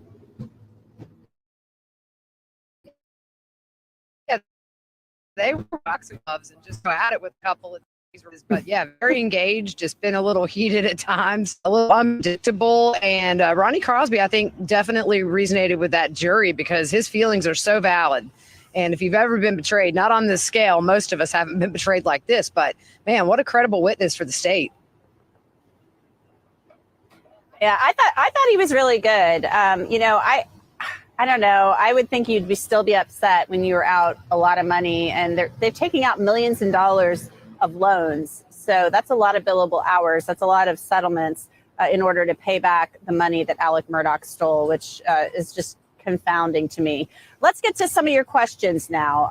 Our first question is from at Carol with Carol with Thane 13 from Twitter. I'm confused how the two-shooter story vindicates Alec Murdaugh. Why couldn't he be one of the two shooters? I'm going to throw this one to you, Ronnie Richter, because you've talked about this, about how Alec Murdaugh is charged with murdering Paul and Maggie separately. This isn't a two-shooter charge case. No, right. I mean, there are two separate charges that he's facing. One for killing Maggie, one for killing Paul. So the state has to carry the burden of proof that Alex was the trigger man on the weapon that killed Paul. And separately and independently, they have to carry the burden of proof that he was the trigger man on the weapon that killed Maggie. And I still don't see those links. And if there is a case and Alex is one of those shooters, how do you ever prove which weapon he handled and which victim is his? So No, I don't think if he's one of two that solves the problem for the state. I think it confounds the problem because I've not heard the independent evidence that ties Alex to either one of those weapons. Gigi, our next question is from Brittany Parrish from YouTube, and we've got a big truck going by. Can the jury see how Alec Murdaugh is acting during the trial? So give us a little bit of some perspective here about what the jury is seeing and how good of a view they have of him. Yeah, they have a great view. I mean, they can look right over at him, and oftentimes they do when certain testimony comes up. Today, they have glanced over several times with each witness to see, I guess, his reaction. All we see is the back of his head, so we don't know what he's reacting to. You guys at home know better than we do. But yeah, they look at him and have throughout the trial. And he was crying today. We saw him grab some tissues during Dr. Reamer's testimony. D from YouTube, what's with all the hog talk? Bob, you want to take that one or should I? I mean, you could take it because I have a very simple, I don't know.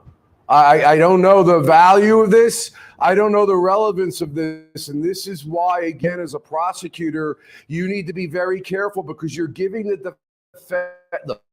We start with what we want to say in summation, and then we go backwards and use the evidence to be able to say those credible arguments. And I think it's going to be reversed. I think that that question's a great question because I think the defense is going to rhetorically ask that question to the jury. We're talking about hogs. We're talking about stealing money. We're talking about everything other than the scientific evidence that proves who was the person that was the shooter. And these are people being put on rebuttal because they thought that there was a problem in their case. That's why you call somebody in rebuttal. And this is what you're listening to. This whole case is hogwash. That's where they're going to go with it. I don't get it. I don't know what it meant. I don't know how to move the ball forward.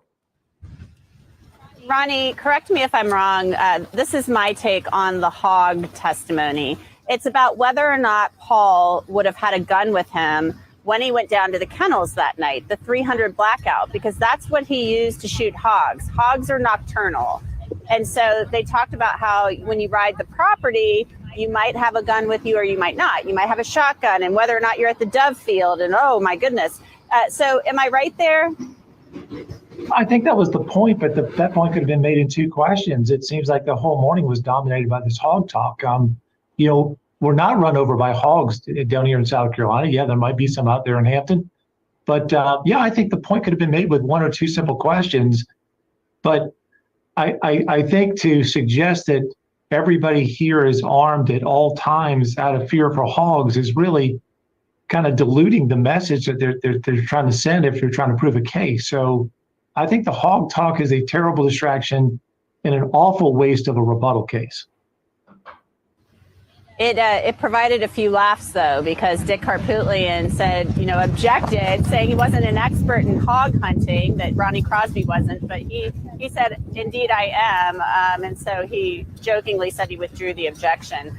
So it was a little much. I learned a lot more about hog hunting than I probably wanted to know. Let's get to one more viewer question.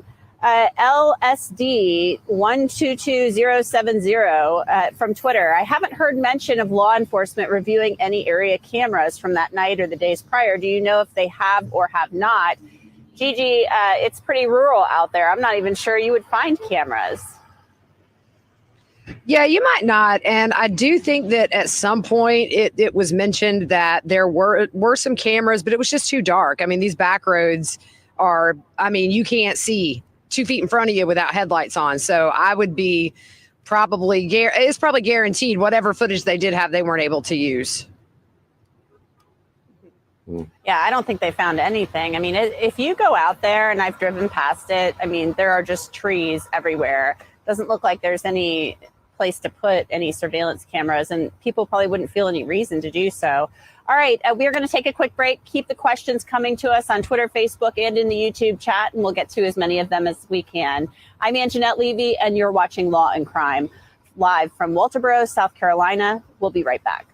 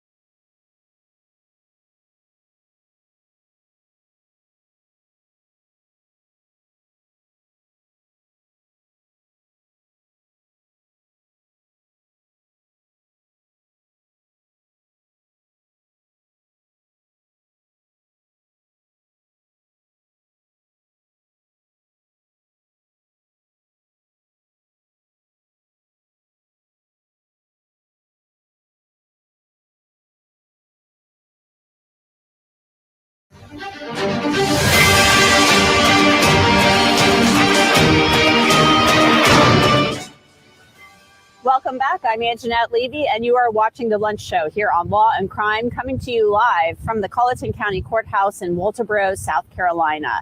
We are on a lunch break in Alec Murdaugh's double murder trial, and we are in the middle of the state's rebuttal case. And today, the state called Dr. Ellen Reamer back to the stand. She is the forensic pathologist who performed the autopsies on both Paul Murdaugh and Maggie Murdaugh.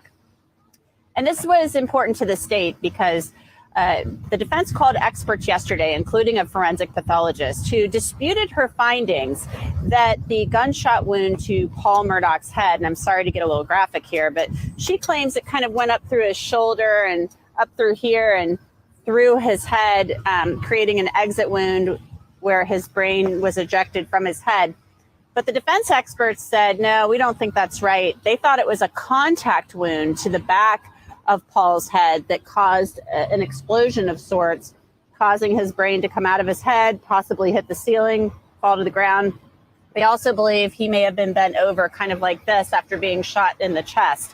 So Dick Harpootlian questioned her, as did Creighton Waters. Let's take a look at some of the testimony of Dr. Ellen Reamer. The reason you didn't take x-rays of the brain was you'd already reached your conclusion, correct?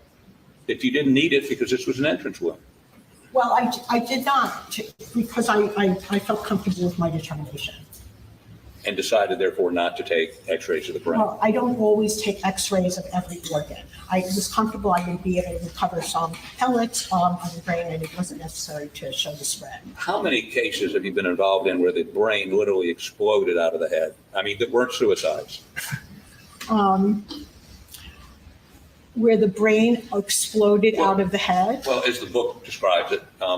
Well, I think that the determination that an entrance wound to the top of the head, contact range, all of that gas expansion would not have, the brain would not have escaped that. There would have been a defect, cavity, or fragmentation of the brain, which was not there. You can see the brain actually. Do you remember what my original question was? What was your question? Okay, my question was, how many cases have you done an autopsy of a contact wound to the top of the head, which wasn't a suicide? Very, very few. Less than one? I don't remember exactly, but it's not a tip. Usually contact shotgun wounds. Usually contact shotgun wounds are suicides. And typically it's in the mouth. They can be under the chin, in the mouth, sometimes they're to the side of the head. There are people that do shoot themselves to the top of the head as well. And I can't recall exactly if, I remember any of those. And in all those cases, the brain explode out of the cranium? No. Okay. Now, Dr. Reamer claims that if this had been a contact wound to the top or back of the head, that Paul's face would not have been intact, and his face was indeed intact. Ronnie Richter, I want to know where you think the defense is going with this. Why is this so important to them that this was a contact wound? Dr. Reamer obviously is not used to having her conclusions questioned. But, why is it so important? What is the defense getting at that this was a contact wound rather than something that came from this downward angle and had a trajectory like this? Well, I think from the defense point of view, if it is a contact wound and it's from behind, it's more supportive of a two-shooter theory. Although obviously they don't have the burden of proof. They're not trying to prove any of these points. They're just trying to introduce an alternative point of view as to what the evidence could point to. Now, I don't know why the state felt this was a fight they needed to fight on rebuttal. I didn't think that this was an issue that's going to hang the jury, especially after Alex's testimony. I think his testimony has turned the case into a single issue case, which is, do you believe his account of why he wasn't at the kennels, and to re-engage in the forensics part of the case when the state's forensics are weak. I mean, this is not an area that I think they should spend time seeking to bolster, because the forensics throughout the case have been very poor for the state. That's really interesting. I found it kind of odd. Dr. Reamer wasn't as perky today as she was when she was called during the state's case in chief. She seemed to get a little frazzled up there when Dick Harpootlian was questioning her. I mean, he's literally holding up, Bob, what he calls the Bible of gunshot wounds and referencing this. And she wasn't going to change her opinion. Who are you asking? Me? Bob? Yeah, Angela. Yeah, I mean, a couple things there. That is correct. They're trying to show the theory is wrong. They've established that she doesn't have an expertise. A lot of people don't realize that forensic pathologists don't have necessarily a lot of expertise in other areas. She didn't even look at the crime photos when she came to her conclusion. And once again, I don't want to sound like a broken record, you don't put your witness, and I think Ronnie would agree with me 1,000%. You don't put them back on the witness stand for another crack at cross-examination when you got pretty decent testimony from them anyway. The only thing that can happen is they contradict themselves or something comes out that is not good for them. It's exposing the witness, and that's why you saw her probably a little bit more agitated, a little bit more frustrated, a little more confrontational. So the best way I can explain this, Anjanette, is kind of her shine came off the penny a little bit with this, and it didn't need to have to happen. Yeah. It was interesting, but obviously it makes me think they're feeling insecure about it. Gigi, that testimony, I mean, we were sitting next to each other as this was playing out, and there were some people kind of there was some audible courtroom to this testimony. I mean, some people liked it, some people didn't. And I think you thought that some of the female jurors didn't like the way that Dick Harpootlian was questioning Dr. Reamer.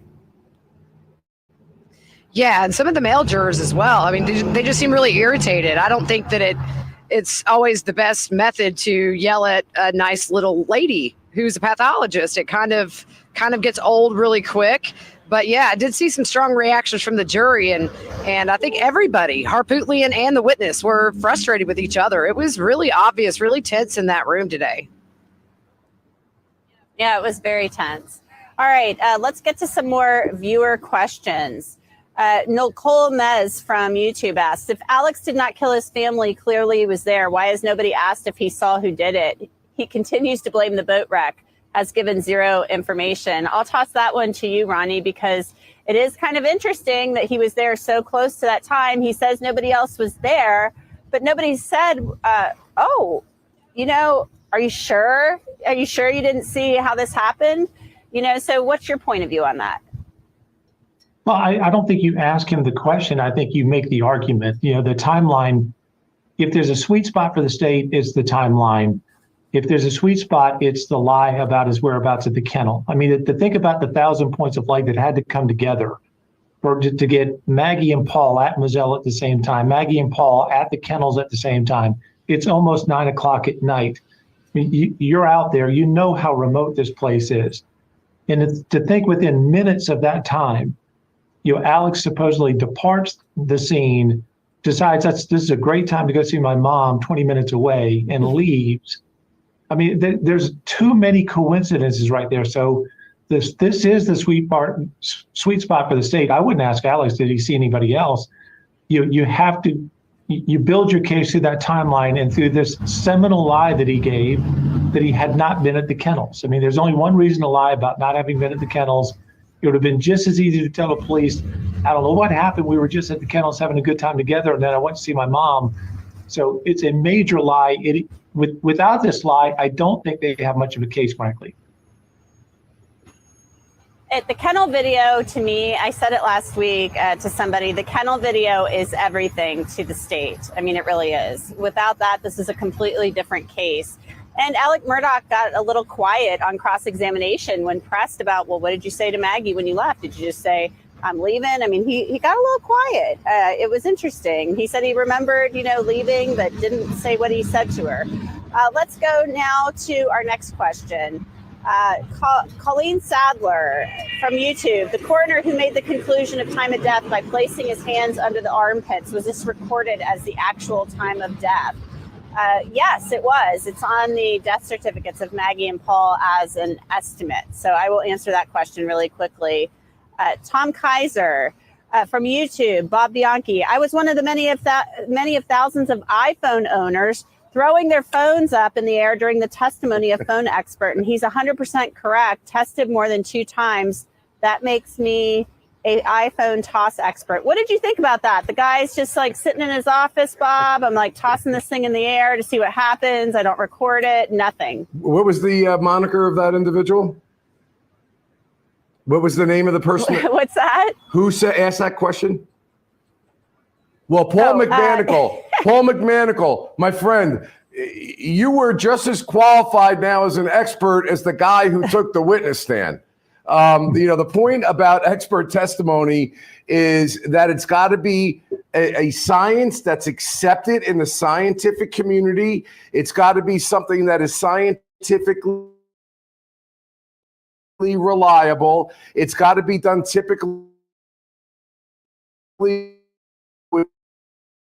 scientific evidence, bring out the fact. And I've had this iPhone like that, and another iPhone there. I don't think it benefited at all. I think it hurt the stature and credibility. But yes, most of us are. I mean, he's talking about throwing a phone like a frisbee. I don't know how we did it and why the judge did strike it, to be honest with you. But good for you. All right. You could be the next witness. Interesting point of view from you there, Bob.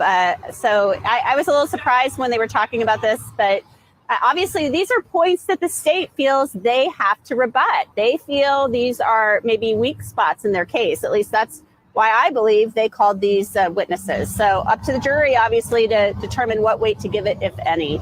Keep the questions coming. We will be right back after this quick break. I'm Anjanette Levy, and you're watching Law and Crime Live from Walterboro, South Carolina.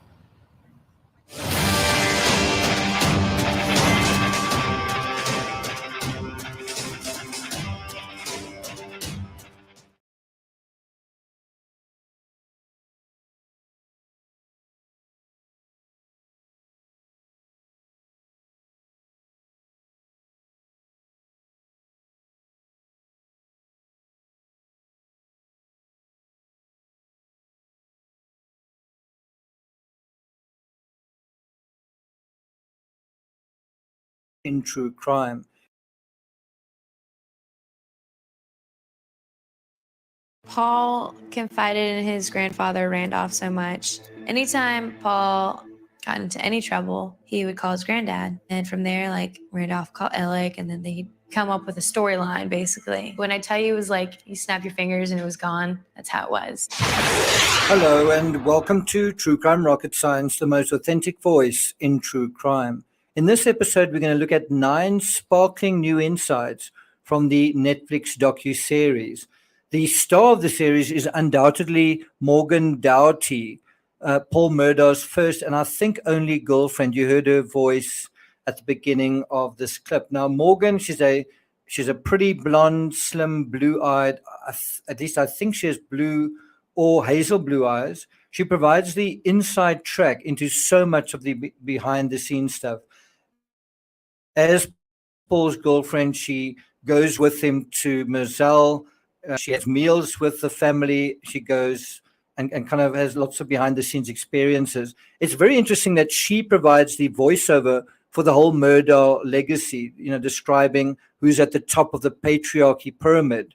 She knows exactly who it is and who's next in line, where Randolph's home is in Almeida, the exact size of the farm in Moselle. And she even kind of talks about driving past the law firm, the building, describes the easy access they had to the back door of the law firm and being given drinks by the folks inside, even though they were 14 years old, 16 years old. Unsurprisingly, then, Morgan provides incredible insights into the family dynamics, including Paul's not so great relationship with his mother. It turns out that Buster, who was following in his father's footsteps, was Maggie's favorite. Interestingly, right now, Buster isn't following in any footsteps because he was kicked out of law school. We also get a really intimate glimpse at what Paul's drinking habits actually were like, to be alongside. And then also how his grandfather tended to cover up accidents or mishaps, and there were many. His grandfather, not so much his father, right? That's interesting in itself. And then we also get a clearer impression of how exactly the downward spiral was fueled by excess, privilege, and exceptionalism, how that actually played out in practice. What is a big surprise in the docuseries is that the narrators are mostly young kids, Paul's pals, and yet what an intimate portrait they're nevertheless able to paint of Paul's father, and the possible motives and potential meaning surrounding other mysterious deaths, at least 5 in the 6 years. And included in that is also there's a sense of perspective provided on the staged incident at the roadside. It's quite interesting how that is also sketched in this docuseries. So we're going to now go through 9 sparkling insights from the Netflix series. But before we get to that, if you haven't subscribed to the channel, please do. Bear in mind, I'm going to be covering the Van Gogh Letters episode 37 in an hour or two on the Team Peachtree channel. So if you're interested in that, if you're just curious, head over there after watching this video. I'll put a link in the description as well. If you're enjoying this episode, please like, share, leave a comment. You can also hit the thanks button, and let's get started. So the first insight is Paul took the boat to avoid being breathalyzed. And it's quite interesting that is the assessment of the Mallory's family attorney, the Beach family attorney.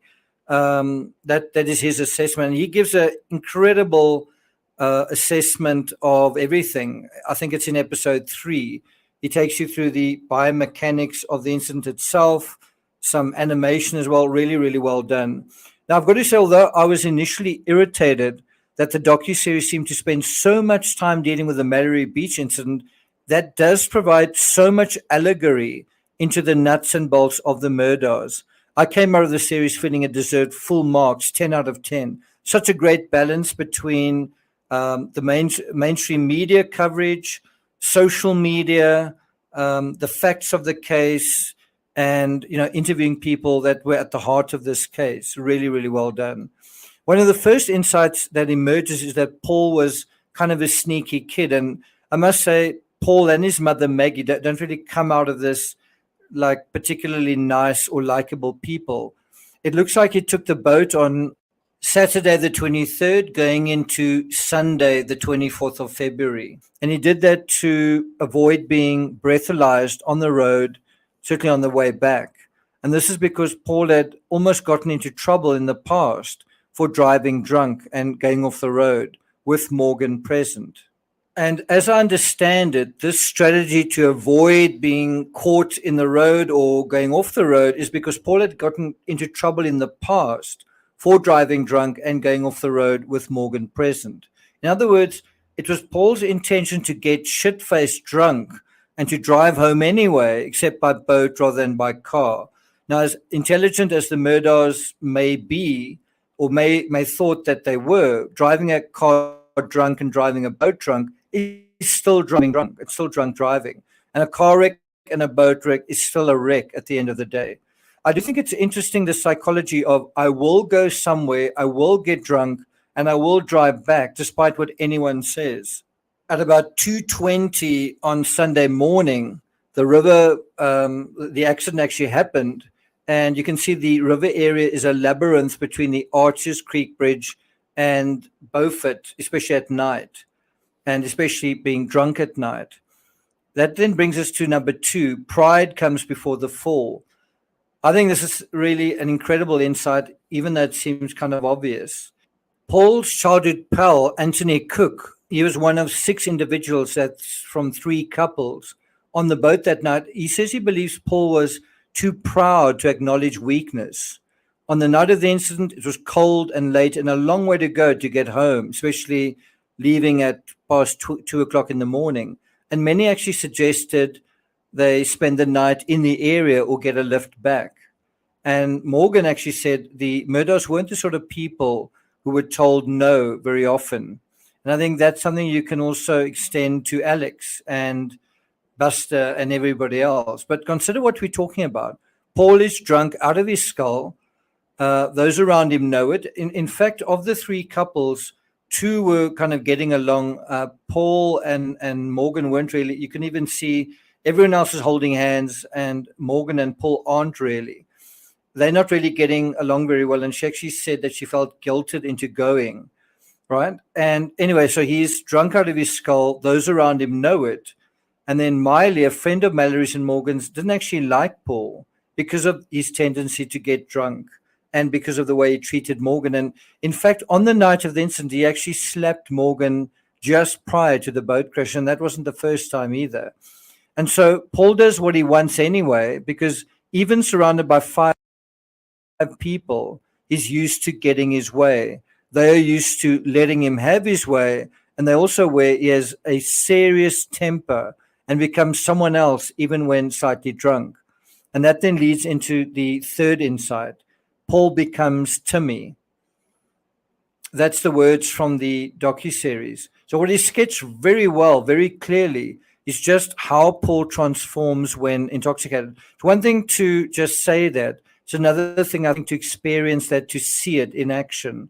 His friend Anthony Cook, Mallory's boyfriend and virtually her fiance, described a look that Paul tended to get when drunk. It was a dark, almost murderous look, a look that seemed to be looking through you and into your soul. But he said it was really just Paul trying extremely hard to concentrate on what you were saying. It does make you wonder if Paul could become Timmy, what could Alex become? If Paul could become like so, he could change so much into a different personality. What or who did Alex become when that happened to him? Did that happen to him? Number 4, what was feeding this need to escape into the bosom of alcohol? Although there's clearly a poor little rich boy aspect going on here, it seems Paul did have a reason to feel unhappy. He did have a reason to drown his sorrows, even as such a young person. And I think it had a lot to do with his mother doting on his older brother, Buster. Buster was the apple of Maggie's eye, and much like Patsy and John Bonet, Paul, like Burke Ramsey, was sort of passed over in terms of favoritism, certainly from the mother's side. If Buster was following in the footsteps of the Murdaughs, studying law with or without the plagiarism, Paul was emerging as the odd one out, the black sheep of the family. It makes one wonder if Meg favored Buster over Paul, didn't Alex as well? And what comes across in this docuseries as well is that whenever Paul gets into trouble, the first person he calls is his grandfather, not his father. Doesn't that say something? Number 5, Paul was close with the housekeeper, Gloria Satterfield. So as a direct result of his mother's rejection of a younger son, it appears the housekeeper essentially raised Paul. And so when the housekeeper stumbled upon Alex's stash of pills, who do you think she confided in? And how does a drug addict respond when they're told no? How does a drug addict respond when they're confronted? How did Alex feel when he found out their housekeeper and his son were onto him? And that then brings us to number 6. Are other Murdaughs involved? Now, the way Morgan describes the almost default setting, whenever Paul got into trouble, instead of calling 911, he'd call his grandfather, not his father, his grandfather. And then his grandfather would call Alex and occasionally their siblings. Alex's siblings would also be part of the response. Now, it's also really interesting that on the night of the boat incident, Paul's number 1 priority was trying to call his grandfather. Of all the things he could have been thinking and doing, he wanted to call his grandfather. It does make one wonder if the only criminal and the only one participating in Murdaugh's covering for Murdaugh's was Paul's grandfather and his father. It's also very interesting that you have the grandfather covering and then Alex Murdaugh basically following in his father's footsteps. And that then brings us to number 7, Murdaugh cover-up method revealed. So if there's a cover-up, how was that cover-up really, how did it play out in practice? Practically, what did it look like? The boat incident that cost Mallory Beach her life is very useful as a potential analogy to how Alex and perhaps others did their business, did their, let's call it dirty work, when one of their own was on the line. Unsurprisingly, it feels like as lawyers and the law in that part of the South, law enforcement felt beholden to them. So if it's the job of the cops to basically, arrest you or take you in, but you are in charge of the cops, you can see how you're not going to have accountability. And so you had that situation with the cops supposedly doing their jobs, but in a little bit of a twisted way in the during the boat incident. And that's not just hearsay. You can actually see it in terms of the phone calls. Immediately after the incident, there are a series of phone calls, dozens of calls between the Murdaughs and law enforcement, including an officer who is the best friend of Alex's younger brother. And all of that was keeping them appraised of the events, while not a single call, not one, was made to Mallory's parents. And you actually get the sense that they didn't, even on the night of the incident, they were so much in the dark about what was going on, they didn't really even know where to go. They knew something had happened, weren't quite sure what, and weren't even sure where to go. Miley says, with about 4 minutes remaining in the first episode, that in the immediate aftermath to the boat incident, Paul's only concern was calling his grandfather. And when he did call, and I think you've got to wonder, where did this trait come from? Anyway, when he did call, Paul blamed Cotton Top, that's Connor Cook, for the accident. There were 6 people on the boat, 3 guys. One was Paul, the other was Connor Cook, and the other one was Anthony Cook, Connor's cousin. And so he blamed Connor for the accident, said that Connor was driving, he was at the wheel, right? And so in the Mallory Beach incident, there seems to be an attempt to blame Connor Cook, to pass the buck for the incident, not just by Paul, but by his relatives as well, even though witnesses on the boat all said that Paul was driving. And so you get this impression of confusion, lack of clarity in the media reporting on the aftermath of the incident. Let's listen in. Beaufort County deputies determined one of 2 boys were driving, Paul Murdaugh or Connor Cook. Alex in game was to frame my son. Did you catch that? Alex end game was to frame my son. And that's something else that comes across in the docuseries. Wasn't he trying to frame someone else for the murders of his wife and son? Remember that old attempt a couple of days later? Wasn't that made to look like someone had attacked him, or is the same person that had attacked his family? He's trying to frame them. And so perhaps if he'd shot that person in self-defense, he could have said, well, the person who killed Maggie and Paul also tried to kill me. The Murdaughs, at least according to the docuseries, seem to be making it out that Connor was driving and not Paul. And one of the Murdaughs even offered to represent Connor. That brings us to number 8, Buster Murdaugh and Stephen Smith. Now, there's kind of a frustrating level of or lack of detail about this aspect, but whatever you want to say about whether Buster was gay, the fact is Randy Murdaugh, Alex's older brother, offered to represent Stephen Smith's family free of charge on the day that Stephen Smith died. In fact, Randy was the first person to contact the family to the coroner. If the Murdaughs are such super incredible lawyers, why is it that certain cases involve themselves fizzle, like the Stephen Smith case, like the boat case, which also hasn't seen the light of day in court? Number 9, Alex Murdaugh wasn't at home when the housekeeper fell. Have you heard that before? Just as he claimed during the Murdaugh murders, Alex isn't home when the housekeeper falls, but then arrives immediately afterwards just in time for her to tell him and no one else that their dogs tripped her up. So you have the situation that the dogs are to blame, or Connor is to blame, or Curtis is to blame, right? It's kind of a habitual thing. Besides this, Satterfield, the housekeeper, had pretty serious injuries for a simple fall off a handful of steps. She had multiple rib fractures. She had a pulmonary contusion and a subdural hematoma. Interestingly, she seemed to be improving in hospital and attack and went into a coma. Who swooped in to rescue the situation? Actually laid incredibly generous gesture. Was it really swooping into the rescue, or was it actually Murdaugh's trying to rescue Murdaugh's?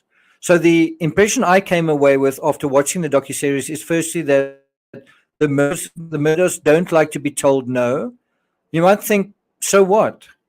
But think about it at an extreme level of doing a lot of things that you're supposed to not be doing, and you keep doing it despite the fact that you shouldn't be doing it.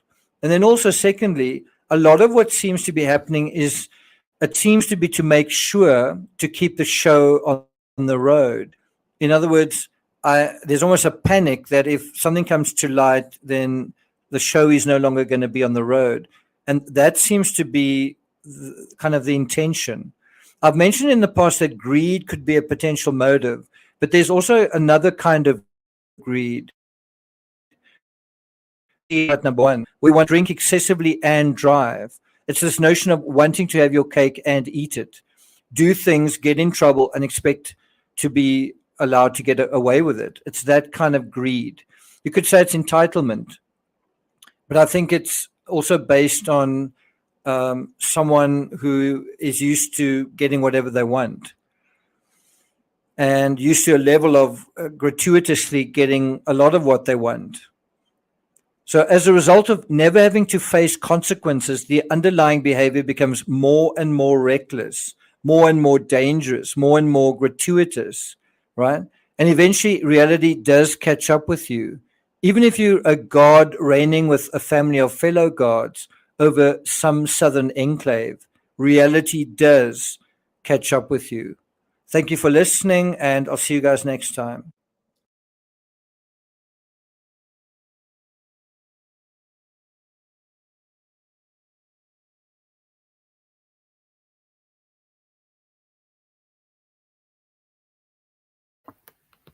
Okay, I've got one other video that I wanted to play, but I'm not sure if there's quite enough time to play it or not. There was an interesting little demo that Mob Crew did on the last movement of the phone after the phone is thought to have been tossed and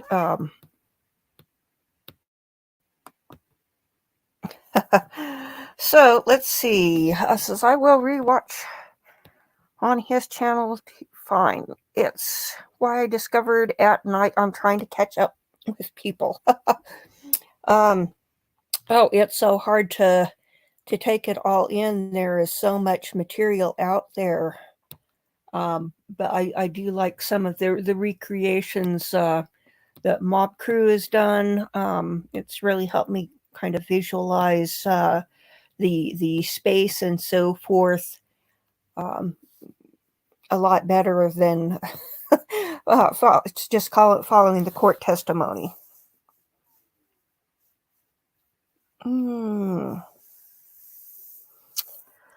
Oh, so let's see.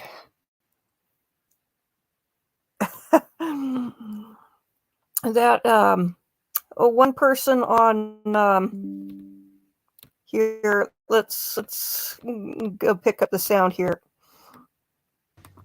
I think I might have gotten stupider as a lawyer. I mean, I'm sorry, but that was just terrible. An expert, you pay experts when you put an expert on the stand. You've hired a professional.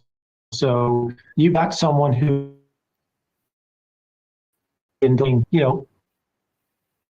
information to a jury in a manner in which they can accept it and understand it. So you're hiring talking guns. You're hiring the best. That was nonsensical. I mean, in playing that clip, I was struck by the reaction of the attorneys behind the examining attorney with the heads down and looking elsewhere. I mean, they had to know real time that they were laying an egg with that testimony. I just don't even know why it would occur to you to offer it. Bob Bianchi, we were talking during the break. I don't know why, if we're talking about an Apple iPhone with iOS, whatever, because I feel like updates on my phone all the time that say, you're ready for an update, 10.11 or whatever. Why wouldn't you bring somebody in from Apple to discuss this, an engineer from Apple to discuss what happens with an iPhone? Ronnie is right on point. When you're picking an expert, you're trying to select the best. You're looking at their previous testimony to see what their vulnerabilities are. You want to make sure that their opinions are scientifically reliable in the area. This guy not only indicates that he's never done physical testing before, he's never testified about any of this, that he doesn't know any more than any other person. But to your point, Anjanette, when you're a prosecutor, I was one for so long, the one value you have that really a lot of defendants don't have is I have all the money in the world, all the resources, all the detectives, all the support staff to reach out to an engineer who would be the person, that's why he's asking that question, from Apple and ask them. They already have this data. They have this information. They don't need, Apple doesn't need a guy to go in his office and start tossing a phone around to see how it's going to respond. And the opinion was so ludicrous because the phone isn't stagnant. It doesn't just get thrown out and stop. It may move, it may hit, it may whatever, and then it may slow down and it may open. It could be a million explanations. And I think the defense is going to stick a sword through the prosecutors for putting this witness on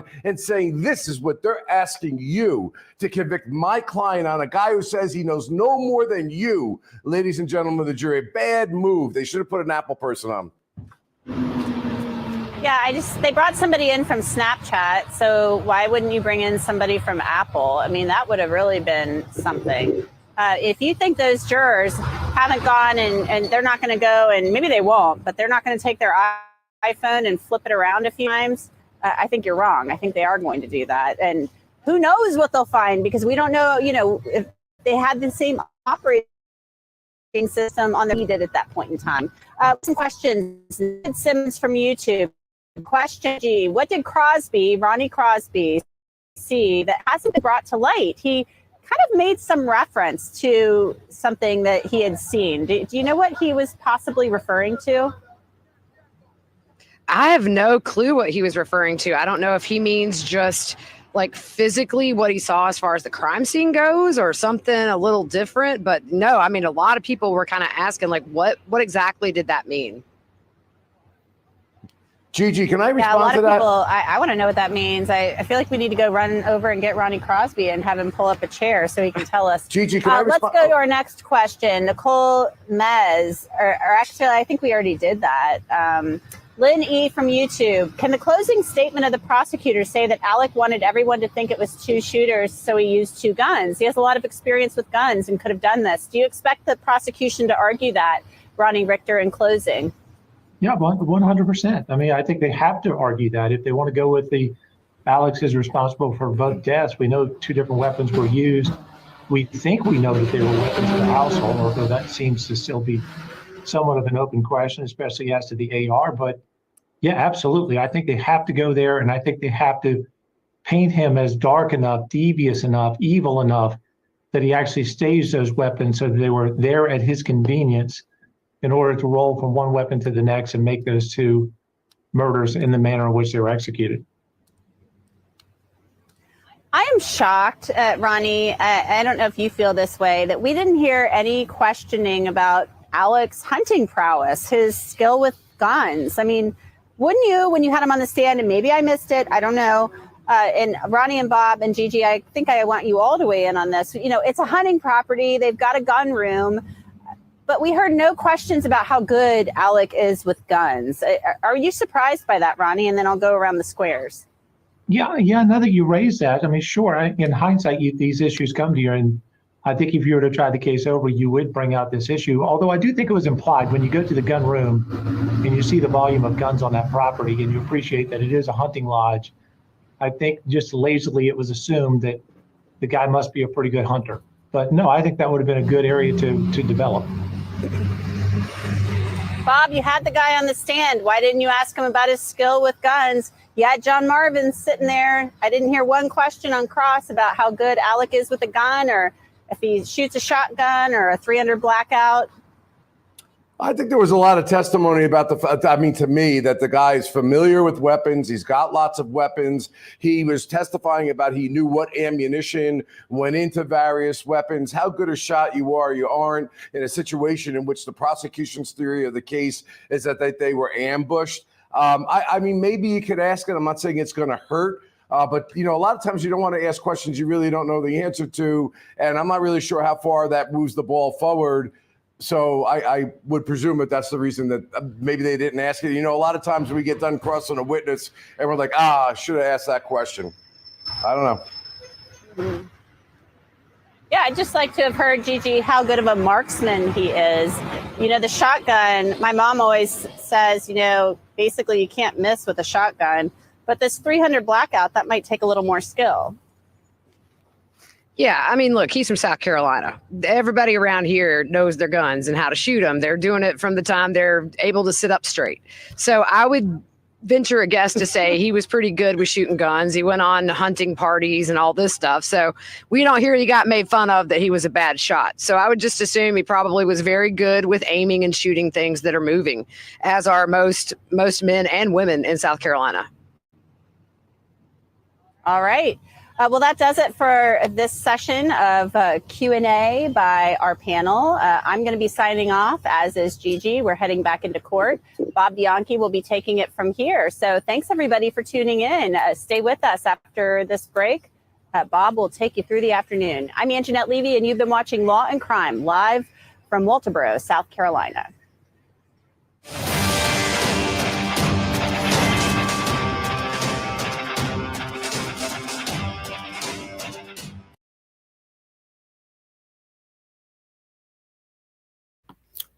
Okay, did everybody have something good to eat over lunch? I had a couple of bratwurst dogs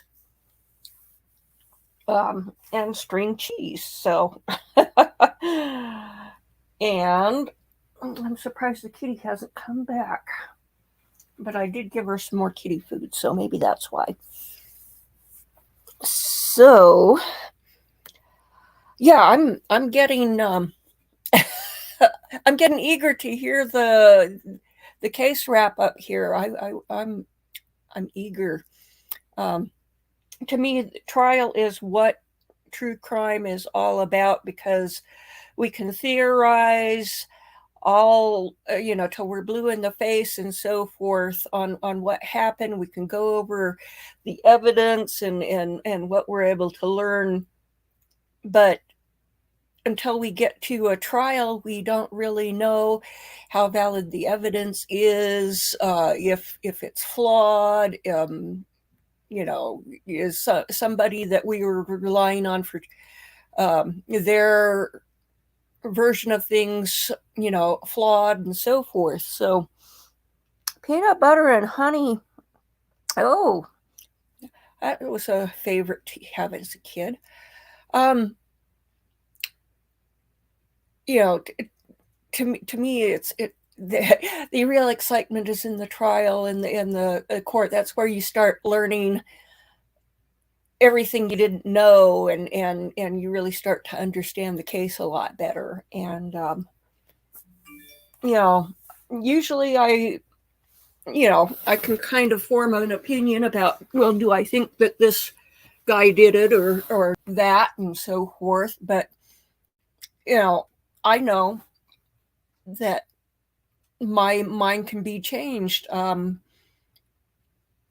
When I was in paralegal school, we would write papers, and and you have one idea of your position on things during the before going into the thing, and then you start studying the materials, and suddenly you're arguing very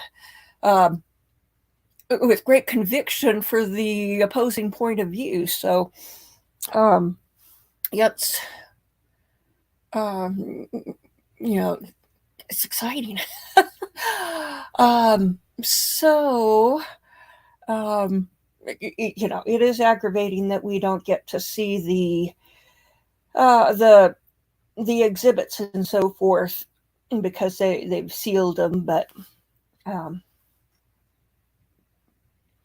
we learn so much more than we do just by talking, listening to streams and locals and people who know the various parties.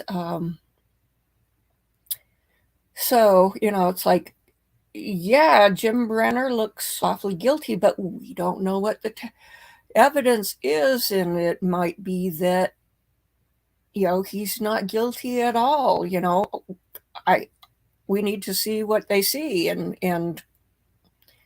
until that time, yeah, it looks this way, and that's why it's important to keep an open mind.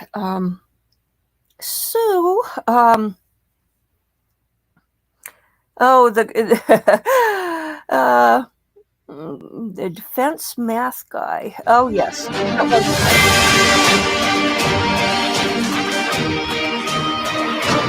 Hi, welcome back. If you're just joining us, my name is Bob Bianchi. We are obviously looking at the trial of Alex Murdaugh. We are in the 6th week. The former South Carolina attorney is accused of killing his wife Maggie and son back in June of 2021. The defense rested their case yesterday evening, and now it's the state's rebuttal case. The state is expected to call their final witness to the stand after the lunch break, which they're currently on, ends, which should be shortly. But I want to take you back to testimony from earlier today. This testimony is from Ronnie Crosby, an attorney at Alex Murdaugh's former law firm. Have you ever tried cases with Alec? I handled a lot of cases with Alec. I believe the only case I tried to jury with Alec was actually here in this courtroom. Did you observe him being able to get emotional during that closing argument? Yes, as a couple months ago when we talked and you asked me what kind of lawyer Alec was, and I told you he was a good lawyer. And one of the things that I think I explained to you was that he was a theatrical type presence in the courtroom, and he could get very emotional doing closing arguments in front of a jury. Were you aware that he went to rehab in 2017? I was not, Really? other than what was said by Alec in this courtroom. You never were aware he had a drug problem? I was unaware. Okay. Sort of. And if I would have been known, I would have tried to help him. You indicated that he could be emotional in trying a case, correct? He could be. He was theatric, much like his father and grandfather had a courtroom theatrics, and he could be emotional. Any of your other partners that way? Johnny Parker? No, Johnny's quite the opposite. Johnny's very Laconic, I believe, is the best way to describe it. he doesn't show emotion. Nobody else in your firm was theatric or emotional? Not to Alec's level. You don't know any other lawyers in the state that go to that level? You're asking me a question right now. I don't know. You might yourself. I don't know. I don't know what other lawyers do. I'm usually trying cases against defense attorneys, so I don't get to see plaintiffs' lawyers anymore. All right, Chris Adams is a South Carolina defense attorney. Chris, I hate to be on my soapbox about this, but I got to ask again. Why is this testimony being admitted into evidence? What is the relevance of this testimony? I know they want to try to theatrical, so therefore he's theatrical on the witness stand. But when is enough with the character assassination? Well, I think you identified what the argument would be for admissibility, and I think the argument would be that Your Honor, he testified for 2 days and he was very theatrical. He was theatrical, and that these were faked emotions in his videotape statements and on the witness stand. And who would know that better than his law partner? But I agree also with your suggestion, Bob. Why are you doing that in a rebuttal case? It's not a significant issue. It's not an issue in dispute. This former law partner can't testify about the authenticity of Alec Murdaugh's emotions on the witness stand. That's solely for the jury to decide. They've seen all the evidence. They have the best evidence. So then you wonder, is this too much? And I certainly think after a long trial where they're down to one alternate juror, you are left wondering, how was the decision made to call a witness whose greatest value is to talk about hog hunting? Yeah, so, and that's not to demean Mr. Crosby. It's just he'd already testified in direct, and none of his testimony was challenged.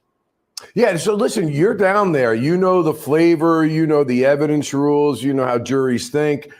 I've argued that this rebuttal case should be very tight for a prosecutor. It should be for something if they felt that they were truly and genuinely damaged with. It shouldn't be another extension yet of what I believe to be impermissible 404, even if the judge admitted it. The way the prosecutors introduced it became clear when they're asking the witnesses after the financial crime, well, how did that make you feel? Or what do you think of them now? That to me is clear character assassination. One, my question to you is, how strict is your state on the reversals on 404? No, in my state, they're extremely cautious about it becoming a trial about bad character as opposed to admissibility with respect to motive. And my second question, if you care to answer it, is do you think this rebuttal case was effective, or do you think the prosecutors are losing credibility in front of that jury?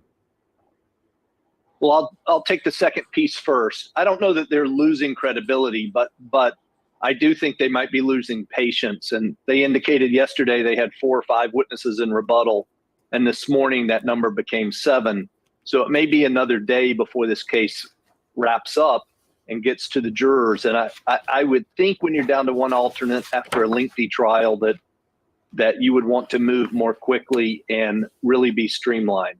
I also agree with your suggestion that rebuttal should be for big body blows. They should be for big, tough things where you've caught somebody in a lie or you've caught a witness who's gone outside their area and you can bring somebody in to really zing them. You don't want to get into a back and forth about minutia in a rebuttal case. It wastes everyone's patience. And so this seems to me to be about minutia, not about big body blows, with the possible exception of the medical examiner and the angle of the wounds.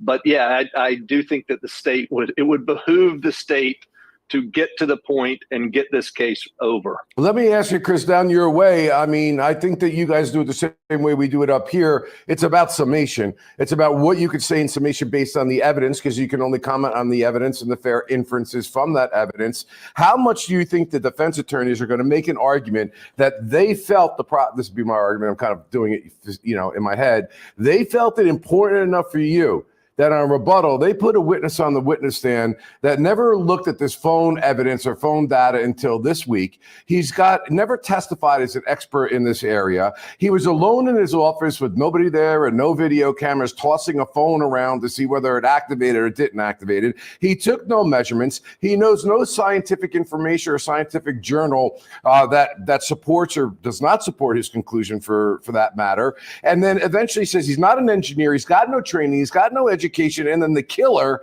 I don't know any more than any other person. He has more expertise in tiddlywinks than he does in what he was called to testify about. So, right, I think the defense will try to make use of it if they have time. In such a long case, they're going to have to make choices about what they choose to attack and closing. If they want to limit their closing to a couple of hours. So I don't know if he'll make the final script, but it would not be surprising if they highlighted him as an example of the lack of quality of the government's investigation. And Bob, if we have a second to go back to your 404B question, I believe, my belief is that the South Carolina appellate courts have been more restrictive on 404B than the federal rules of evidence. Mm-hmm. And part of that, I think, is just a culture of the state. We have a very, very busy state courts. We're trying to push a lot of cases through an underfunded, we don't have nearly enough judges for the amount of cases. And so it's just, the appellate courts frown, except perhaps in child sexual abuse cases. Outside of that, the appellate courts frown and have frowned for 20 years on having trials within trials. And that is what 404B evidence is. Half this case has been about financial crimes. You point out an issue that has troubled me. Even if you decide that there's some probative value and some usefulness to admitting financial crimes, opinions and assessments about Alec Murdaugh based on that is wholly irrelevant for a witness. Yeah. So it will be interesting if there's a conviction, how our appellate courts choose to address this matter. Yeah, it seems very similar to me. And when I was a homicide prosecutor, I was very...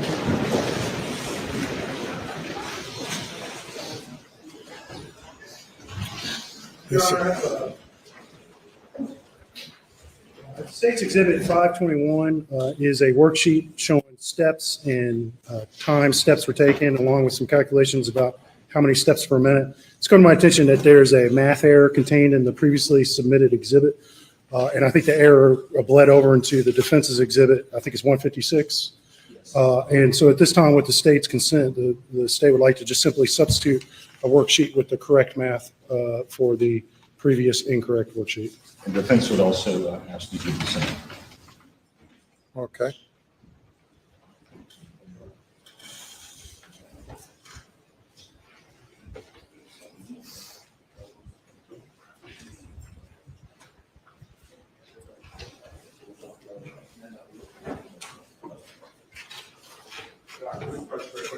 Yes, sir.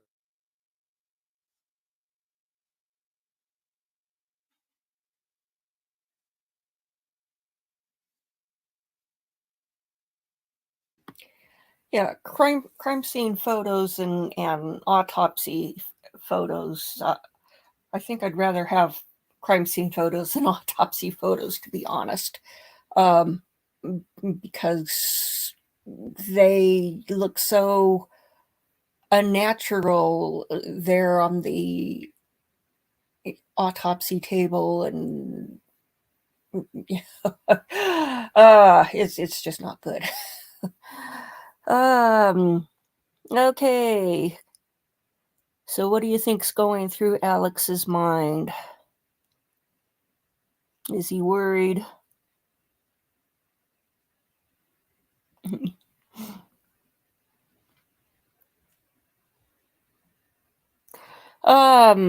That I'm not sure if she's one of his assistants or the clerk.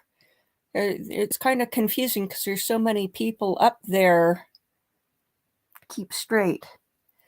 We see this one woman sometimes in the background of shots with this strange thing over her mouth, and I think that she's kind of like the modern version of the court stenographer doing dictation, and I think that the funny thing over her mouth is for her to talk into without the sound being audible to the rest of the court. That's just my theory. First time I saw it, I thought, is that some kind of strange oxygen mask or what? But after seeing it a few times, I think it's something for dictation. So,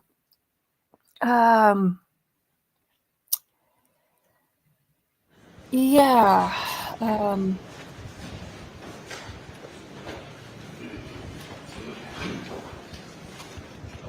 Here we go. And jury is present now, I take You'll it? bring the jury. Oh. That's what I thought at first, too, but I'm pretty sure it's something for dictation. Maybe I'll Google and see if I can find something on that. Okay.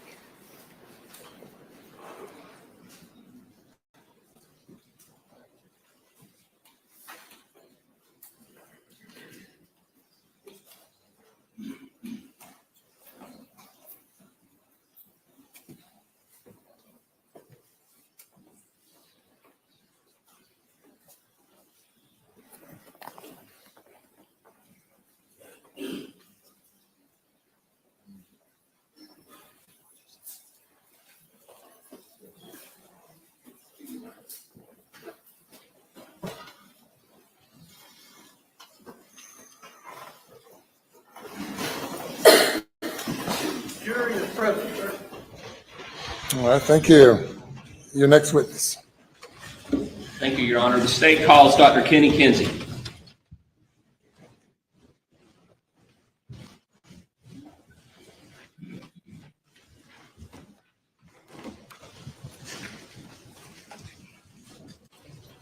Do you swear the testimony that you give today will be the truth, the whole truth, and nothing but the truth, so help you God? So help you God. Thank you.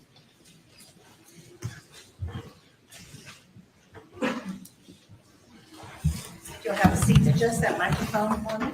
If you'll state your name and spell your last name for the record. Kenneth Lee Kinsey, Kinsey. Welcome back, Dr. Kinsey. It feels like a year since you were here. You were qualified last week as an expert, correct? Yes, sir, that is correct. What I would like for you to do right now is just to remind the jury, give them a little bit of background on your education, your work history, your credentials that made you qualified to be an expert witness. Yes, sir. I've got a degree from Clemson University, a master's degree, that's undergraduate, a master's degree from Troy University, a PhD from Walden University.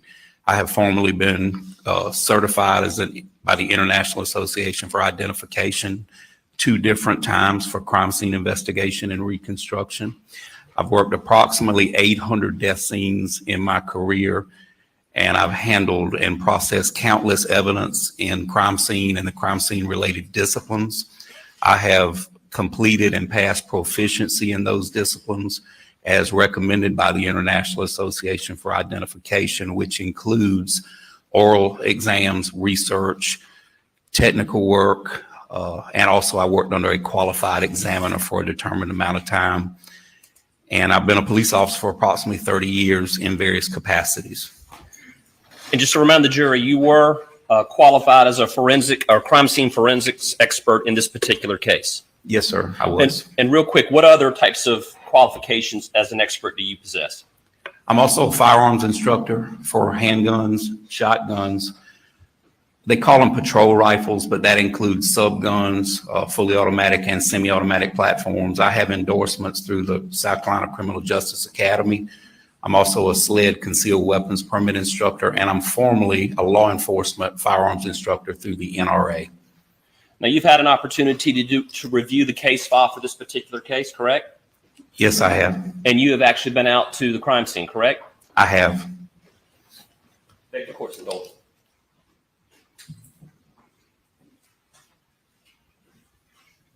I would like to show you what's been previously marked as States Exhibit 526. Do you recognize this map? Yes, sir, I do. And what is it? That's a satellite map from the Moselle property. I would like to offer this into evidence. I assume no objection. No objection. Submit it.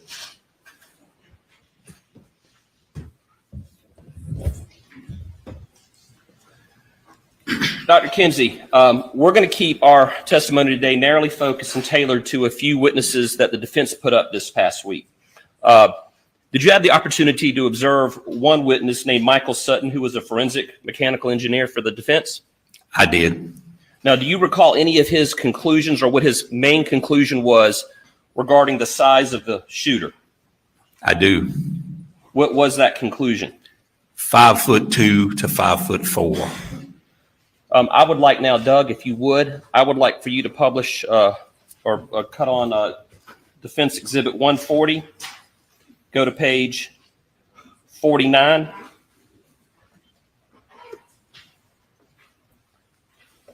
Okay, now what I want to do is we're going to get into this in just a moment, but they published this into evidence last week. And do you recognize these green lines coming out? Yes, sir, I do. Okay, and what do those green lines represent? Those green lines represent a predicted static angle or I don't know what you would call it, trajectory for possible shooters. And Doug, if you would go to page 74 of this presentation, please.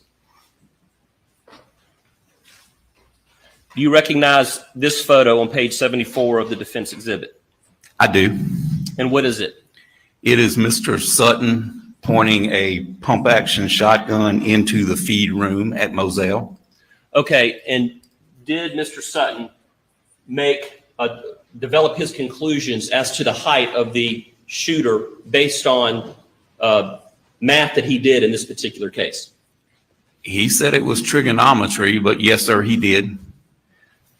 Based on your many years of law enforcement experience, education, and training, what is your overall opinion on his conclusions? I think his intentions are well, but I think his methods were flawed. So what I want to do is I want to go back, and there were 3 previous angles that we just looked at in the previous slide, correct? That is correct.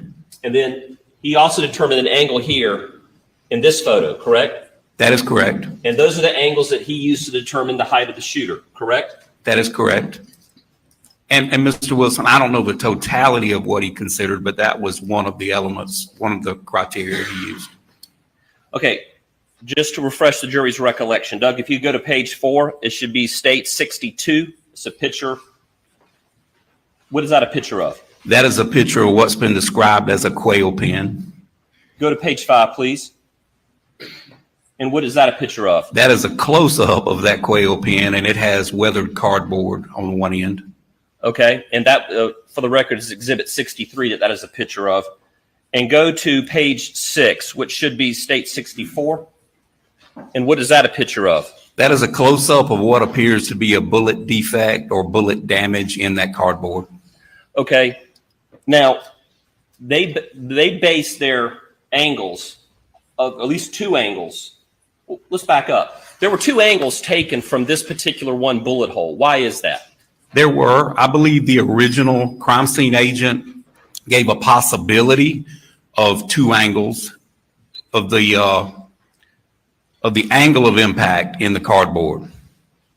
Okay, and what are some things that someone can determine from examining a bullet hole in this cardboard? Well, the first thing is direction. It lets you know that you had one or at least one projectile fired from that direction. It's a pretty good indicator for direction. Okay, what's another thing that you can determine? Sometimes you can determine the angle of impact and whether that bullet was affected before it struck that object. And what I mean is, was it deflected by flesh, or did it hit its target, or is there an internal problem with the weapon that would cause that bullet to be off center? Are you comfortable with the direction that was determined by Special Agent Worley in this particular photo? I'm very confident of that direction. Okay. The defense determined that there were 2 potential angles. How confident are you that the methodology used to determine those angles are accurate? I have zero confidence from this piece of evidence as far as establishing angles. So that's interesting. You feel good about the direction of the bullet going into the quail cage, but you have a concern about the angle, correct? That is correct. Do you have a concern about the angle? The angle of impact, yes, sir, that is correct. What are 2 things that could affect the angle of impact on a surface like this cardboard? As I mentioned before, you could have, that bullet could have hit an object, which we don't know, or it could be an internal problem with the firearm that causes it.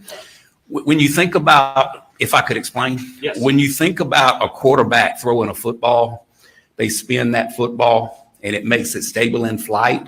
Well, a projectile coming out of the muzzle of a firearm, a single projectile firearm, works the same way. You've got little lands and grooves in that barrel. And as that propellant pushes that projectile down the barrel, it twists. Now, there's different twists depending on the firearm, but that twist, called rifling most commonly, that's what my grandfather called it, but it makes that bullet stable in flight. Anything that can throw that projectile off of battery, whether it be striking something or a firearm problem, maybe fouling too much lead in the barrel, those kind of things will make that bullet off center. Now, it still may go the general direction, but the rotation of that projectile could be off just a little bit when it strikes the target. So a good analogy would be a lineman getting his hand on a football and making it go wobbly, but it keeps going, correct? That would work, yes, sir. I'll leave the witness. Doug, could you zoom in on this hole real quick?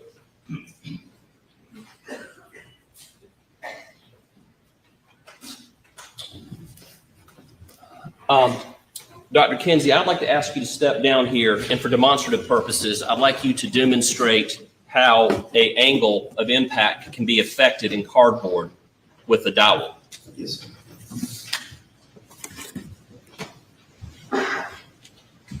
Describe to the jury what you've done with this box. I've placed 4 strategic holes in this box representing a bullet defect in cardboard. As you probably saw in the photographs, as a crime scene investigator, we use dowel rods to help determine direction and angle of impact. Now, they can be as simple as a wooden dowel rod like you get at your hardware store, or they make some real complicated ones made out of fiberglass. If you can afford it, you know, most agencies and most crime scene teams will use a fiberglass rod, but the wooden rods, as long as they're pretty straight and true, they work just the same. So if this represents a projectile defect in cardboard, and may I say weathered cardboard, because this has been out there at least a year and a half since this incident took place, you place that dowel rod in that defect, and then you can get an approximate angle or angle of impact on it, but you can definitely get a more confident direction. If your shooter's over here and he's shooting this direction, or over here, or up or down. But it's not the end all be all. And I can explain that to you also. Okay. So how could you demonstrate how, well, back up a second. And step away so the jurors can see this photo, if you would. You saw I might need you up here. Call and I will come. You saw the defense expert's testimony, Mr. Sutton, I believe, last week, describing this hole. Can you explain to them how he determined the angle of impact based on what he was observing in this bullet entry? I can, Mr. Wilson. Please do so for the jury. What Mr. Sutton did with geometry and trigonometry and a whole lot of tools, but basically a protractor, as we used when I testified previously, if you had a confident bullet defect, you can run a string and then put a level or it's a type of protractor, it's a bullet angle finder on top of that rod, and you can get a general angle of impact in a fixed object. However, this isn't a fixed object. He referred to that little mark around 3 o'clock. What did he call that? I think he called it a bullet wash. Could it be a bullet wipe? Bullet wipe, yeah, something like. It's not a term I use. Okay. I'm familiar with it. And what was he assuming that bullet wipe was caused by, based on the testimony you heard? From the angle. He's assuming the angle of what? The angle of impact. Okay. What else could cause that? As we mentioned, striking the surface beforehand, fouling in the barrel, something internal. It just throws the bullet off course a little bit. It's not spinning the way it normally spins. So when it strikes, it doesn't strike. It doesn't enter the way it normally would. It wallers a little bit, like that football we talked about. What about the dowel rod? Well, the purpose of inserting the dowel rod is to try to get the best angle or the best direction you can. And in a perfect world, the angle would be fairly confident, like another bullet defect we're going to talk about. Remember, this is weathered cardboard. So once that examiner, and these rods are not caliber specific either, because a crime scene investigator or an examiner can't look at a bullet hole and guess what caliber it is. That's nonsense. So you try to pick the one that fits the hole the best. And with some of the fancy kits, you get a little shim kit with some little rubber grommets that you can place in there, make it fit a little bit better. But more typically, you just pick the dowel rod that's closest to the hole. Could a dowel rod affect the angle of impact? Upon me inserting this dowel rod, I can do damage to that bullet defect. But more importantly, when I remove it, I could do damage. And it's very deceptive damage. It's not intentional, but it can damage the angle of impact, especially in a soft, unreliable object like cardboard. You can return to the stand. Thank you. Yes.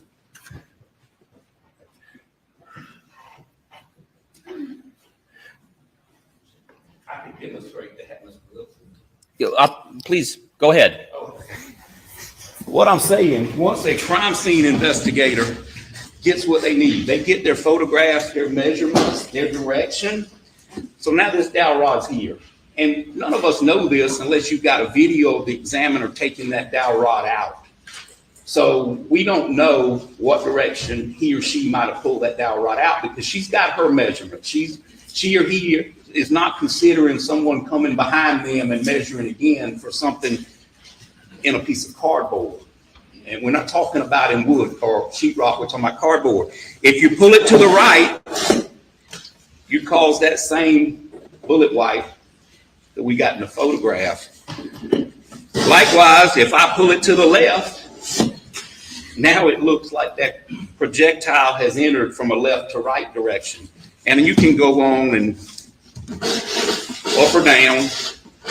That'll influence the appearance of that bullet defect because you've got an object like cardboard, something that there's no confidence in. Thank you. You can set that down.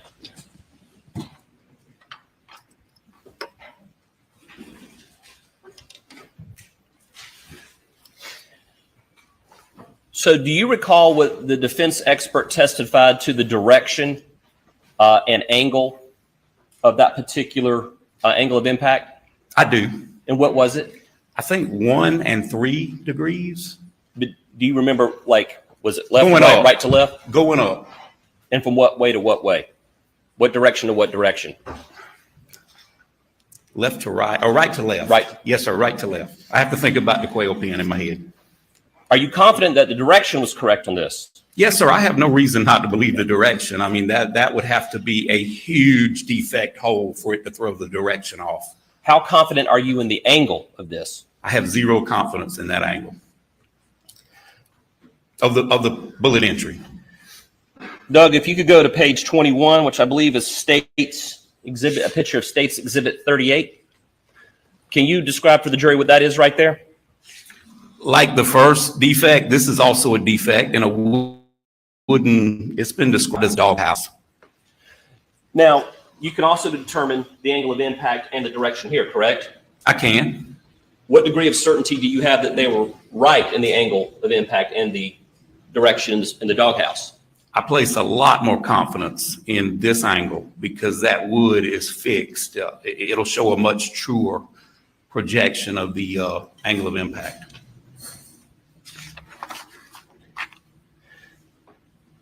Can you, hold on one second. How is this particular, I think you just described it, but real quick, how is the doghouse different from the quail cage in determining the angle of impact? Well, the doghouse, if you look at it, is at least a ½ inch to 3/4 thick. So like I said, you've got a stable, dependable bullet defect. The cardboard is 2 pieces of brown paper with corrugated paper in between to cause, for strength purposes. But as I mentioned, not only is the cardboard, in my opinion, not a good substance to shoot into, it's also weathered, so that makes it even weaker. Doug, can you go to page 42 on this exhibit?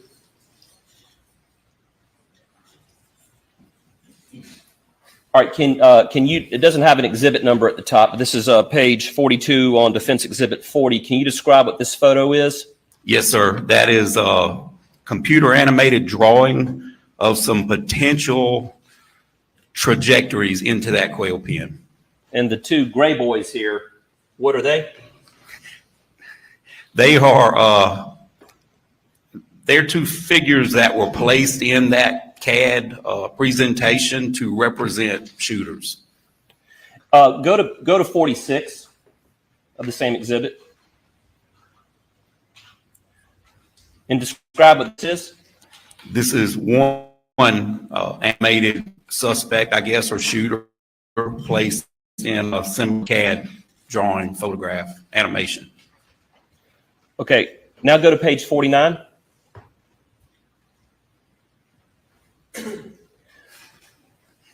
And what is, sorry, go back, that's the picture I wanted. So there's 3 angles represented in this picture, correct? There are 3 angles. 2 of them are from the same hole, correct? Yes, sir. One of them is from the doghouse, correct? That is correct.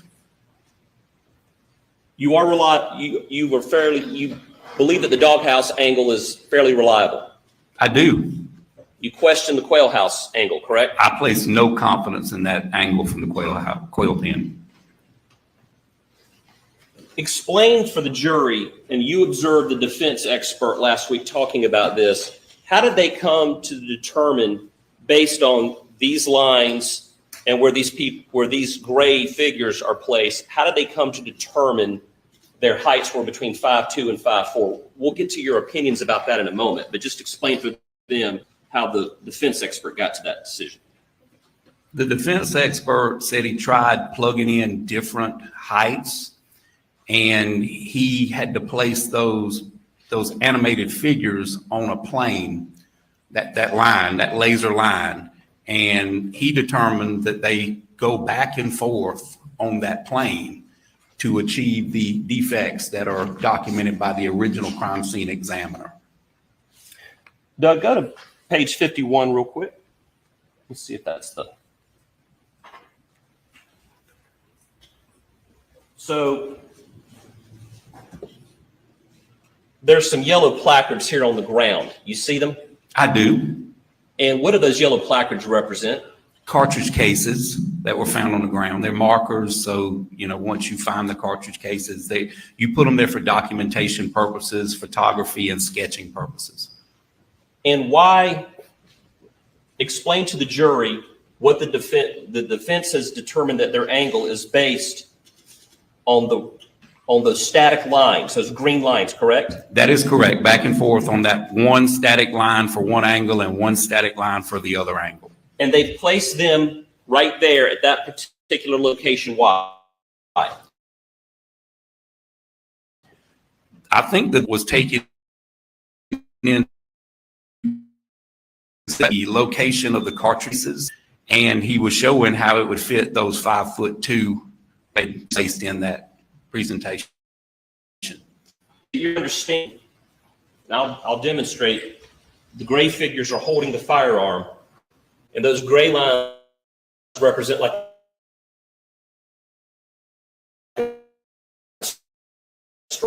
This, and that they would be right here because this is where the shell casings are. The shell casings are. that is how I understood his. What? I'll restate the question. Why would they be placed right there in that particular location along that static green line? Because they were in proximity to some of the shell casings. Okay. Can you explain for this jury why their assumptions on the math they did are incorrect in determining that the shooter had to be between 5'2" and 5'4"? Well, there's a bunch of variables. Variables do matter. There are a bunch that you would have to consider. First, you'd have to consider this to be a static crime scene. Very little movement, and when it is movement, it's controlled movement. Second, you would have to place some confidence in that angle of impact on that cardboard. Third, as I testified in my previous testimony, we're not able to test fire or with confidence what we know to be the weapon used in this situation with the same ammo. And they don't throw the ammo the same place every time. It may be in the general vicinity, but as I said, I believe in my previous testimony, if you knew exactly where it was going to throw that cartridge case, you could carry a bucket with you and sit that bucket and all your cartridge cases would go in the bucket. But like we see in the sketch and in the animated drawing, those cartridge cases are throughout. They're in a pretty large little area. And what I also saw that I noticed from this CAD drawing is there's cartridge cases to the left of these animated shooters, which means that sometime at least 2 of these shots were fired with the shooter far to the left and not on this static green line. Could you come down here real quick and point out what you're talking about as it relates to the location of the shell casing? Yes, sir.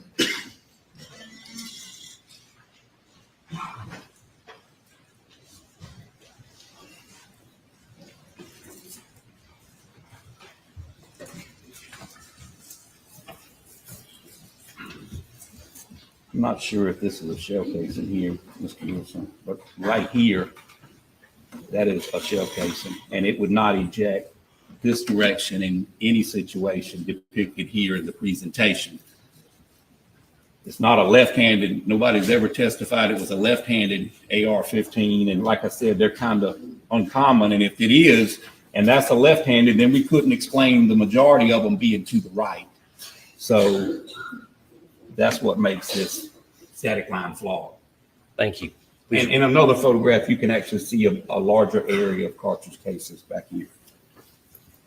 Thank you.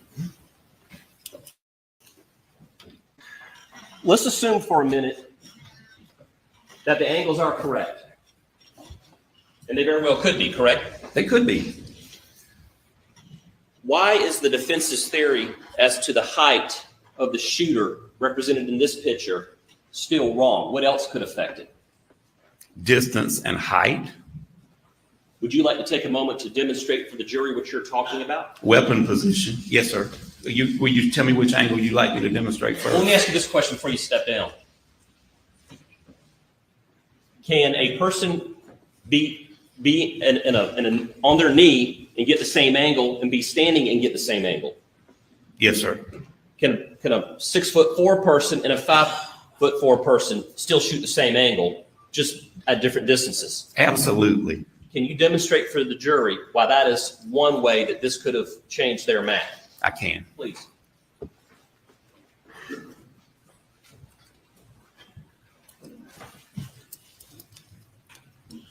I measured this depth on the witness box during a break. It's 8 inches. I used to be 5'11", but as I get older, I'm about 5'10". But if I'm here, or I could be 5'8", or 5'2", or 5'4".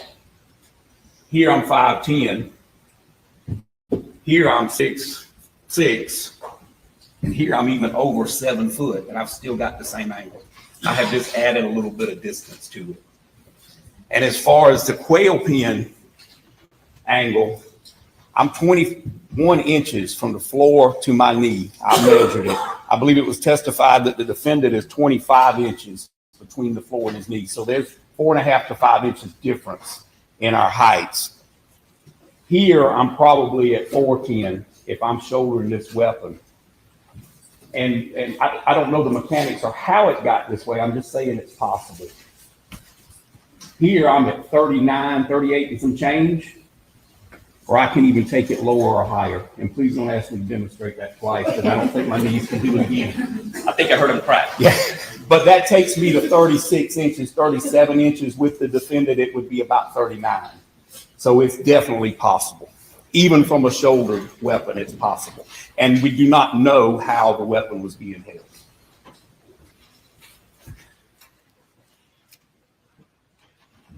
From what you've observed in this crime scene, was Maggie moving at the time she was shot? This was a very dynamic crime scene. I believe everything was moving. The victims and the suspect were moving. And how do you know that? Well, suspect would be the different firearms evidence, the cartridge cases. Like I said, there's no absolute. They're not going to throw them the exact same spot, but they will throw them in a similar direction. We've got cartridge cases in a pretty nice sized perimeter. We've got them at different locations from where Miss Maggie Murdaugh's body, the final resting place, and different angles and different positions in different directions. So that tells you it's very fluid and it's very dynamic. So if I'm holding a gun and I'm moving and shooting, what is happening with those shell casings as I move? They are moving as they're ejected.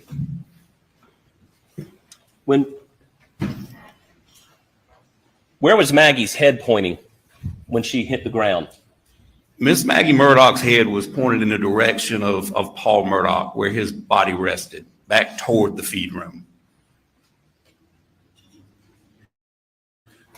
What's your opinion of the defense's expert that says the shooter could not have been 6 feet 4 inches tall like the defendant, Alec Murdaugh? I think that's a flawed opinion. Could it have been a 6'4" person? It could have been a 5'4", 6'4", or in my opinion, a 7'4", as I just demonstrated. Doug, let's go to page 59 in the Defense Exhibit 140. That should reflect States Exhibit 57. Dr. Kinsey, can you describe that picture for the jury? Yes, sir, I can.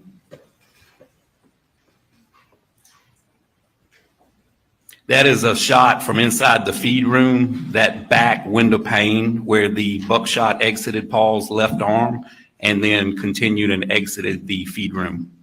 Please go to page 67. Should be States 45, I believe. And what is that right there? That's a pink string from the window to a pine tree. And then go to page 69. And what is that a picture of? I don't know if it's the same pink string, but it's also a pink string coming out of a window. Okay. And go to page 74.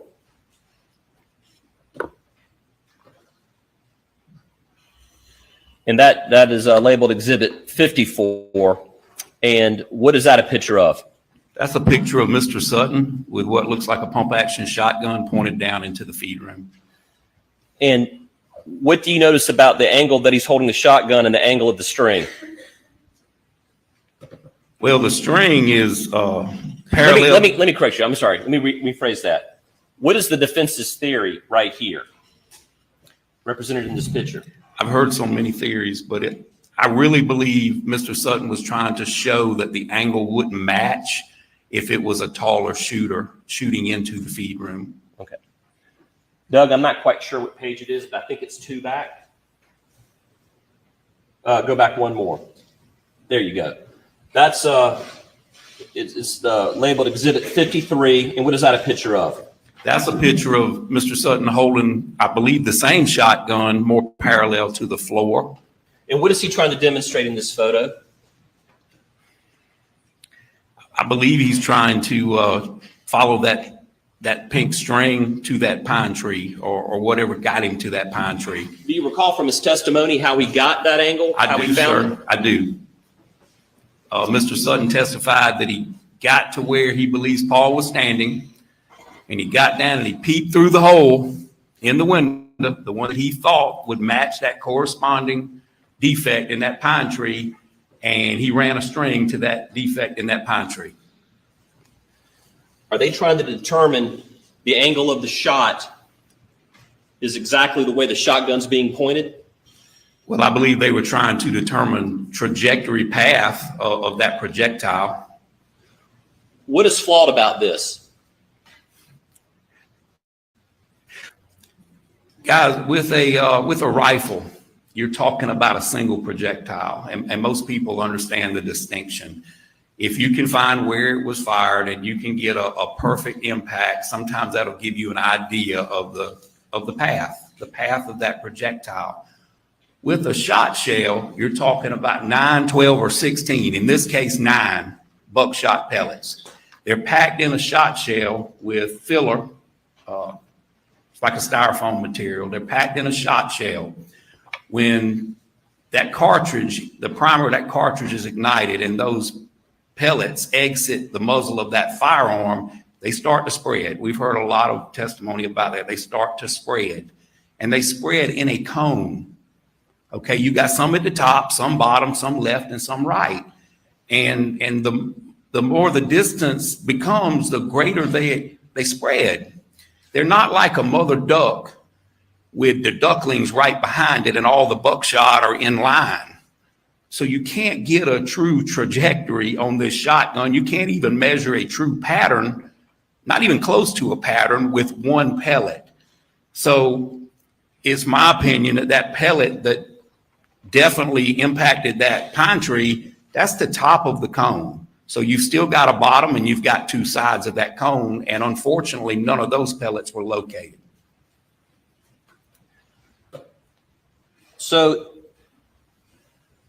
in your professional opinion, can you exclude a 6'4" defendant like Alec Murdaugh, or anyone for that matter at that height, from shooting that shotgun at that angle? Absolutely not. When the defense expert says that the shooter has to be between 5'2" and 5'4", do you disagree with that? I do disagree with that wholeheartedly. With what degree of certainty do you think they're wrong in their conclusions? I just think it's an unknown. I mean, there's many more variables you have to know. How the shooter was holding the gun, you know, how his proportion to legs matches up with body.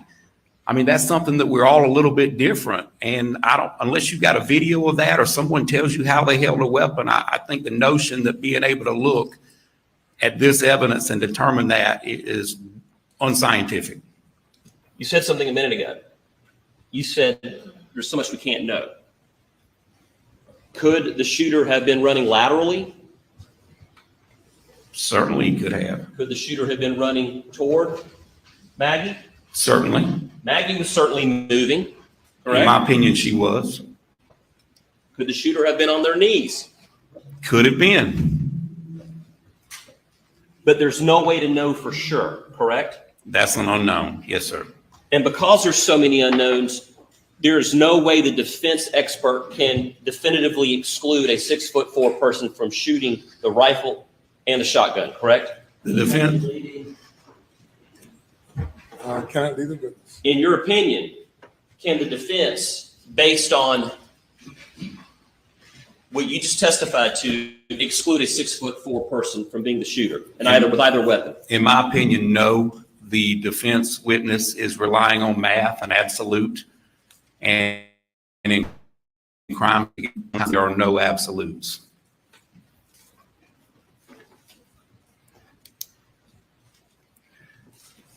Dr. Kinsey, have you ever observed a contact wound to the head by a shotgun? Yes, sir, I have. How many times have you observed a contact wound to the head by a shotgun? After the fact, I've seen several dozen, maybe 3 dozen. But I also had a gentleman that committed suicide in front of me, probably from me to you. How many times have you actually seen either photos of a contact wound to the back of the head with a shotgun in your professional career? Probably a dozen. Out of that 3 dozen, probably 24 of them were suicides or someone taking their own life, probably a dozen execution killings. Can you describe to the jury what kind of trauma faced, and I know they've heard from a pathologist, but in your experience as an expert in crime scene forensics, can you describe the kind of trauma you have observed in your career with contact wounds to the back of the head or any part of the head? Yes, sir, I have. And specifically to the face? Generally speaking, whether it be a shotgun or a large caliber handgun, the result is similar. You feel as though the forehead and the facial have went away, and that's a kind way to put it. They're actually there, but they've been shredded. And the pathologist can actually put those features back in place, or the majority of it. But looking at it, it looks like from the teeth up, the person went away. It's just a mess. Dr. Kinsey, I would like to show you what's been marked as States Exhibit 486. Can you look at that and say if you've seen that picture before?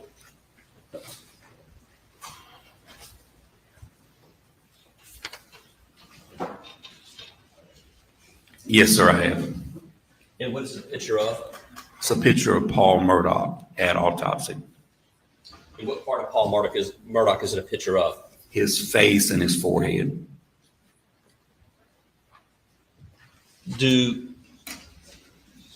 Does his face look like it suffered the kind of trauma you have observed in the past from a contact gunshot wound to the back of the head or any part of the head? No, sir, other than some red features from, falling on the cement after the fatal shot and some blotching to his skin, his face looks fairly normal to have gone through what he suffered. And I'm not going to publish the photo again because I think people are tired of seeing it, but I do need for you to describe what kind of things you've observed with the eyes and the bones with people that you've seen that have been struck or shot in the back of the head at point blank range. Yes, sir. Well, it's not always the back. Now, I've seen some from the side also. From any But yes, sir. Generally, like I said, it looks like the facial features have gone away or they've at least changed drastically. A lot of times you will get large blood pockets or contusions under the eyes if the eyes don't pop out. A lot of times the eyes will pop out and they'll be on what's left of the cheeks. The facial bones, you can grab them with a gloved hand and you can move them around. And you will actually have pellet exits in the skin flap. If you pull the skin up, you can see where the pellet be buckshot or close distance birdshot. You can see the actual defects from those pellets. Based on your training and your many years of law enforcement experience, are the wounds suffered to Paul at the back of the head consistent with a contact shot to the back? Absolutely not, in my opinion. Okay, Dr. Kinsey, we'll move on from that for just a second. You were here yesterday, correct? I was. Did you have the opportunity to observe, I want to say his name correctly, I believe it was Tim Pombach? I did. He was a crime scene investigator who was qualified as an expert for the defense. Isn't that right? Yes, sir. Okay. I would, he came up with two significant conclusions, you could say three, about how Paul was shot at the feed room. Do you remember what those were for this jury? The big one that I recall is that Paul was shot in the back of the head with a contact wound. And the strikes in my mind,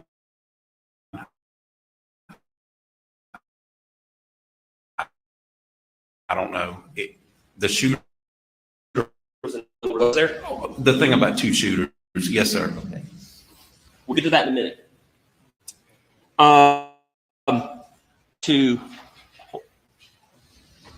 Doug, can you get the Elmo up?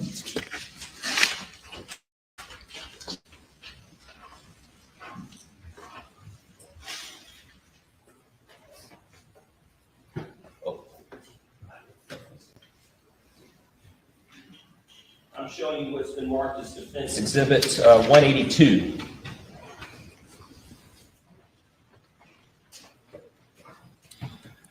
Wait, what's that a picture of? That's a picture of an expert with his hands opposite the hinges on the door frame. Okay. I want to let this picture up for a moment because what is the direction that the picture was taken from? From inside the feed room. Facing what direction? Outside the feed room. Okay. Now, you had an opportunity to hear the defense's theory on how Paul was shot, correct? Yes, sir, I did. I would like to demonstrate that with you right now. Yes, sir. Can you walk us through the defense's theory as you understood it to be? Yes, sir. Your Honor, for purposes of this demonstration, I don't know if the court would allow it, but it'd be nice if we could open this door. I want to make sure that there's security here, but if we could have that door open just for a minute or two.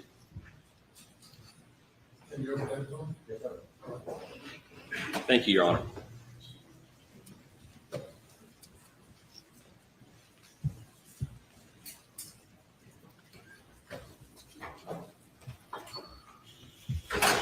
I'm grabbing what's marked as States Exhibit 4, which is a camo Benelli Super Black Eagle 3 shotgun 12 gauge. We'll use this for the demonstration, so step down.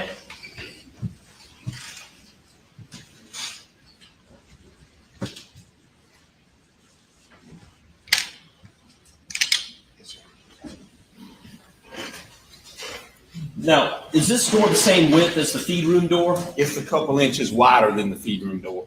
And of course, the feed room door doesn't have this, it's inset, correct? That is correct. So this is not exactly a replication of what happened at the feed room door, correct? No, sir, it's not. The door swings the same direction there. Now, you have given me permission. I'm very careful about muzzle velocity. Muzzle awareness, but you've given me permission to point this at you, correct? I have. Okay. You actually asked me to, correct? Yes, sir, I did. All right. So go in there and stand a couple of feet back. It doesn't have to be 5 feet, but you have since testified that Paul was 5 feet inside the feed room, correct? Can we demonstrate the first shot out here? I am. believe they. All right, stand back a little bit because you got to stumble toward me. Yes, sir. So I'm going to point like I'm pointing at you. Yes, sir. Paul is shot. Where's the shooter approximately outside the door? The reach face or the ejection port of the shotgun is just past the door frame. Okay, Paul has just been shot. Yes, sir. And in the defense's theory, you tell me what to do, and you act this out, and I'm gonna do what you tell me to do based on the defense's theory of the case. The defense agreed with the assessment that Paul stood there for a moment, bleeding down his injured left arm, and he slowly walked toward the door. Okay, and what does the shooter do? The shooter's coming in the door. And then what does the shooter do? He shoots Paul in the back of the head after his knee. Okay, and then shoots Paul in the back of the head like this, and where does the blood spatter go? The blood spatter, the pellet defects, and one that I didn't know about that the expert collected was in the door frame at the top of the door. The best. So what did you find odd about the theory, Paul? I think the theory is preposterous, in my opinion. Can you walk me through why you think it's preposterous? Absolutely. Number one, that dry lock number 2 shot shell fires a projectile at 1,450 feet per second once it leaves the muzzle of that weapon. As was mentioned, that's a millisecond. That's fast. To think that the pressure from flesh and bone will cause pellet. Now, we're not talking about lead. Lead's a little bit more, it's malleable. It will flatten. It will turn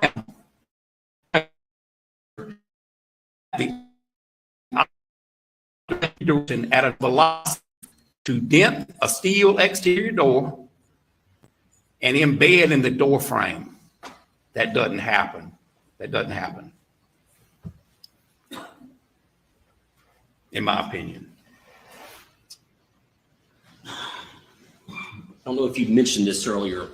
Can you talk about, make sure I get it right. And can I add? Please do. Also, there's no defects to the OSB or the T111 siding in the bottom of the room. All right, wait a second. You said a lot right there. Yes, sir. TS what? TS111. It's like a exterior paneling that people put on their buildings. That's what's on the building. For all us city boys, we appreciate you describing that. Thank you. Yes, sir. It's a whole other paneling. There's no defects at the bottom. And if that theory is correct, if this is an entrance and this is an exit, the shot still had to go somewhere. There's no defects down there on anything. The door frame, as I mentioned in my previous testimony, the door frame has a clean void. That would be perfectly in line with those shot from that shot shell. There's no cracks, chips, pellet holes in the cement. There's nothing in the OSB. That's cheap plywood. That's man-made plywood. There's no defects in the plywood. There's no high velocity blood spatter on the floor. What was pointed out to you is medium velocity, and that's from coming out of the wound and gravity bringing it down to the floor. You would see a pattern on the floor, just like what you can see in the photographs at the top of that door. None of that's there. So I have to look at the science, and I have to look at inertia, and I have to look at that shot shell and how fast that shell is propelled out of that barrel. And I know that it can't turn around 180 degrees and go back the other direction. It's not like blood and tissue. We're talking about steel pellets. Dr. Kinsey, are there studies on percentages of blowback when you're shooting into someone? There are. And based on your expert opinion, what percentage of blowback would come back at a shooter if they were able to shoot at that angle? Well, I don't think there's any definite, but what I read is 8 to 10%, except in, like I said, it's not an absolute every time, but 8 to 10%. Remember, the most of your force is going out the front of the barrel. And you were just talking about the defects and all of the trauma that would have happened to the paneling and the floor. Can you point on this photo with the dowel stick behind you?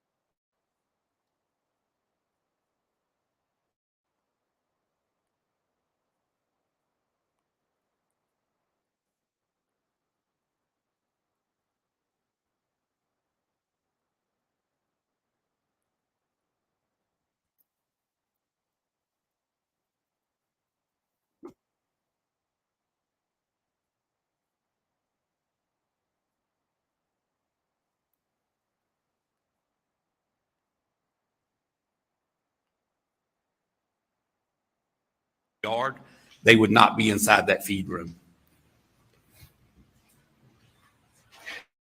Dr. Kinsey, you have a chance to review the case file on this particular case and observe the defense testimony from last week? It's two separate things. Yes, sir. I have reviewed our case file. All crime scene, or what I felt was crime scene related evidence. I didn't look into the videos and a lot of that other stuff. And I have witnessed the testimony of the defense experts. Are you familiar with what the investigation has determined about the tool marks found on the 300 blackout shells found around Maggie's body and the tool marks found on the weathered 300 blackout shells found way up by the house in the flower bed. Are you familiar with that? I am familiar. And what do you know about that? The examination, Scope of our case, it's going into completely new information. Their ballistic experts already testified. We didn't present a ballistic expert, and now they're parading him as a ballistic expert. Response. Your Honor, their expert said yesterday, about an hour and 9 minutes into their testimony, that it would be impractical for one shooter to bring in two long guns. It has always been the state's theory that the shooter owned both guns and had them on him. So we're rebutting what the defense expert said. The objection is overruled. Please answer the question. can you ask Dr. me Kinsey. again, Mr. Wilson, please? Are you familiar with what the investigation has determined about the 300 blackout shells found around Maggie's body and the 300 blackout shells found up by the flower bed that were appeared to be several months old and weathered? What relationship do the shells have to each other? According to the firearms examination, those cartridge casings were loaded and ejected from the same weapon. So a family-owned weapon is what was used to kill Maggie. Leading. What do you infer from that information? I would infer that this is a family-owned firearm.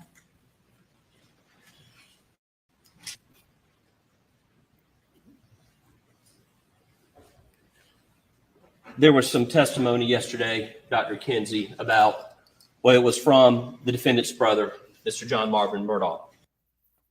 That is an extensive process where you do research and you have to do a written test. And then with my proficiencies throughout SLED, and then I still do some with our sheriff's office now where you have to pass proficiency, and that is practical examinations, testing, and that kind of thing. Okay. Now, in this case, that the state did have a pathologist, Dr. Reamer, correct? Yes, sir, they did. And you reviewed her autopsy report as part of your work, correct? Not so much as reviewed her report, but I went and spoke with her in Charleston at her office. Or did you review her report? I have access to her report, Mr. Griffin. I can't tell you. I looked through the whole report. And you understood that her opinion was it was a shoulder shot through the neck and then up out of the top of the head. Is that correct? Yes, sir. I believe we agreed on that. Yes, sir. And your reconstruction opinion is that's the exact same angle that Paul was shot by the shooter. Shoulder, neck, out the top of the head. Yes, sir. But I didn't just rely on her information. I also looked at the crime scene photographs and I went to the scene myself. I understand. Yes, sir. But, and then did you hear Dr. Eisenstadt, his testimony? I did. Now, you worked with SLED, did you not? I did. Yes, sir. Dr. Eisenstadt worked for GBI, correct? Yes, sir. SLED does not have its own in-house division of medical examiners, do they? No, sir. There are several fine medical examiners throughout the state. I've done autopsies in a lot of the bigger cities in South Carolina. Dr. Eisenstadt worked, and he was the chief medical examiner toward the end at GBI, correct? That's what he testified to. I don't know that doctor. You didn't know of him before this case? I did not. No, sir. Okay. Now he says his opinion is it was a gunshot wound, contact to the back of the head. Is that correct? That is what he testified to. Yes, sir. And if he is correct, then your opinion is incorrect. Is that right? I don't share the same opinion as that doctor. But yes, if he would be correct, that would make me incorrect. Okay. Now, in your training, are you familiar with Mr. DeMayo's book on gunshot wounds? I have read DeMayo. I've heard it described as the Bible. I don't consider, no do my cohorts consider that as the gunshot Bible. There's 4 or 5 different versions out. There's one called Terminal Ballistics by Dobb, and there's also one Gunshot Wounds by Doherty. And those are the ones that I'm more familiar with. But I'm not saying it's a bad textbook, and I'm not saying that the information in it's not correct. Okay. Now, and we'll get to more of that in a moment. What I'd like to do is first address Mr. Sutton's work that you had criticisms of. Well, I didn't have criticisms. We just have different opinions. He's an engineer and I'm a crime scene investigator, Okay. Mr. Griffin. Well, seems like you said that the angles of the into the quail pen were unreliable. Absolutely. Okay.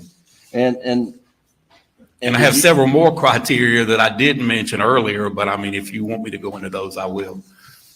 Well, I want to ask you first, what's your understanding as to how those measurements were taken? Who took those measurements in the quail pen? The original angles were the original SLED crime scene agent that responded to the scene. Right. And took those angles. And you understand that Mr. Sutton relied upon Agent Worley's measurements? I do. Okay. I do. Now you were putting a dowel, shoving it in a box and taking it out of the box as if Mr. Sutton went back and tried to remeasure it. No, sir, that's not what I was insinuating. I said when the original agent removed her dowel, it wasn't nefarious, but depending on how she removed that dowel, she could have altered that impact. Well, let's take a look at that, Doug. And this is Defendant's Exhibit 140. And can you pull that up? The one you were showing with the state. Excuse me. Just go to the second slide to start with. There you go. So you understood from this exhibit that Mr. Sutton relied solely on the shot trajectories measured by Agent Worley. As I said, it wasn't his intentions, Mr. Griffin. It was his results that I disagree with. It's not absolute. And he gave, in my opinion, an absolute opinion to this. Well, why would Special Agent Worley take measurements if someone should not rely upon them?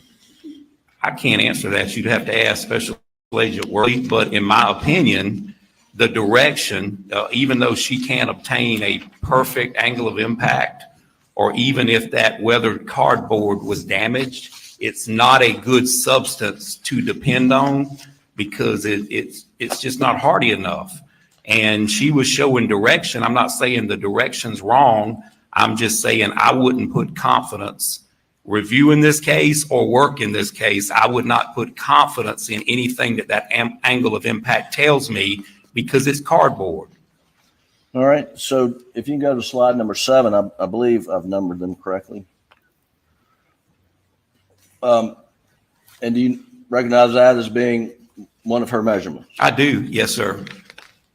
And do you think she took the dowel out and then put it back in to put this measuring device? No, Mr. Griffin, I didn't say the angle. I said the angle of impact when he was talking about the bullet wipe and that part. That's what I was referring to. And that's what I'm saying. That hole can be altered when you remove those dowel rods. That shows direction, but that direction, I don't place a lot of confidence in it because we have more cartridge casings and we have injuries on Miss Maggie Murdaugh. We don't know if this bullet struck Miss Maggie Murdaugh.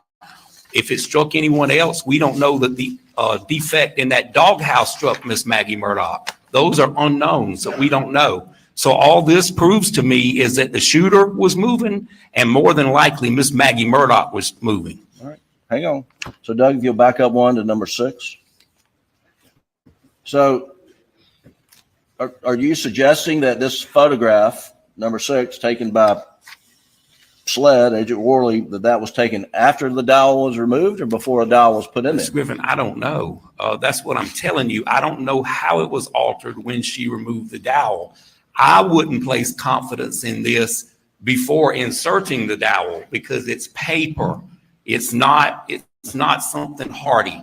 Well, would your opinions be different if you knew she took the picture first before inserting a It would dowel still through it? be irrelevant except for direction, because we know we had a moving shooter.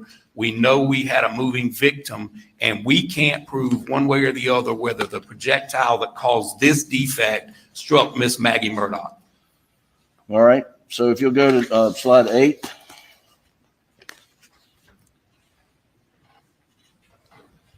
Again, this is Agent Worley's measurements of a dowel in the hole. Is that correct? Same picture. Yes, sir.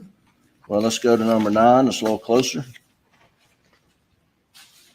And is this measuring up and down or left and right? Horizontal or vertical? That is up and down. Okay. And I wasn't going to mention this, but the actual protractor or level finder is backwards.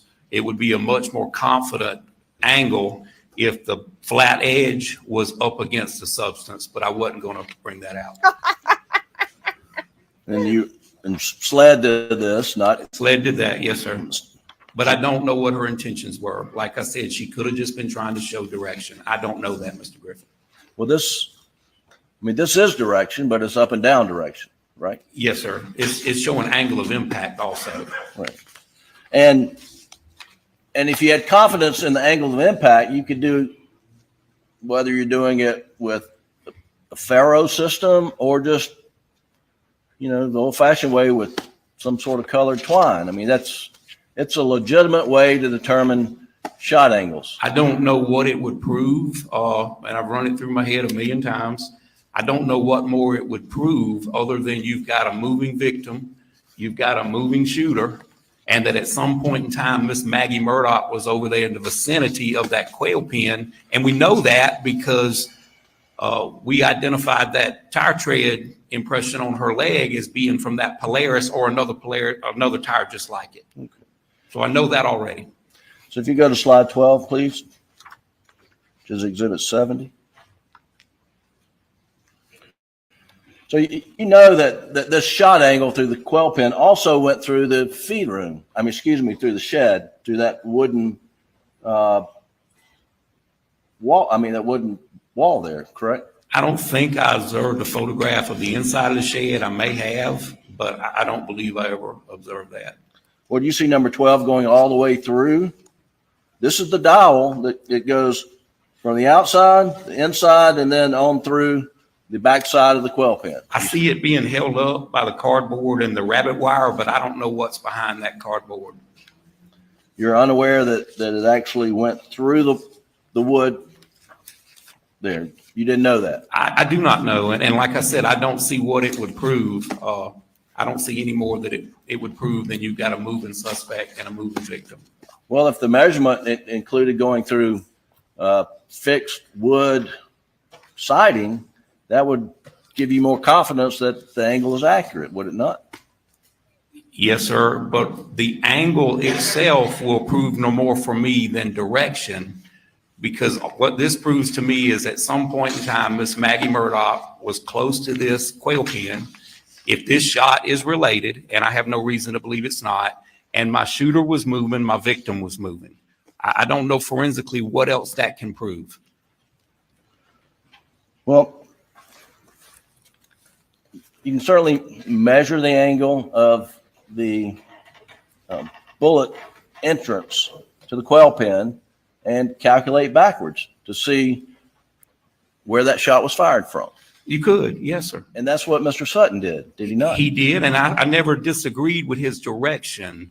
I'm disagreeing with his final analysis or his final result that you can judge how tall a shooter is without knowing a whole lot of other variables. Well, you understood that Mr. Sutton said that the gun, the barrel was somewhere on that line to make the shot angle. Moving back and forth on that line. Yes, sir. Yeah. I heard his testimony. And that he picked a spot and said if you put the gun at a hip level to get on that line, he used a 5'2" person as an example. That's exclusively. Yes, sir. I do. But he did not say the person had to be 5'2", did he? I mean, we all know it could be dynamic of 5'8". 6-foot person can get low? What I gathered from his testimony is it was his opinion that only a person in that height range could have fired that weapon. That was my opinion. Well, his opinion was that it would be a shooter at 6'4", it would be an unnatural position for them to fire at that low of a level. And that's the part I disagree with. I don't know how Mr. Sutton could publish an opinion about what's natural or unnatural. Well, if it's someone's 6'4" and the muzzle of the gun is being fired at 28 inches off the ground, I mean, the 6'4" person either's got to get down on the ground or hold it down below their knees. Isn't that correct? I have demonstrated several different ways, depending on distance and height, that a shooter can shoot. We don't know. We don't have a video of it, Mr. Griffin. Right. But Mr. Sutton's methodology, I think what I'm hearing you now is you don't have a real dispute to his methodology. He's an engineer. Yes, sir. Okay. What you dispute is the accuracy of the angle coming out of the quail pen because of the construction being cardboard. Is that right? Yes, sir. I said that if I was investigating that and even reviewing that case as a consult, I put little or no confidence in that angle of the impact of that cardboard. Now, I put much greater confidence in the one for the dog kennel. Okay. Well, let's see if we can. You mentioned you had a fair amount of confidence in at least one of the angles coming out of the quail pen, right? Left or right? The direction, yes, sir. The direction. Mm-hmm. And so let's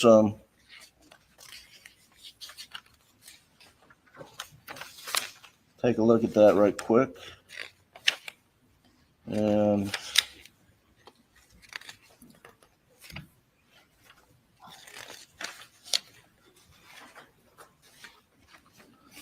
Doug, if you'll go to Time. Please go to the jury room. Please do not discuss the case.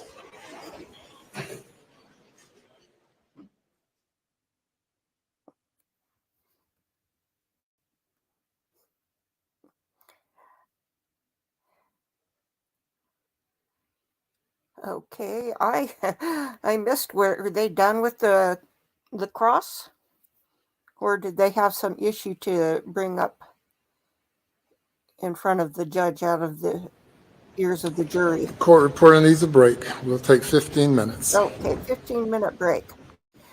Let's see. Did I have something else here? Oh, had a short demonstration from Mob Crew on the phone. Let me see if I can find that.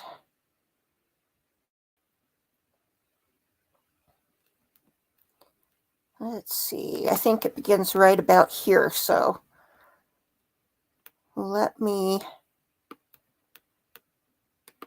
set that up.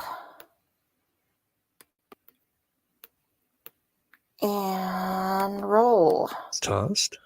This would still give Alex plenty of time to either go back to the kennels for a few minutes or go back to the house. But now he doesn't have to worry about Maggie's iPhone pinging near him or the property, which would also make it look like an outsider came into the property, then after the shootings left right away, taking Maggie's phone, and also now you have a piece of evidence that is just outside the property.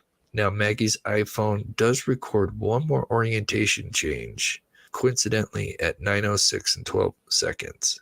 And with the recent tests, we were able to cause a phone to change orientation if it landed near, say, a rock or a stick, like we see in the picture with Maggie's phone.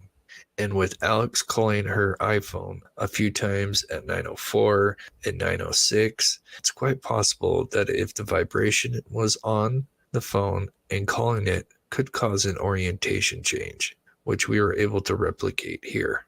Although her phone locks up forever at 8:49 and 31 seconds until SLED would recover it the next day. Maggie's backlight on her phone comes on a few times throughout the rest of the night, but that is only because it receives missed calls and text messages being sent to her phone, which causes the backlight to come on and off, and not by someone actually handling it. Also, was there a secondary motive?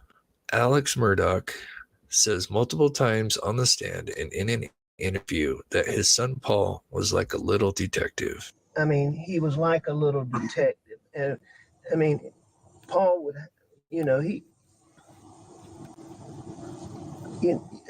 know what I'm trying to say? Yeah. And what does that really mean? Well, Paul had discovered Alex's stash of pills prior to June 7th. Detective mean as it related to the pills?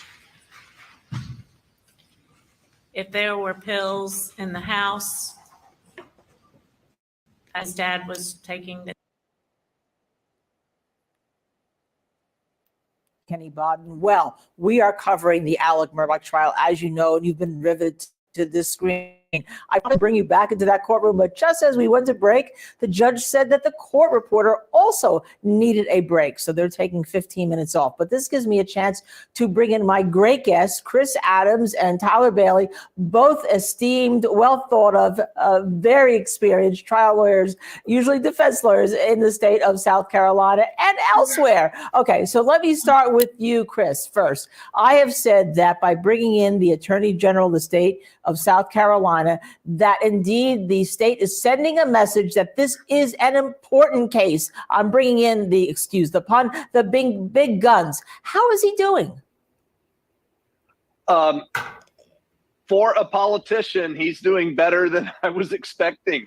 He's actually asking questions like he's a courtroom lawyer, not just a politician. That's, you know what, that may be a shorter answer. Politicians would never give that short an answer, Chris. So let me go to Tyler here for a second. Mm-hmm. Tyler, okay. All right, all this about where the wounds are on the decedent, I mean, as we know, Paul. And I'm not talking about putting Maggie aside for the moment, not that she's not important. It seems to me that the state has got themselves into this predicament about why it matters where the shot is, whether it's to the back of the head, close contact, whether it's through the arm, whether it's through the neck and going upwards, because they had said to the grand jury that there was back spatter. And, you know, I know from trying cases, long guns, a lot of times you don't get that back spatter, even with a shotgun from the gases, okay? But they've gotten themselves into this position. Now are they trying to get out of this position? It appears they're trying to get out of it. You know, the jury has heard a string of experts from forensic pathologists to criminologists. You've had investigators from SLED testify about how the gunshots occurred. So, you know, I think the jury has heard so much, so many different experts. Most of the experts seem very qualified and have been able to withstand cross. We're currently listening to Kinsey being crossed by Jim Griffin right now. You know, I will be surprised if the jury's able to really keep up with all this. I think they'll have a better idea how they felt about the testimony. This last expert being the last one who was examined on direct by Alan Wilson, Attorney General, I think will serve a little bit more of a lasting memory.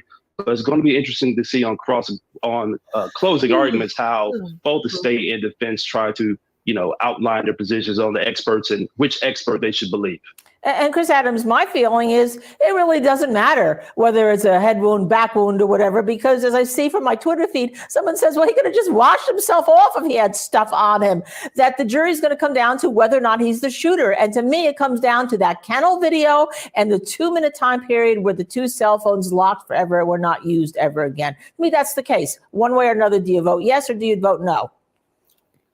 Well, Linda, you raise a great point, and I think it's a very interesting point to think about, that the state went through their case in chief and they didn't commit to the scenario down by the kennel and leading to the death. So that could have happened anyway, but what they were telling and selling to the jurors is that Alec Murdaugh was responsible. Now the defense has put on a case where it does matter to the defense, the scenario, and they put up expert witnesses say Paul was shot first, here's how he was shot. Then it would have been Maggie running toward the shooter. And it really played into the idea that it would have been 2 shooters, not 1 shooter, which undermines the key piece of the state's case. Now in rebuttal, the state is trying to commit to a theory, and the theory seems to be whatever the defense is telling you can't be believed, and we're calling these experts, and now we're willing to express all this about how it went down, and we're going to commit to those. And it seems an odd time to do it, because the bigger question, and it seems like the safer position for the advocate, who of course none of the prosecutors were there, the safest position would be. And Chris, I have to hold that. Chris, I have to hold that thought because we're going to take a quick break. I'll see you all on the other side. Stay with us.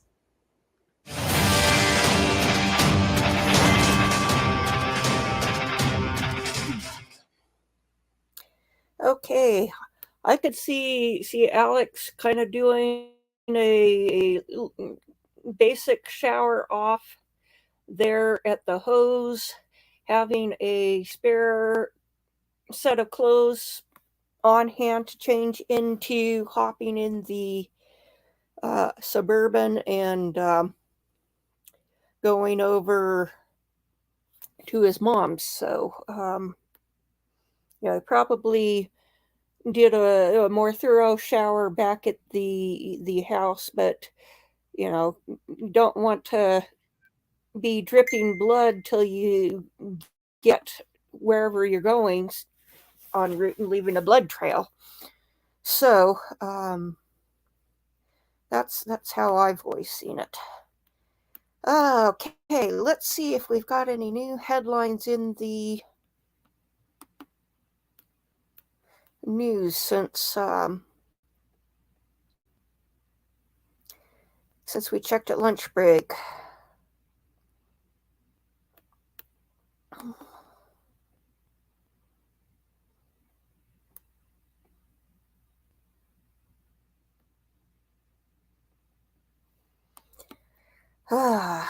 Everybody wants to know about Jim Brenner's hearing.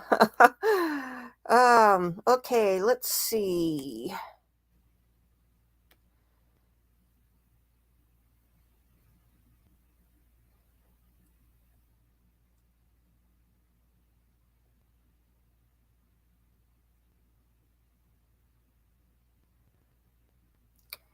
So far, nothing really extraordinary.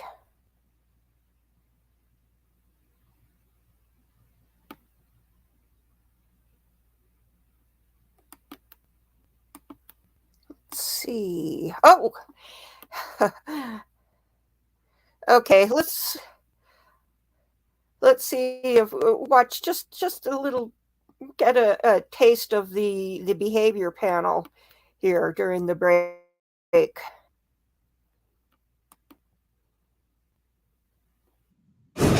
Today we're going to talk about Alex Murdaugh. He is on, or Murdaugh, however you pronounce it.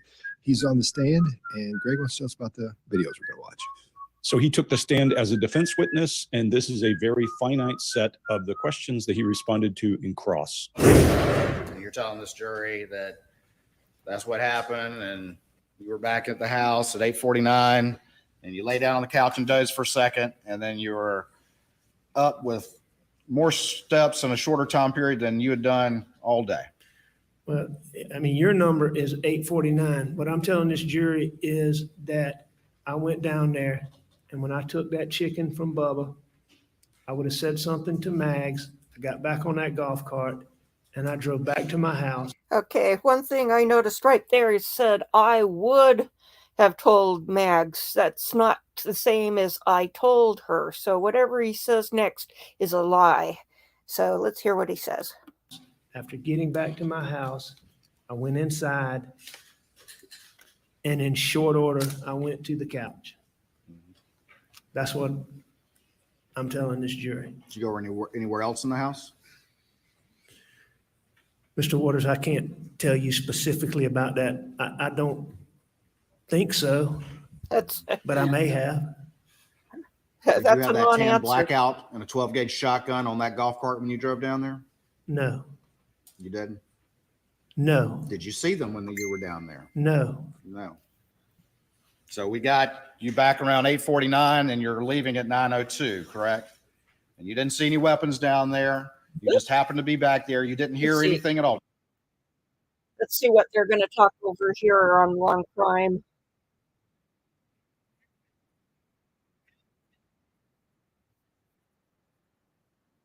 Gigi McKelvey. Gigi, it is so great to see you coming out during the break to talk to us. Tell us, the Attorney General of the state of South Carolina, Alan Wilson, what did the jury, if you could tell, think when he got up, and did they know who he is? I don't know. I mean, they were pretty stoic. There was more reaction from just members of the public and all of us in the media that he got up, but it was interesting. You know, it's the last witness, we think. So, I mean, it's now or never, right? Yeah, so we know that he is questioning Dr. Kinsey, who was one of the more, I should say, affable witnesses for the state on the stand. He's now in the redirect on the rebuttal case, I guess. I guess he's not really in the redirect, he's still in cross. But how is the jury? Are they hanging on his word? Are they listening to him? What are your thoughts? Yeah, I think he's one of the more favorite witnesses for the jury. He explains things so well. You really get a picture of what happened that night. First time he testified, the jury were just all eyes and ears. They're tired today, but they're still giving him 100% of their attention because he's just one of those witnesses, I think, that explains things so well. It's just, it's interesting to hear him talk because he helps you understand why this can't be, why that can't be. And then not only that, but he just puts it in layman terms. So I think witnesses like Dr. Kinsey, who is my personal favorite by the state, have been a jury to help visualize in a trial with a lack of visual. We did not talk about the gun demonstration. I should be called out, but is the jury now, are they listening or are they done? No, they're tapping out by any means. I think they understand this is the last hour or so of testimony in this case. They'll go to the jury view, I believe, tomorrow morning. And then, you know, closings either tomorrow afternoon or Thursday. I think maybe Thursday. So I think they know we're winding down and they're seeing it through. They've been attentive for the last, 6 weeks? And so nothing different this afternoon. Wow, Gigi, I know I have to let you go back into that courtroom because the break is almost over. I can't wait to hear your thoughts after all the witnesses are finishing. And of course, the scene view by the jury tomorrow. Thank you, Gigi McKelvey, as usual. And this gives me a chance to again speak with my wonderful guests, great trial lawyers familiar with the South Carolina landscape, Tyler Bailey and Chris Adams. Now, Tyler, let me go to you. Okay, so the state spent a lot of time, again, on their rebuttal case about Alec Murdaugh being a liar, right? And we know that. But I can hear a summation now from the defense. Well, they want to talk about that. This is the state. This is the government. They went to the grand jury. They lied about Alec Murdaugh having back spatter, blood spatter on his T-shirt. They lied about how the weapons were loaded in that house with birdshot first and then buckshot, something, by the way, I also fell for, right? They lied. They're the government. And he even told you, the witness on the stand said, well, it's okay to lie to the defendant. Well, it's okay to lie to the defendant, but it's not okay to lie to you, ladies and gentlemen of the jury. I can hear it now, Tyler. Your thoughts? Yeah, I think the defense is going to have a lot of ammunition, excuse the pun, to work with in their closing. You know, the state has there's been a sloppy investigation. You have state witnesses who have admitted to lying. The state's case has largely been all circumstantial evidence and attacking Alec's character. I think on rebuttal that Dick Carpootland did a good job in trying to show that maybe one of the witnesses, one of Alec's former partners may have been biased. He kind of beat him up on this. Was he angry? Was he angry? And to me, he showed a little bit of anger in his testimony. I think that during the closing arguments, the defense are going to show that, look, there is some ground to this two-shooter theory. We know the state did a sloppy investigation. We know that they lied, and all they're showing is that Alec is a liar, and he's admitted to being a liar. But he has not admitted to killing his wife and son, and evidence to them, I believe there's a lot of reasonable doubt there that he was a shooter. So, Chris Adams, Dr. Raymer was on this morning, right? She didn't count how many pellets were on the floor, in the body, and it seems to me, and you probably would know better being from the South Carolina area, that you need to know that to know how many shooters there are, right? You can't just rely on the fact that there may be some spent cartridges on the ground. That would be good. But she also said she had notes, and I was jumping up and down at my desk when I heard that she hadn't turned them over, and the defense didn't answer. I'm like, hello, Your Honor, time out. We want those notes. There may be Brady material in those notes. What are your thoughts? Yeah, I'm not sure the context about that. The note should have been provided in discovery. They should have been provided to the government's or to the defense's expert for the defense's expert to review and see if they agree with the conclusions or disagree with the conclusions.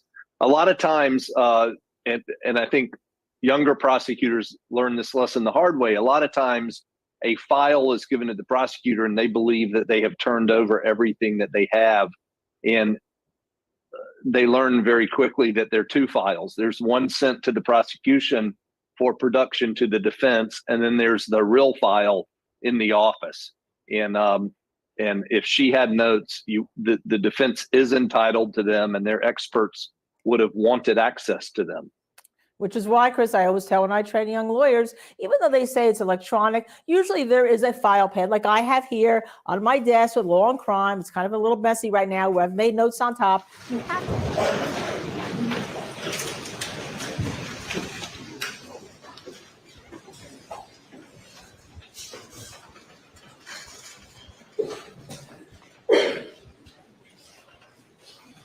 You bring the jury.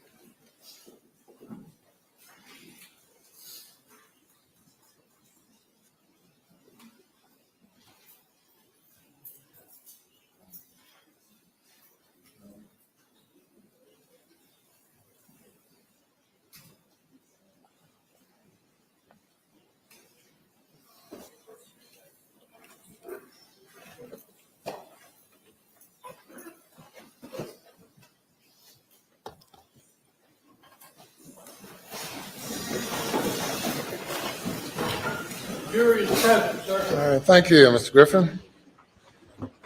Yes, sir.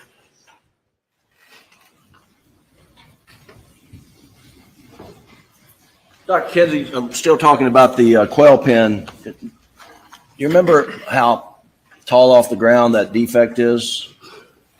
I do not remember, Mr. Griffin. If I would show you Agent Wardley's report,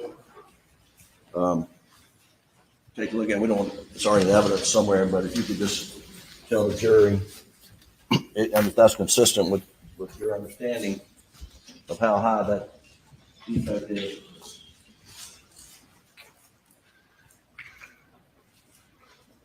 $4'2". Yes, sir. Okay. And did you inspect, when you were out there, did you inspect the entry in the quail pen or the damage to the shop behind the quail pen at all? I looked at all of it, but I did not run any angles. Okay. And did you ever talk to Agent Worley about her measurements? I did. Yes, sir. I did interview Agent Worley about her work on the scene. When was that? Back the first or second week of December at the New Sled Laboratory. Okay. I can give you an exact date if I look back through my notes. I don't need that. But are you being compensated for your time? I am. Yes, sir. And how much have you been paid thus far, and how much you hope to get paid before it's all said and done? Well, I'm a Baptist, so if I didn't charge something, my friends and family would talk bad about me. But my retainer is $2,500, and I have a flat $100 an hour rate. And when I added it up, I was up a little over 100 hours. But I ended my retainer myself without anyone asking me to do a little over a week and a half ago. And I'm now working off of a mutual aid agreement that my sheriff's allowing me to do that, Sheriff Leroy Ravenel from Orangeburg. Sure. So I'm not charging anything from a little bit before last week on. So 100 hours, $100, is that That's roughly, I have expended roughly, not all of it was daytime, but if I take off, I have to use personal leave from work to do this work. So roughly 75, 80 hours I have used of time from work. Okay. So you've made $7,500, $10,000? Well, I've spent way more than that running up and down the highways, Mr. Griffin. I've probably been to 20 meetings or so, but yes, sir, if you look at it that way. Now, Doug, back to exhibit. But I will be going up next week. Exhibit 140, and if you'll go to slide 31, please. I think it's, yeah. So, for Mr. Menendez, Scott, let's just focus on the angle going in the quail pen. This is not a height issue. This is the angle. Do you have any disagreement with this angle? I don't. The only problem I have with it, I know there was a side-by-side there, and I don't see the side-by-side depicted on this photograph. So looking at it, I could not tell you how that would play into that angle. Okay, but the quail pen's 4 feet. The defect in the quail pen's 4 feet 2 inches off the ground, and according to Agent Worley, the shot angle is rising either 1 degree or 1.5 degrees or 3 degrees. Is that consistent? That's accurate. Yes, sir. Well, let me ask you, do you believe the shot angle is rising? I mean, you may not agree with that exact angle, but do you believe it's rising toward the quail pen? Well, I believe it could be. Yes, sir, I do. Do you believe it could be a downward? I do not believe, looking at it, that it could be downward. No, sir. So we can eliminate downward. Well, if you're going by my results, I'm saying that I don't believe it's downward. Okay. And so if it's going upward, and then you take that line back that we see, this line, at some point in time, it's going to go into the ground. Terminal point is roughly? I have no idea, Mr. Griffin. As I said, I know I've got a moving victim. I know I've got a moving suspect.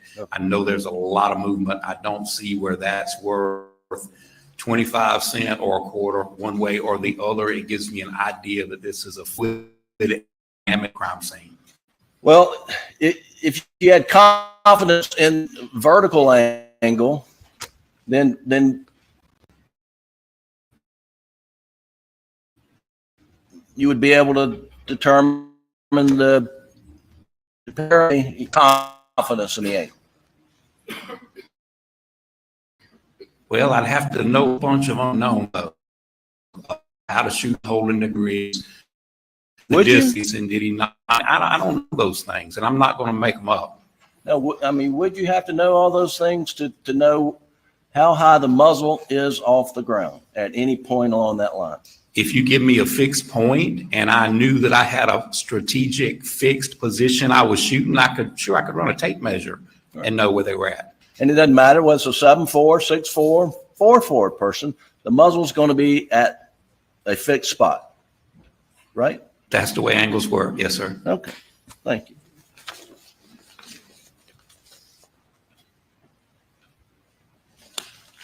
Now, on this Faro, and Faro is the SLED does Faro work, do they not? Yes, sir. And it is the state-of-the-art technology in scanning and getting measurements. It is the new thing. We use the sketch pad and a pencil, but I do understand the technical part of it. And would you agree with me that the feed room would be about right in here? Can you see that? You want to come down and point out where the feed room would be on this angle? Excuse me, on this Faro? And I'll give you I thought I would. I believe it's right here. Right there at the end of the structure? Yes, sir. Okay. All right, thank you. Yes, sir.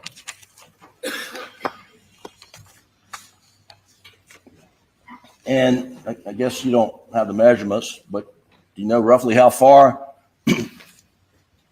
This line, this angle would be away from the corner of that structure. I have no idea, Mr. Griffin. You've not done that math?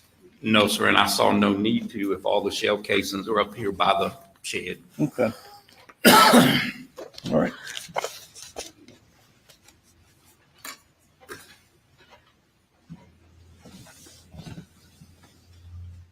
Now,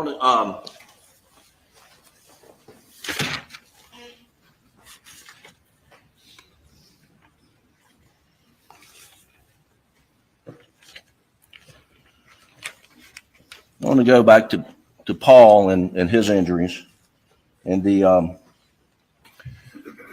and I guess first I want to talk about your analysis. We've been critical of, y'all have been critical of Mr. Palmbach and Dr. Eisenstadt, but under your analysis, the shot of the gun was up through the left shoulder, jaw, and out the top of the head. Correct? Yes, sir. That is my opinion. And you, I'm gonna come up here, and this is the feed room door here. I just want to understand where you have Paul under your analysis. Is Paul on this side? Which shot, Mr. Griffin? The last shot. The fatal shot? Yes, sir. Well, as I mentioned in my report, I would assume he's closer to this wall because I've got a void 6 inches below that light switch. If you look at the outside photograph of that building, there's a silver light cover on the wall. And about 6 inches below that, I've got one stray satellite drop of blood, and then it's fairly clean. You've got some outliers, but it's fairly clean going down. Okay. So you think Paul is closer, and this will be the door and it's swung open. So you think Paul is closer to this side? Well, I think it would have to be Paul because the angle wouldn't match up. If the shooter was here and Paul was over there, it wouldn't match up either way. Whether it was down in the head or up in the head, it still wouldn't match up either way if Paul was against the hinge side of the door. And Paul is standing roughly how I'm standing? No, sir. As I demonstrated, well, we tried to demonstrate, me and Mr. Harpootlian were kind of dancing up here, but I believe he come out with his head down. He's drooped on the left side, and he come out on this side with his shoulder just outside the room. Yes, sir. About like that. Okay. And then the shooter is off to Paul's left? Yes, sir. From this side. Yes, sir. And the shooter has a shotgun, right? Absolutely. And he is some 2.5 feet away? Well, I mean, the barrel is 2.5 feet away? That's what Dr. Reamer said. Yes, sir. What do you say? I don't believe it was that far away. But I'm not, like I said in my earlier testimony, I'm not going to contradict a pathologist. She knows more about the human body than I do. All right.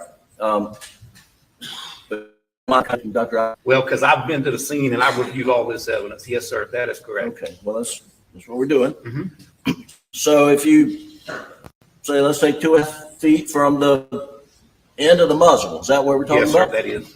And then you've got to back the shooter up to hold the gun. And I guess if you got it 45 degrees, right? Well, as mentioned a dozen times so far, I don't know how long this shotgun is. Okay. Okay. But it would be here. And I don't know where he's standing, most probably behind this wall because Paul is stumbling toward him. So here. So the shooter's shooting left-handed, you think? Well, I don't know if he's left or right-handed, Mr. Griffin. Okay. I don't know that part. Right. But that angle would match up despite all the... That matches up. Yes, sir. That would match up. Now tell me, in that angle, and this dials the gun, where's that shot shell going if it ejects? If I'm pointing into the room, it could go inside the room. Well, you just raise it up to... I mean, that's under your angle. But I'm behind the gun. I'm behind the gun, so that's going to push the weapon out a little bit. The ejection port's on the right, so the shell could easily end up in that room. If Paul's standing there and the end of the muzzle is 2.5 feet away, yes, sir. You're saying could eject in the room? The door is this wide. Yes, sir. Absolutely. At 45 degrees? Yes, sir. Okay. It's doable. Yes, sir. And then under your analysis, Your analysis.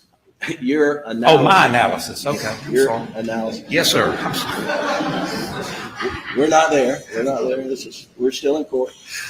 The shot's going up through Paul, chest, jaw, out the top of his head. Yes, sir. Number 2 bird shot. Number 2 steel shot, dry lock, 3-inch. Yes, sir. And you counted, and I think you said 150, 156. I can't remember. Well, the literature says 156. I was like 150, but I kept getting tired of counting, and I think I kept messing up. So I'm going to say the literature is probably correct. Okay. In his body, at least. I have no reason to doubt that. No, sir. I didn't go 1, 2, 3, 4 and count them on the X-ray, but I believe that. Okay. And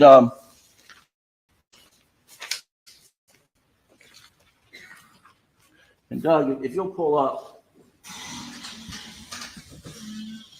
please, Defendant's Exhibit 188, which is in evidence.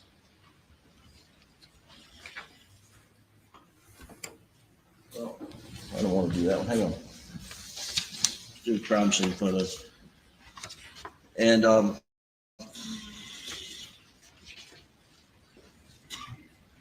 folks, this is going to be a sealed exhibit, so please cover your monitors.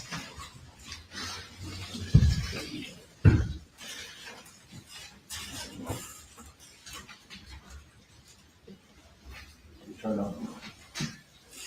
And this is Defendant's 193 as soon as we're ready.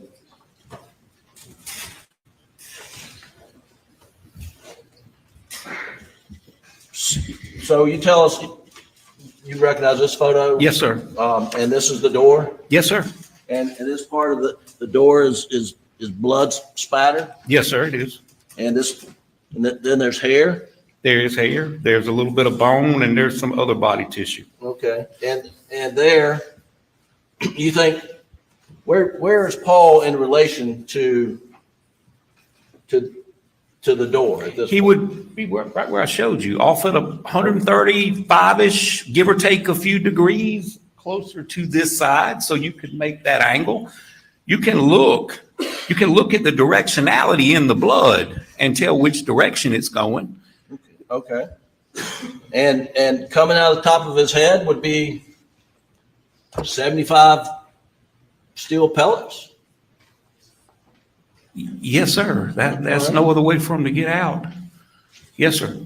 And you went out there and you found one indentation. Well, it's an indentation, but that is a little deceptive because you can see the paint damage to the top of the door. One indent is what I found, but I said bullet defects. The S got dropped from that. But if you zoom in on that, you can see where the paint was disturbed around that indentation. But one proves it didn't go back the other direction, Mr. Griffin. It doesn't take a lot. So if you'll pull up 188, Defendants in evidence 188, and this is not under seal. 188, please.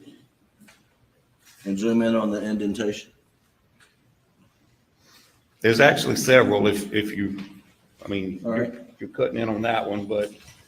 So you say there are more defects on the door? Yes, sir. Did you document any defects that you observed on the door?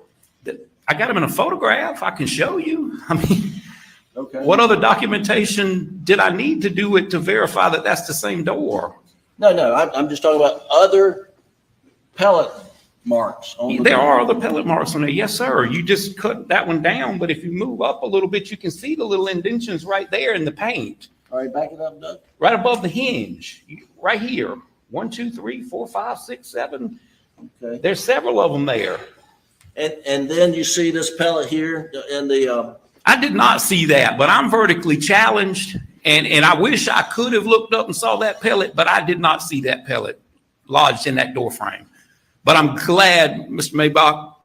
Pombach, however you say his name, I'm glad he found it because that even proves my point a little bit more. Well, so I'm going to ask you, according to your shot angle, how would a pellet get there? Really? I mean, the cone, it's a cone, Mr. Griffin. I've already described how a shot pattern works. It's a cone. So this missed his head, you think? No, it come out of his head. Okay. And the ones in the floor in the feed room probably also come out of his head. They bounced off that door, the OSB, and in the feed room. Okay. And so you believe that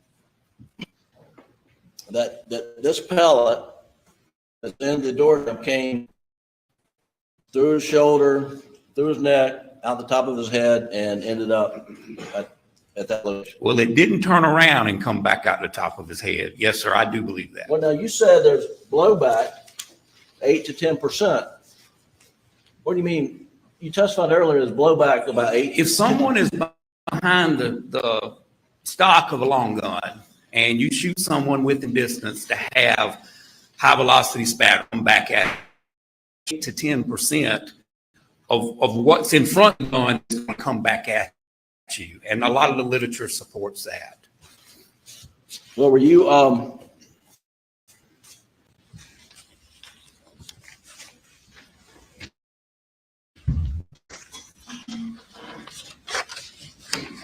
let me show you, and this is under seal. Please cover up, and it's Defendant's Exhibit 192.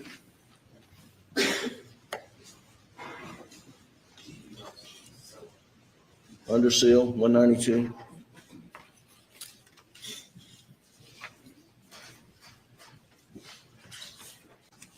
You see that? What? This photo. Yes, sir. Now, this blood spatter down here where you say Paul would be standing, what's your explanation for that? What do you mean, what's my explanation? What is it? That is medium directional blood spatter. From what injury to Paul? Probably his brain hitting the sidewalk would be my best guess, but that's not high velocity.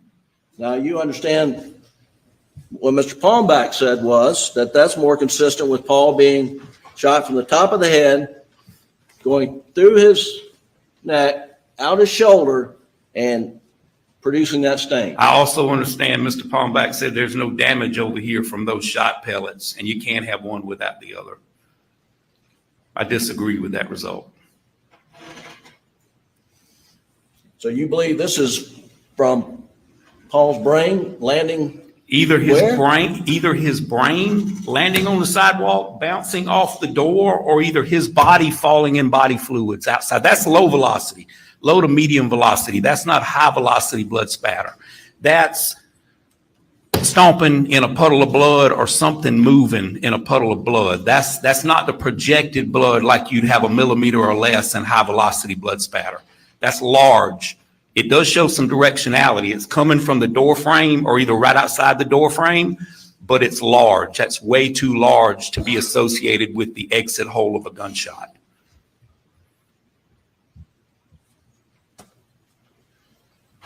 So you understand his brain landed feet outside? I do understand, Mr. Griffin, but I also know his brain made contact with that door and the top of that door frame before it landed. And I know gravity works and brings body fluids back down to earth. You got one or the other, either that or when he fell in existing blood. That is low velocity. Like I said, that's associated with something in a puddle or something large. That's not associated with a gunshot or high-speed machinery. Now, would you agree this is a voiding area over here on the door?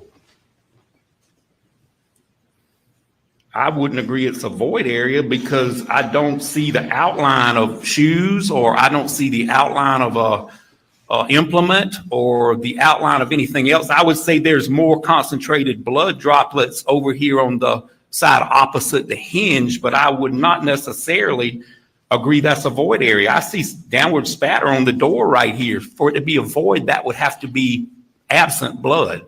Well, you see a little bit. I do, yes, sir. But you don't see very much blood on the door. Not compared to the other side. You're correct. Okay. Now, but if there's something there, Mr. Griffin, blocking that spot, You're not going to see a little bit. You're going to see none. If you're standing there and I splash you with blood, there's going to be 2 perfect bloodless footprints there. So that's why I'm not considering this a void. Unless it goes up and comes down. Gravity brings it down. That is right. And if your person had time to move or whatever, I guess that could count for it. But I don't It went consider over the person and came down. And that would do what? If body matter went over, brain went over, hit the top of the door, and then bounced out, and blood came down, that would account for a drop here or there, would it not? It could count for a drop here or there, but like I told you, the majority of that force is applied upward. Right. Upward. That's why you got the hair on the ceiling. That's why you've got the demarcation line on the containers. That body fluid was directed upward with force. Okay. And the you mentioned there's no footprints here. Was any effort made to illuminate footwear impressions through any protein enhancers? I didn't see any of that, Mr. Griffin, if they did. I saw no evidence of that when I went back to the scene. Generally, when you use dye stains and that kind of thing, it's just going to be there forever. Dye stain would have picked up perhaps stained footwear impressions you can't see with the naked eye, wouldn't they? It may have, if someone had stepped in blood and left a footwear impression. Right. Well, there's a shooter somewhere inside or outside the door, correct? Yes, sir. I agree with that. And there's no effort to determine footwear impressions of the shooter. Mr. Griffin, obviously, Was there? I don't know. I don't know what the process was. I know they examined some partial footwear impressions, You can take this down, Doug. but I don't know how far they went beyond that. Well, they certainly should have gone further than they did. Would you agree with that? Mr. Griffin, I can only judge what I would do, and sometimes I would, sometimes I wouldn't. If I saw evidence that I had something that I needed some more detail, I would use chemicals, but it just depends on the situation.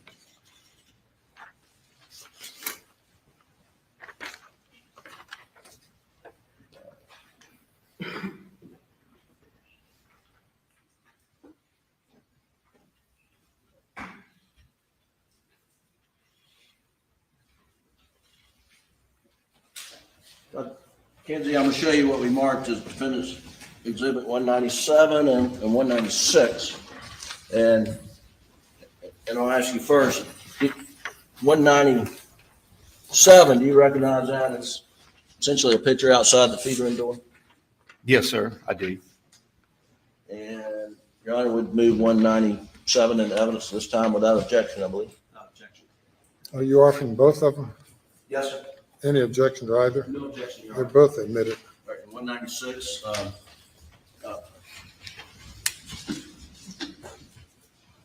Dr. Kenzie, what would you make of those pock marks on the concrete outside the feed room door? I don't know, Mr. Griffin. I don't know what they are. Could they be pellet? I guess they could be. All right. They could be from a pressure washer also. Oh, you have these? Okay, great. So we're seeing for the jury 197, and then can you zoom in there? Can you, Doug, go to 196, please.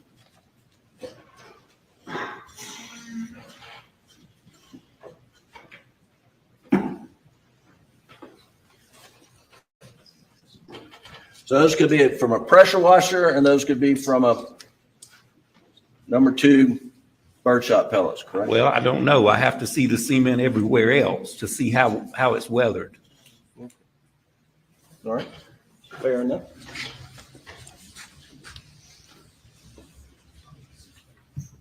Now, last few questions, you mentioned that that you had seen some 12 execution-style killings with contact wounds to the head. I said I've worked about 3 dozen total. Probably 12 of them were homicides to the head. The execution thing, I don't know if it's execution or just contact, but I would say it's self-inflicted as opposed to someone else doing it. Well, so let's get it right. 36 total. I thought Probably 3 dozen total, yes, sir. And 2/3 of that was probably self-inflicted, so that would leave 12. Self-inflicted are usually under the chin and the mouth on the side. Well, the one that I witnessed was to the forehead. To the forehead. Yes, sir. Now, of the 36, how many were shotguns? No, I've worked a lot of self-inflicted gunshot deaths. I was saying shotguns. Oh, About 3 so dozen. 36 shotguns. Yes, sir. Roughly 12. And a couple of them were accidents too, but yes, sir. Okay. And the and how many involved number 2 birdshot? I don't recall. I had some with birdshot. I don't recall if it was number 2, 4, 8, 9. I don't know. And how many were to the back of the head? A dozen, probably a dozen were to the head, contact either the back or the sides, or the one I told you about in the front. Okay. And any of those, did the brain evacuate from the skull cavity? I have seen them. I have seen the brains come out. Usually that was from one here. I'm not going to say I haven't seen it. I probably have seen it. But most definitely, like I said earlier, when I described it, it looks like it goes away. It's really still there. It's just not something you can quantify. I mean, it's just a mess. That's the only way I can explain it. In your career, have you ever worked a case where a victim's brain had been evacuated the way Paul's was in this case? Yes, sir, I have. And tongues also. Tongue and brain. I have seen them. Yes, sir. And were those self-inflicted? Both. Okay. Yes, sir, both. And you're talking about shotgun? Yes, sir. Okay. Shotguns. And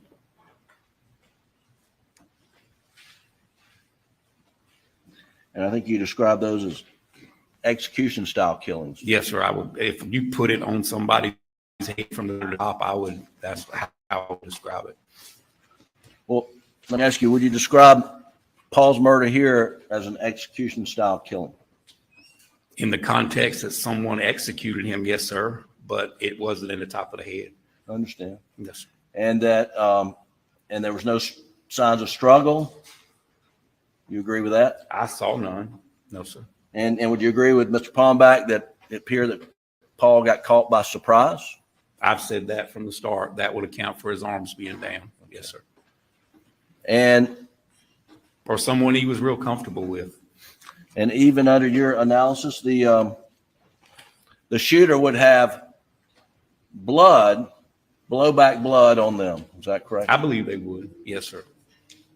It's just a matter of the quantity between you and Mr. Palmbach as to how much blood would. Well, as I mentioned in my report, as you get closer to the muzzle of the gun, I think proportionally it's going to increase. You know, when I said 8 to 10% is what most of the literature says, that's behind the stock. But as you get proportionately closer to the muzzle end of the gun, that's going to increase because you're down at the business end where those pellets are coming out doing damage.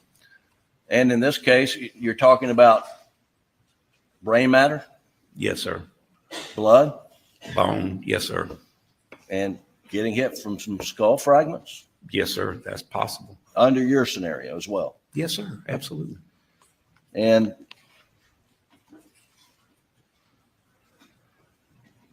lastly, how many murder have you worked where one person brings a high-powered assault weapon that has a magazine capacity of 20 or more rounds and a shotgun with maximum capacity maybe 3 shells? Well, I have worked multiple murders where the available weapons there were used and several calibers were used, but I can't tell you from memory the other ones. Logically, it would make sense that if you're going to go kill 2 people and you have a high-powered weapon with a high-capacity magazine, that was all you need to do the job, right? Well, if the weapon's available, Mr. Griffin, if it's there and it's available and maybe it wasn't something that I put a lot of thought in, I'm probably going to use whatever's available. Well, here we know there were 2 weapons available. There was a 12 gauge shotgun and a AR-15 style 300 blackout. Yes, sir. And both were used. Yes, sir. And there was sufficient capacity in the 300 blackout to kill both Maggie and Paul, correct? Well, in a perfect scenario, a shotgun is what I would want at night with moving targets. But in a perfect scenario, a young man doesn't take a double-aught buckshot to the middle of the chest and walk away from it. So I don't know. I don't think like that. I don't know. But in the dark, I'd rather have a shotgun than that rifle.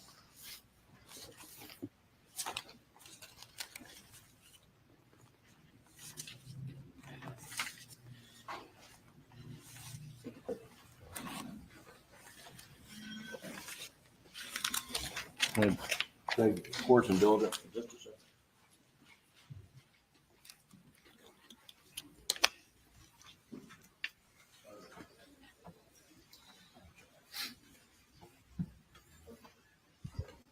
One more line of questioning. You demonstrated Mr. Palmbach's shot from the top of the head with Attorney General Wilson a moment ago. Yes, sir. Now, that was Mr. Palmbach never put anybody inside the door the way y'all demonstrated in his testimony, did he? That is the way I understood it. Yes, sir. Well, I mean, he said that. Well, can you come up here, Mr. I mean, with the void, you're talking about the void. He said there's a void here, and this is where I believe the shooter would be, if I'm not mistaken. Right. So if you'll come up here, Mr. Arbutland, and let me find the dowel. Let me bend down. Don't let him bend down like that. No.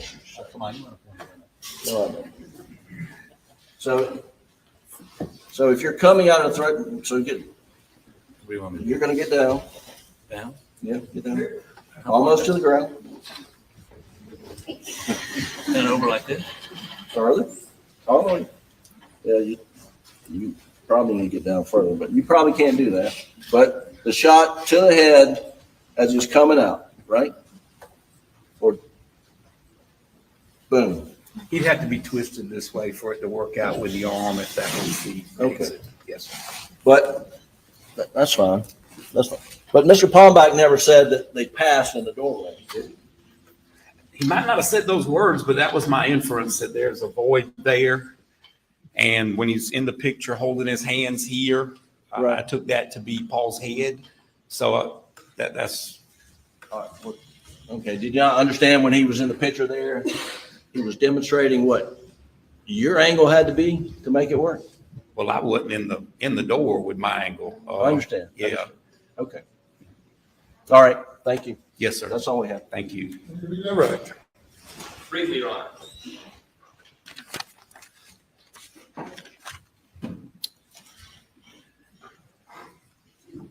All right. Dr. Kinsey, you've had an opportunity to speak with Dr. Reimer, the pathologist that actually examined Maggie and Paul, correct? Yes, sir, I have. And you had an opportunity to observe and listen to the testimony of Dr. I think it's Eisenstadt, who was the pathologist that did not examine Maggie and Paul, correct? Yes, sir, I have. You've also had an opportunity to go to the crime scene and observe the feed room, observe the areas where both Maggie and Paul were murdered, correct? That is correct. You've had an opportunity to observe all the brain matter and tissue and the defects in the doors and the wood and everything and get a complete context for what happened that night, correct? Yes, sir, that is correct. Is Dr. Reimer or Dr. Eisenstadt's conclusions about the trauma to the bodies, which one of them is more consistent with what happened at the crime scene as you observed with your expert background? Well, I'll start by saying I don't know either one of them from a can of paint. This was my first time ever meeting Dr. Reimer, but my opinions are consistent with hers. I vary a little bit on the distance, but like I said, I'm not going to argue with a pathologist. I'm not that kind of doctor. Real quick, you differ with her a little bit on the distance of what? Of the fatal shot to Paul's shoulder, I believe it was a little bit closer, and I can't account for that lack of stippling. But other than that, her opinions and my opinions are fairly consistent. But that would not change, that difference of opinion would not change your conclusions either way? No, sir, they would not. For the sake of this redirect, let's assume for a moment that the angle of impact and the direction that the defense posed were accurate, are there other variables that the defense expert didn't account for that could change the height of the shooter? Well, as I demonstrated, positioning, distance, height, the way you're holding the weapon that could place those cartridge cases there. It's nothing uniform about it. As I said, it's static and dynamic. So the shooter is running around and the victim is moving, correct? Yes, sir. It's chaotic. Yes, sir. It's crazy. Yes, sir. I would imagine it was. There's no way to know, unless you were there, how the gun was being shouldered, where it was being held, the angle. There's no way to know that. I have no way of knowing that.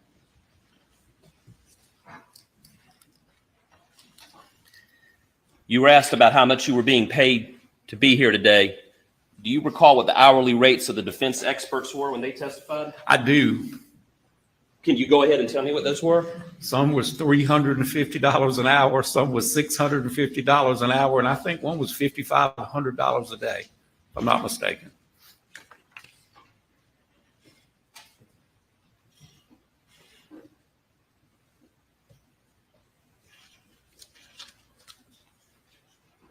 Oh.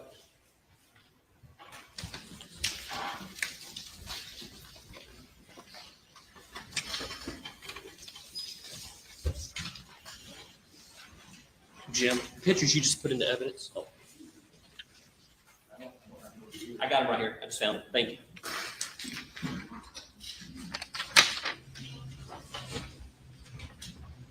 Okay, I'm showing you what's marked as States Exhibit 197. Do you know when that picture was taken? I have no idea. Okay, so I'm showing you what's been marked as Defendant's Exhibit 196. Do you know when that picture was taken? I have no idea. No, sir. Is there anything about the defects of that photo that stand out to you other than just concrete defects? They're not very uniform, but no, sir. Other than that, Does that photo tell you anything? it tells me nothing. No, sir.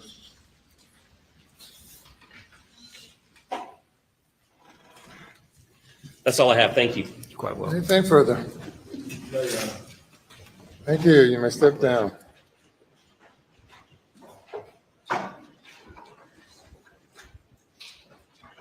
Any further witnesses by the state? Your Honor, in the rebuttal case, the state rests. Ladies and gentlemen, the state is rested. I'm going to have you go to the jury room for a break. Please do not discuss the case.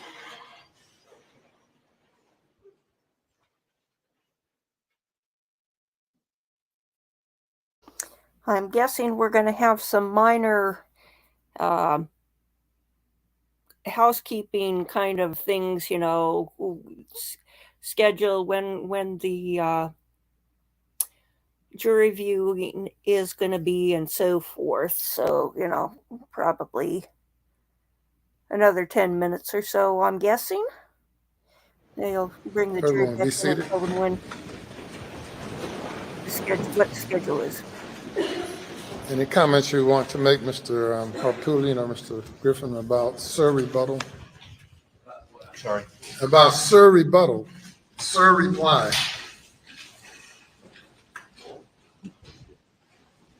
No, thank you. No. So we run out of time today as far as the jury view. We're going to take a recess for me to confer with counsel.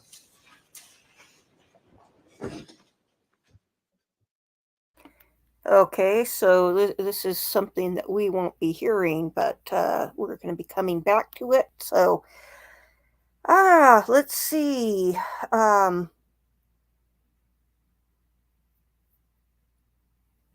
Yeah, well, it's getting late in the day there in South Carolina. So,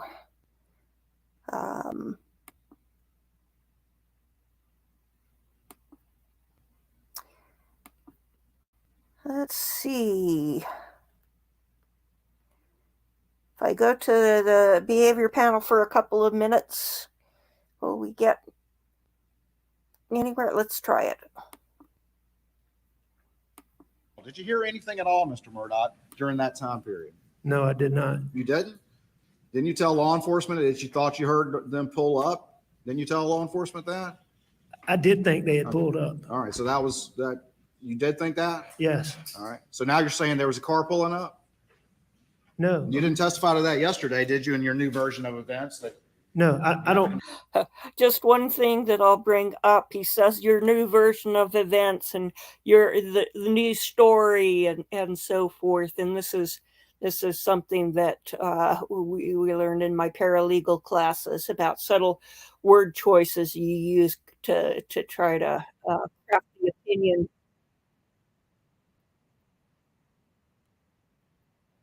Okay.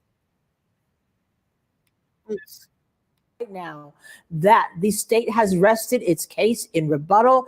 Defense had no comments about a rebuttal. The judge is now talking to counsel privately. He has dismissed the jury, I understand, for the day. So this gives me a chance to speak with my guests right now, Chris Adams and Tyler Bailey, who've been waiting so patiently. Chris, let me start with you first. I actually thought that at the very end there, Dr. Kinsey may have gotten the better part of the defense attorney, Jim Griffith. When Jim Griffith asked, what do you say about that blood spatter that's on the floor? And he said, yeah, he gave his explanation. He said, that is not high impact velocity spatter. It's slow impact from Paul's brain hitting the top of the door and coming down. Your thoughts? Well, I think Gigi pointed out at the last break that she thought this was a very effective witness.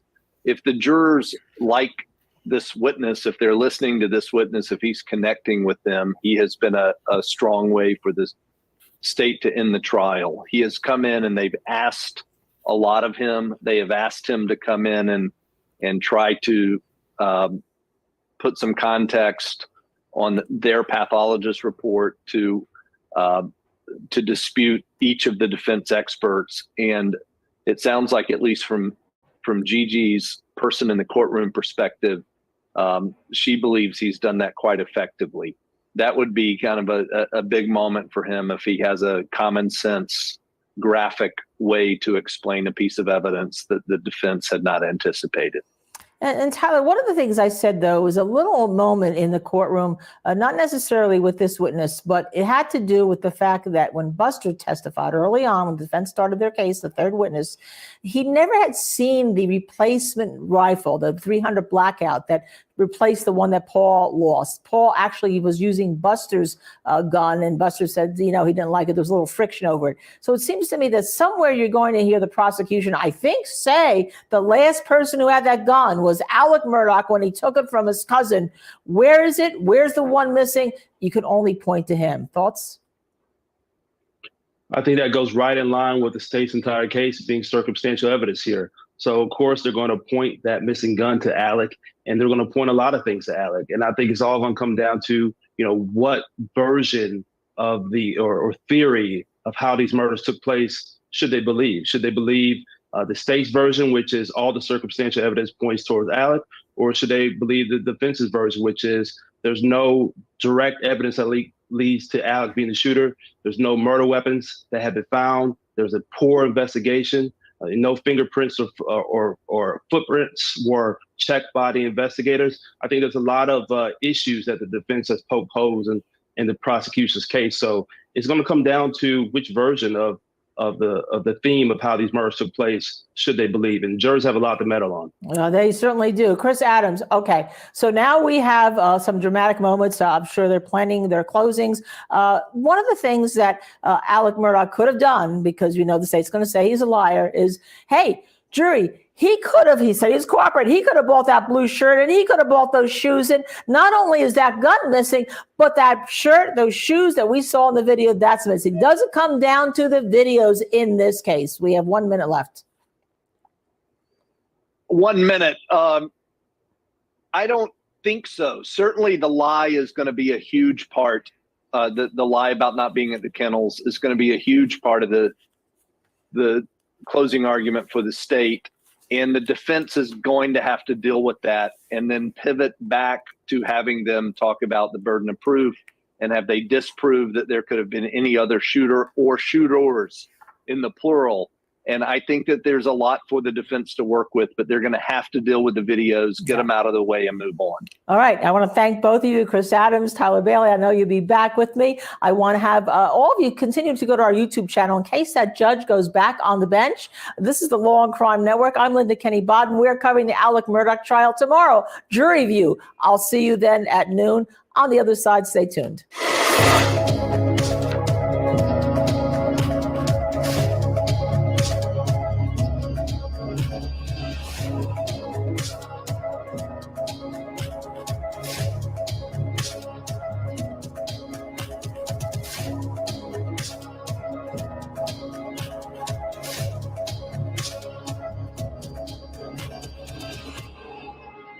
Are they ending for the day, or are they coming back to the court? I'm confused. I thought that they were having a conference with the attorneys, and then that they were going to come back and give us the schedule. But now I'm beginning to wonder. I guess we'll see what happens after the break. If they take Alex to the prison van in his handcuffs, I guess we'll know. So yeah, I think that was wise of they were wise not to try to bring back their own rebuttal witness to counter the state's rebuttal witnesses. So,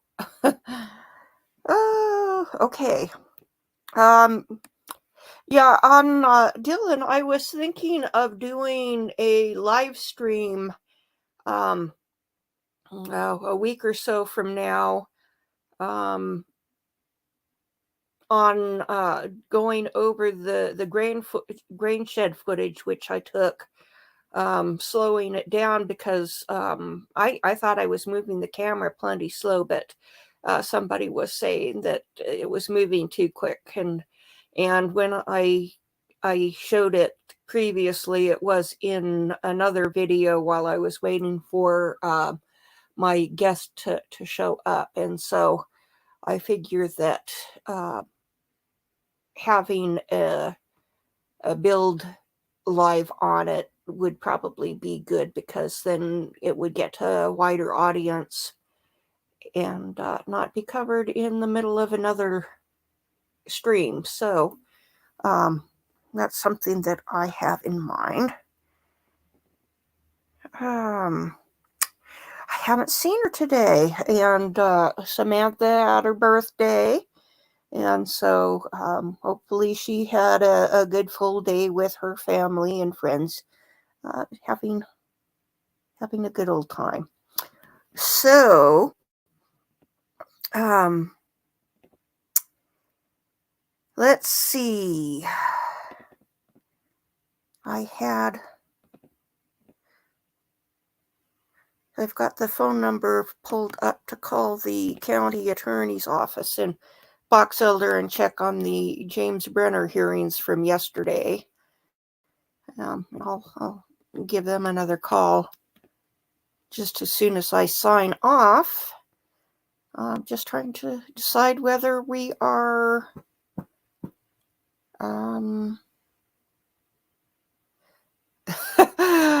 whether we are done for the day or not, because it's kind of left up in the air. They're still showing the chandelier and stuff.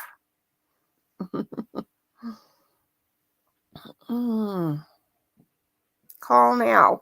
Let's see. See if I can get my phone.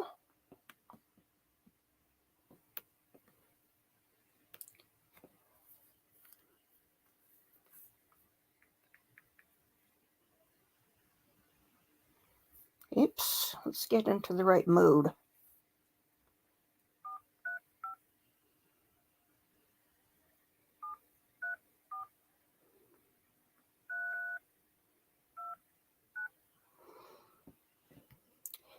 Okay, let me pull up my notes.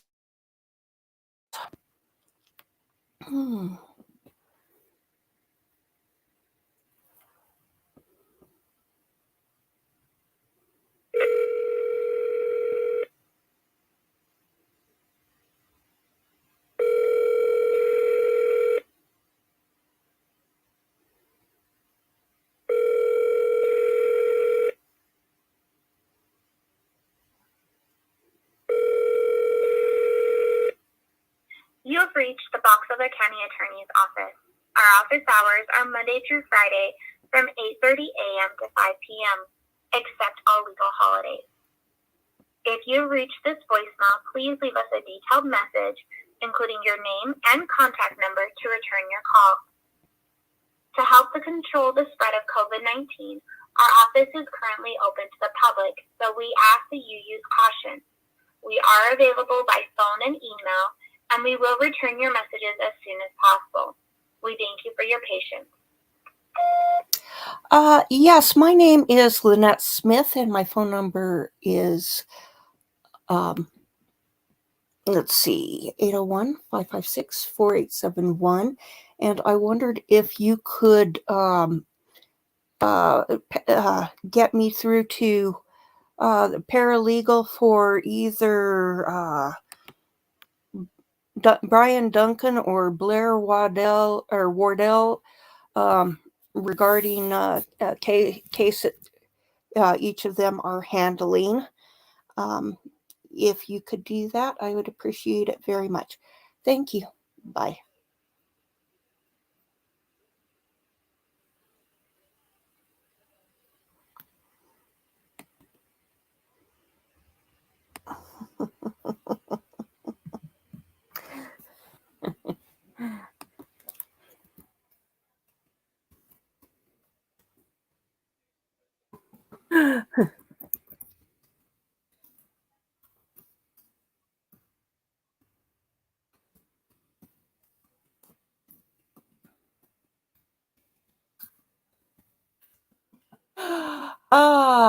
Yeah, I realized that, I'm in the wrong tab to do, mute the mic. I don't think anybody is going to be listening at this point in the thing, and let's see, what have we got anything? Let's see if there is anything on what's happening with the other streams. Let's see what News Nation is doing.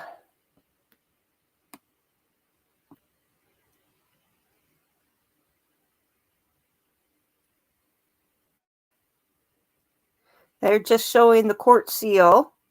Okay, let's go to the next one.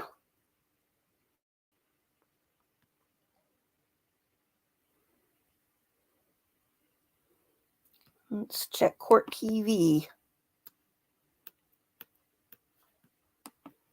There's 8,000 people watching, and what they are seeing is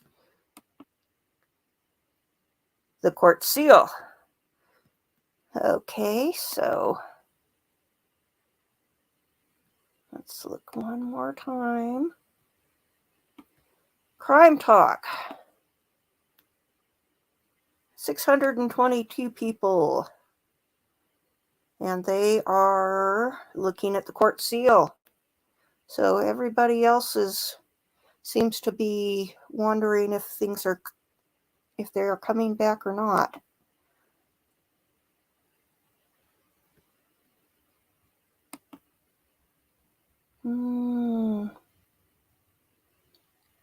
Let's see, Emily D. Baker. She probably has some good commentary. She's a former Los Angeles County prosecutor. The jury can't take notes during trial, but can they go home and write everything down, they remember and review it? They're not supposed to, but did the court ever specifically tell them not to? No. I don't know if they would want to, but they can't then bring that into the jury room for deliberations.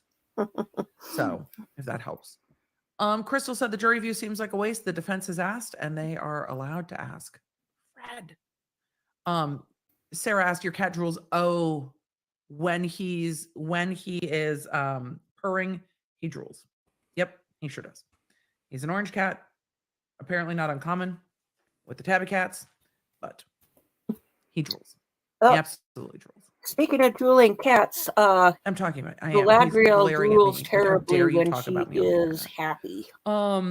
Kelly said, why did this trial go on so long, the prosecution? And I still walk away undecided because it's a difficult case. Why did they not test more physical evidence? There wasn't any. Well, that's not necessarily accurate. It's not that there wasn't any. It's that nothing else was preserved. There was nothing else to test. They tested what they preserved, but they didn't preserve everything. And comments. So why didn't they preserve more? I think there is a sometimes if I think they were dealing with weather. I think they were dealing with time. I think they were deferential to Alec and everyone that showed up. Take a look. I don't want to stream too long. So I think there's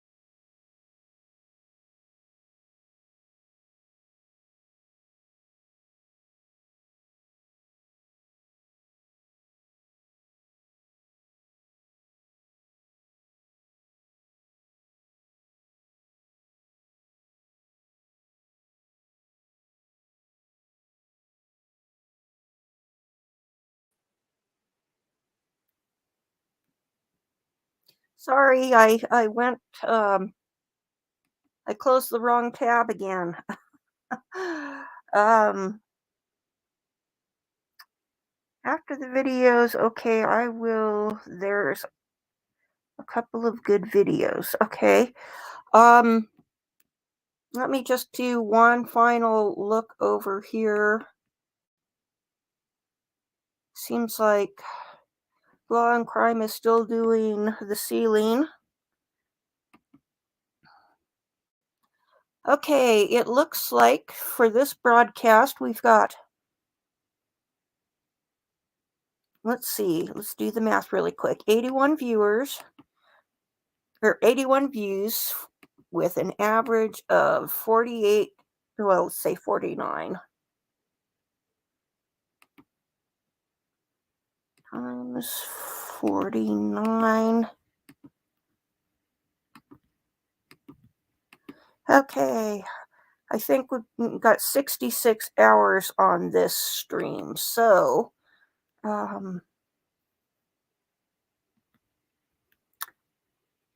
let's see. We're gonna take a look here.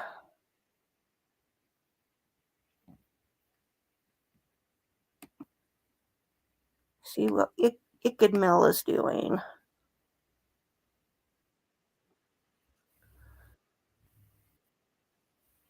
You're just talking.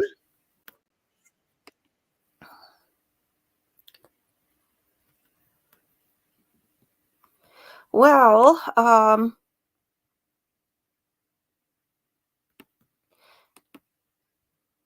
don't know how long they're going to talk. I think that probably at this point it's probably just as well to sign off, and if they come back and say something, I'll do a little update on the community tab.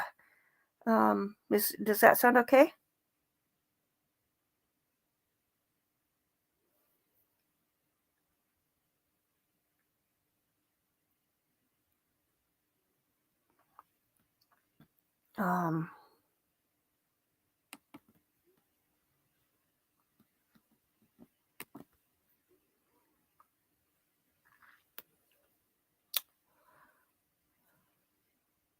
Oh, Autism Without Limits. sorry to disturb your show. When you have time, did you check on James Brenner? I just called them. I called their office and left a message, and I'm still waiting to hear back again. Yeah, you're fine popping on and asking. I was just about to wrap up, but I'm pretty. Oh, here's the court. Just a sec. Hello. I'm returning a call to Lynette Smith. This is she. This is the county attorney's office. Yes. Returning your call. Oh, yes. I was wanting to see if I could find out. There was a hearing yesterday regarding James Brenner, and was in court on two different cases. One is being handled by Brian Duncan and one by Blair Wardle. And I had a conflict, and I was wanting to find out if there is any. It seems like they're just kind of kicking the case down, kicking the can down the road until the federal charge goes to court on April 17th. And so Are you a party to the case? No, I've been covering the case that James Brenner is named in. And so I've been to all the hearings, and yesterday was the first one that I couldn't make. And so I was just wanting to find out if it was, I got the impression it was just another kind of 5-minute thing where they were going to say, what's the status of things? And we'll set up another hearing for, another month down the road. So You'd have to call the court for a new date because I don't know what it was. okay, so you can't provide that at all. Okay, I will try giving them a call. Okay, thank you. Bye-bye. You're welcome. Bye. Okay, you heard it live. You knew that Autism Without Limits, you knew that they were about to call, so you tuned in with your psychic sensitivities there. Let's see where the wind blows. Did you watch the video Chris shared on his community page? I haven't seen that yet. Okay, well, since it seems that nothing is happening at the court, if they come back and say anything regarding the schedule for tomorrow, I will update on my community tab, and I'll set up the live stream for court tomorrow. We should be having the jury view, and then we have they'll be doing the two sides will be going over jury instructions and deciding if any of the proposed jury instructions need modifications, and should we include a special one, or do we want to exclude that, or so forth. So you're perfectly welcome, Autism Without Limits. So then after they finish doing the crafting the final jury instructions, then we will have the state will present their closing arguments. Then we will have the state take their turn doing their closing arguments, and then you'll have the state get one more final word on the subject. The judge has said that he isn't going to set time limits, and he also already ruled that he wasn't going to let the defense break it up into, oh, here they go. Okay, well, we're going to find out right now. Here we go. I got to share the tab.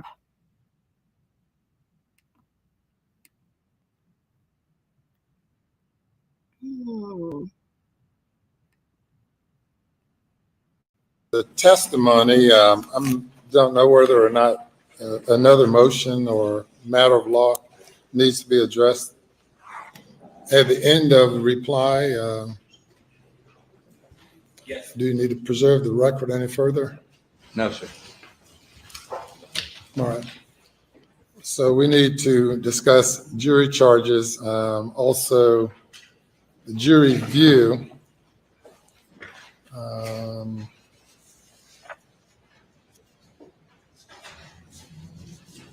Your Honor, Yes, sir. we just want to, I'm not sure I've read a case on this, but renew all previously made motions concerning directed verdict.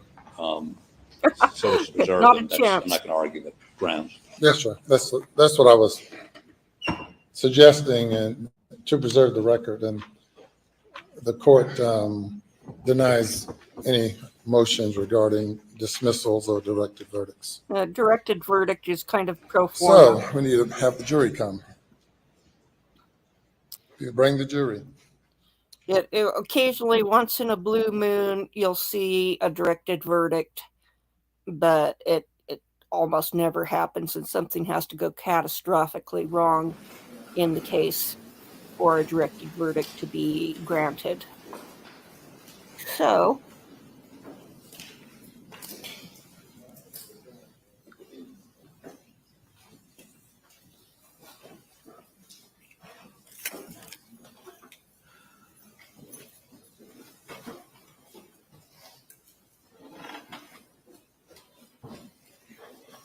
what, directed verdict? Hey, very good.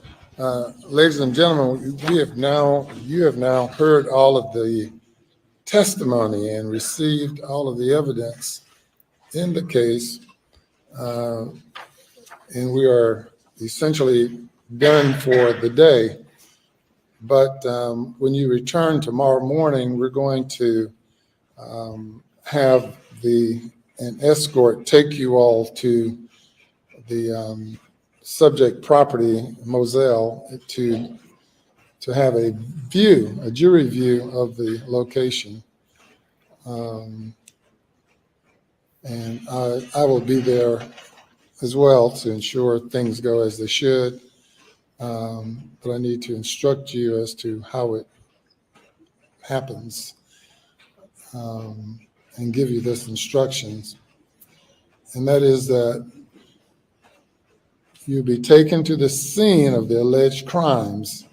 And while you are on your way to the scene and from the scene, you are not allowed to discuss the case with anyone, including your fellow jurors. And you're not allowed while there to ask any questions of anyone who may be there, including any law enforcement personnel or any other court officials.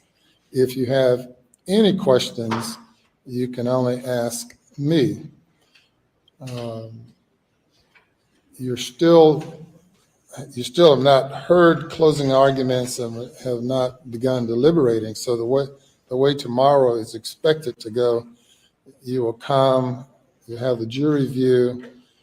After the jury view, you'll return for closing arguments. Then I will instruct you as to the law that you are to apply. Then you will deliberate in an effort to reach a verdict. But it's absolutely essential that you understand that you're being taken there to view the scene. Now, it has been a year and a half or more since June 7th of 2021, since the alleged crime occurred, and things have changed, or most likely have changed. You have different season of the year, just change of circumstances as far as the property is concerned. So you have to take that in mind and certainly consider that, but still it's the same location. And I've determined that it would be beneficial to you to be able to observe the scene that everyone has been talking about. And we'll do that tomorrow morning. So I want you, we'll prepare to leave now. I'm going to have you go back to the jury room and talk with the bailiff for a moment, and then you all will be dismissed for the day, and I'll instruct the personnel to take you directly to the scene at the designated time tomorrow morning, which should be 9:30. Do y'all get here before 9:30, like 9 o'clock? So we'll say 9:30, but you may leave before 9:30 since apparently you all get here pretty early. So we'll see how that works tomorrow morning. So if you'll go to the jury room now, and we'll prepare to dismiss for today, and we'll see y'all after the view tomorrow morning. So if you go to the jury room.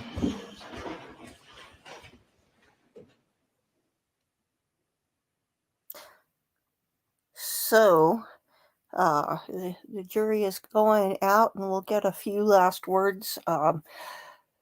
I wonder what they're going to be doing online while the jury is out. As I understand it, it's a 40-minute drive one way, and I would imagine that they're going to spend maybe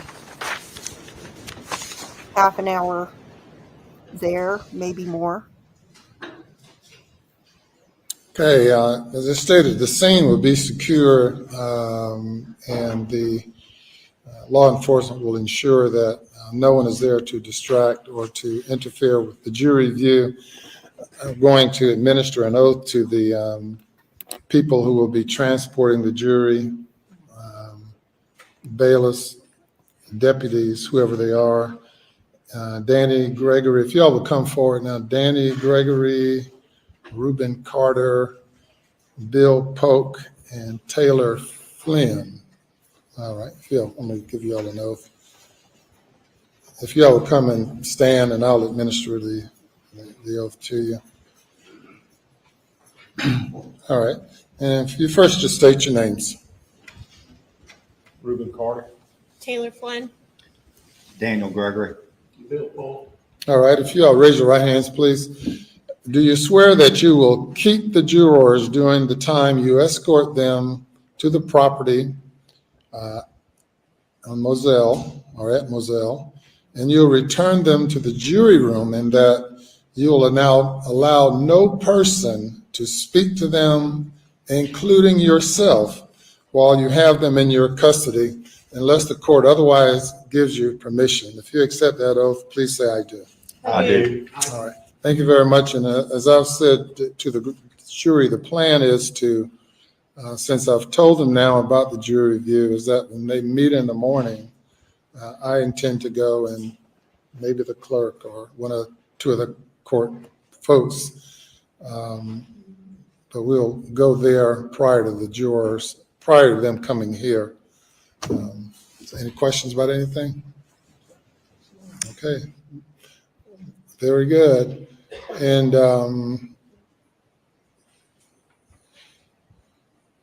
Mr. Pope, I'm going to speak to you for just a second.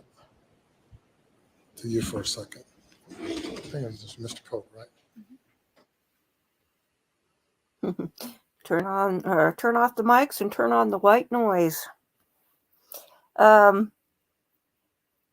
So I'm not sure that there's going to be that much to report on first thing in the morning because the jury will be off, and so there shouldn't be anything unless well, no, they can't do that. I was going to say the attorneys and the judge could do the jury instructions, but the judge is going along to the scene and will be the only person that the jury can ask questions of. So that's out. All right, I'm going to meet with the lawyers and discuss jury charges. Anything else before we adjourn for the day? Not from the state, Your Honor. All right, very well. We're in adjournment. Let's see. Now I want to say adjourn till 9:30, but we'll have the jury view at 9:30. We need the court reporters. If you all stand by, we're going to adjourn until 10:30. We're not adjourning. We're going to discuss jury charges. I guess what I'm saying is, if we go out there, I understand we're allowed to go out there and watch the jury if they look at things and not speak with them. You think they'll be back here by what time? I'm thinking 10:30, They're going to leave here at 9:30? maybe before 9:30. We're going to figure all that out, but we may not be back exactly at 10:30, but we're going to shoot for 10:30. It may be 11 o'clock. Yes, sir. Maybe 11:30. Well, we'll be Well, out let's there. say 11 o'clock. How about that? Soon not. I mean, I don't know, you know. It's whenever we get back, really. Typically, if I'm at Moselle with the jurors and they're not, it takes 25 minutes to get there. They're going to be probably there for an hour, 25 minutes. So that's about 2 hours total. I just didn't want to have to. We'll say 11 o'clock. That'd be great. Thank you. 11 o'clock. Yeah. Okay, so we get to sleep in 90 minutes. Yes. We'll be in adjournment until we. Arguing when they get back, arguing and charging tomorrow. Yes. Argue, charge, deliberation tomorrow. Right. Okay, there you have it. All righty then. All right. Very good. And whether we deliberate will depend upon what time argument ends. Okay, well, there we have it. So that would be 9 a.m. my time. So I need to set my alarm clock differently. I'll do that right now so that I don't forget. Okay. Here we go. 8.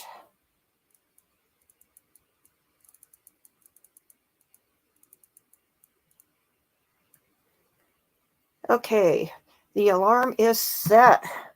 And so we get to sleep in. And okay, back to you were wondering what the directed verdict is. Okay, let's say we'll give a hypothetical case. Well, something from Perry Mason, maybe. Okay, you got the Perry Mason is the defense attorney, and you've got the just Berger for the state, and I can't remember what's his name for the judge, and the state brings some murder charges against the defense. Let's just pick a guy. Let's say Gene Autry. So they've accused Gene Autry of this terrible murder. He has murdered Roy Rogers, and so right now for me, it's 3:30. So I'm 2 hours behind Eastern time. So 9 a.m. for me is 11 a.m. on the East Coast. So, okay, so Gene Autry is accused of murdering Roy Rogers. And Roy, he pushed him off a cliff and fell into the Pacific Ocean. And so they have this big state presents their case, and they bring in a whole parade of witnesses. Yes, I saw Gene Autry push him off of the cliff, and so forth. And we've got some insurance people in there saying, oh yeah, Gene Autry had an insurance policy on Roy Rogers for $5 million, and he stood to profit, and he was going to gain X, Y, and Z in addition. And and so then we, in typical Perry Mason fashion, we get the widow on the stand. Let's say Dale Arden is up on the stand, and while testifying, and she's just boo-hooing all over the place, and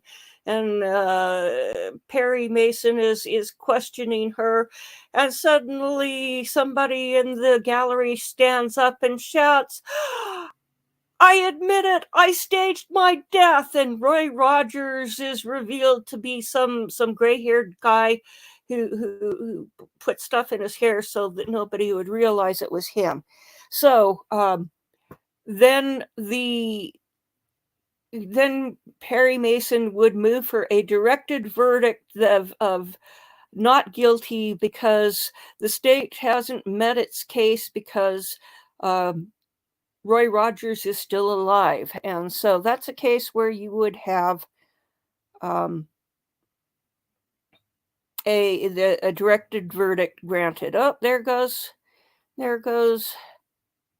He's got to get enjoy those civilian clothes while you can, because you're not going to have them long, right? So that's an extreme case. There was a case that they had here in Utah where there was some high-profile case back in the 70s or early 80s, I think it was. And they had all these experts and so forth, and they charged the person with the wrong statute. And so the defense gets up after they put on this big, huge case, and they say, my client isn't guilty of that, doesn't meet the elements of the crime. And so case dismissed because they chose the wrong statute. I can't remember if they messed up on like the difference between burglary and robbery. One implies somebody is home and one implies somebody is not home. Or if it was simply they got the citation of the statute wrong, and so instead of charging him for burglary, let's say they charged him with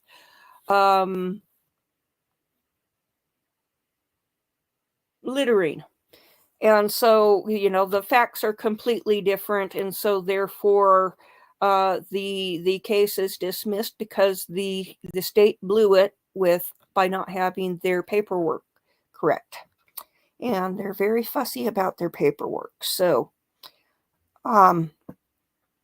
that's what a directed verdict is, and it's pro forma. It's done purely to protect the appellate record in case it turns out there is some major issue that can be overturned on appeal, and it's got to be pretty extreme for a directed verdict to be granted. So, all right, well, I will bid you good evening, and maybe we'll see you around on a live later tonight. Enjoy the sleeping in tomorrow. Yeah, we are in the home stretch. Jury instructions will be rather tedious, but closing will be good. So you might have something on hand to do to entertain yourself, like needlework or an adult coloring book or something like that to keep the mind engaged while they're going through the jury instructions. So trying to finish up supper. Okay. Yes, rest your eyes. And we'll see you tomorrow. Bye-bye.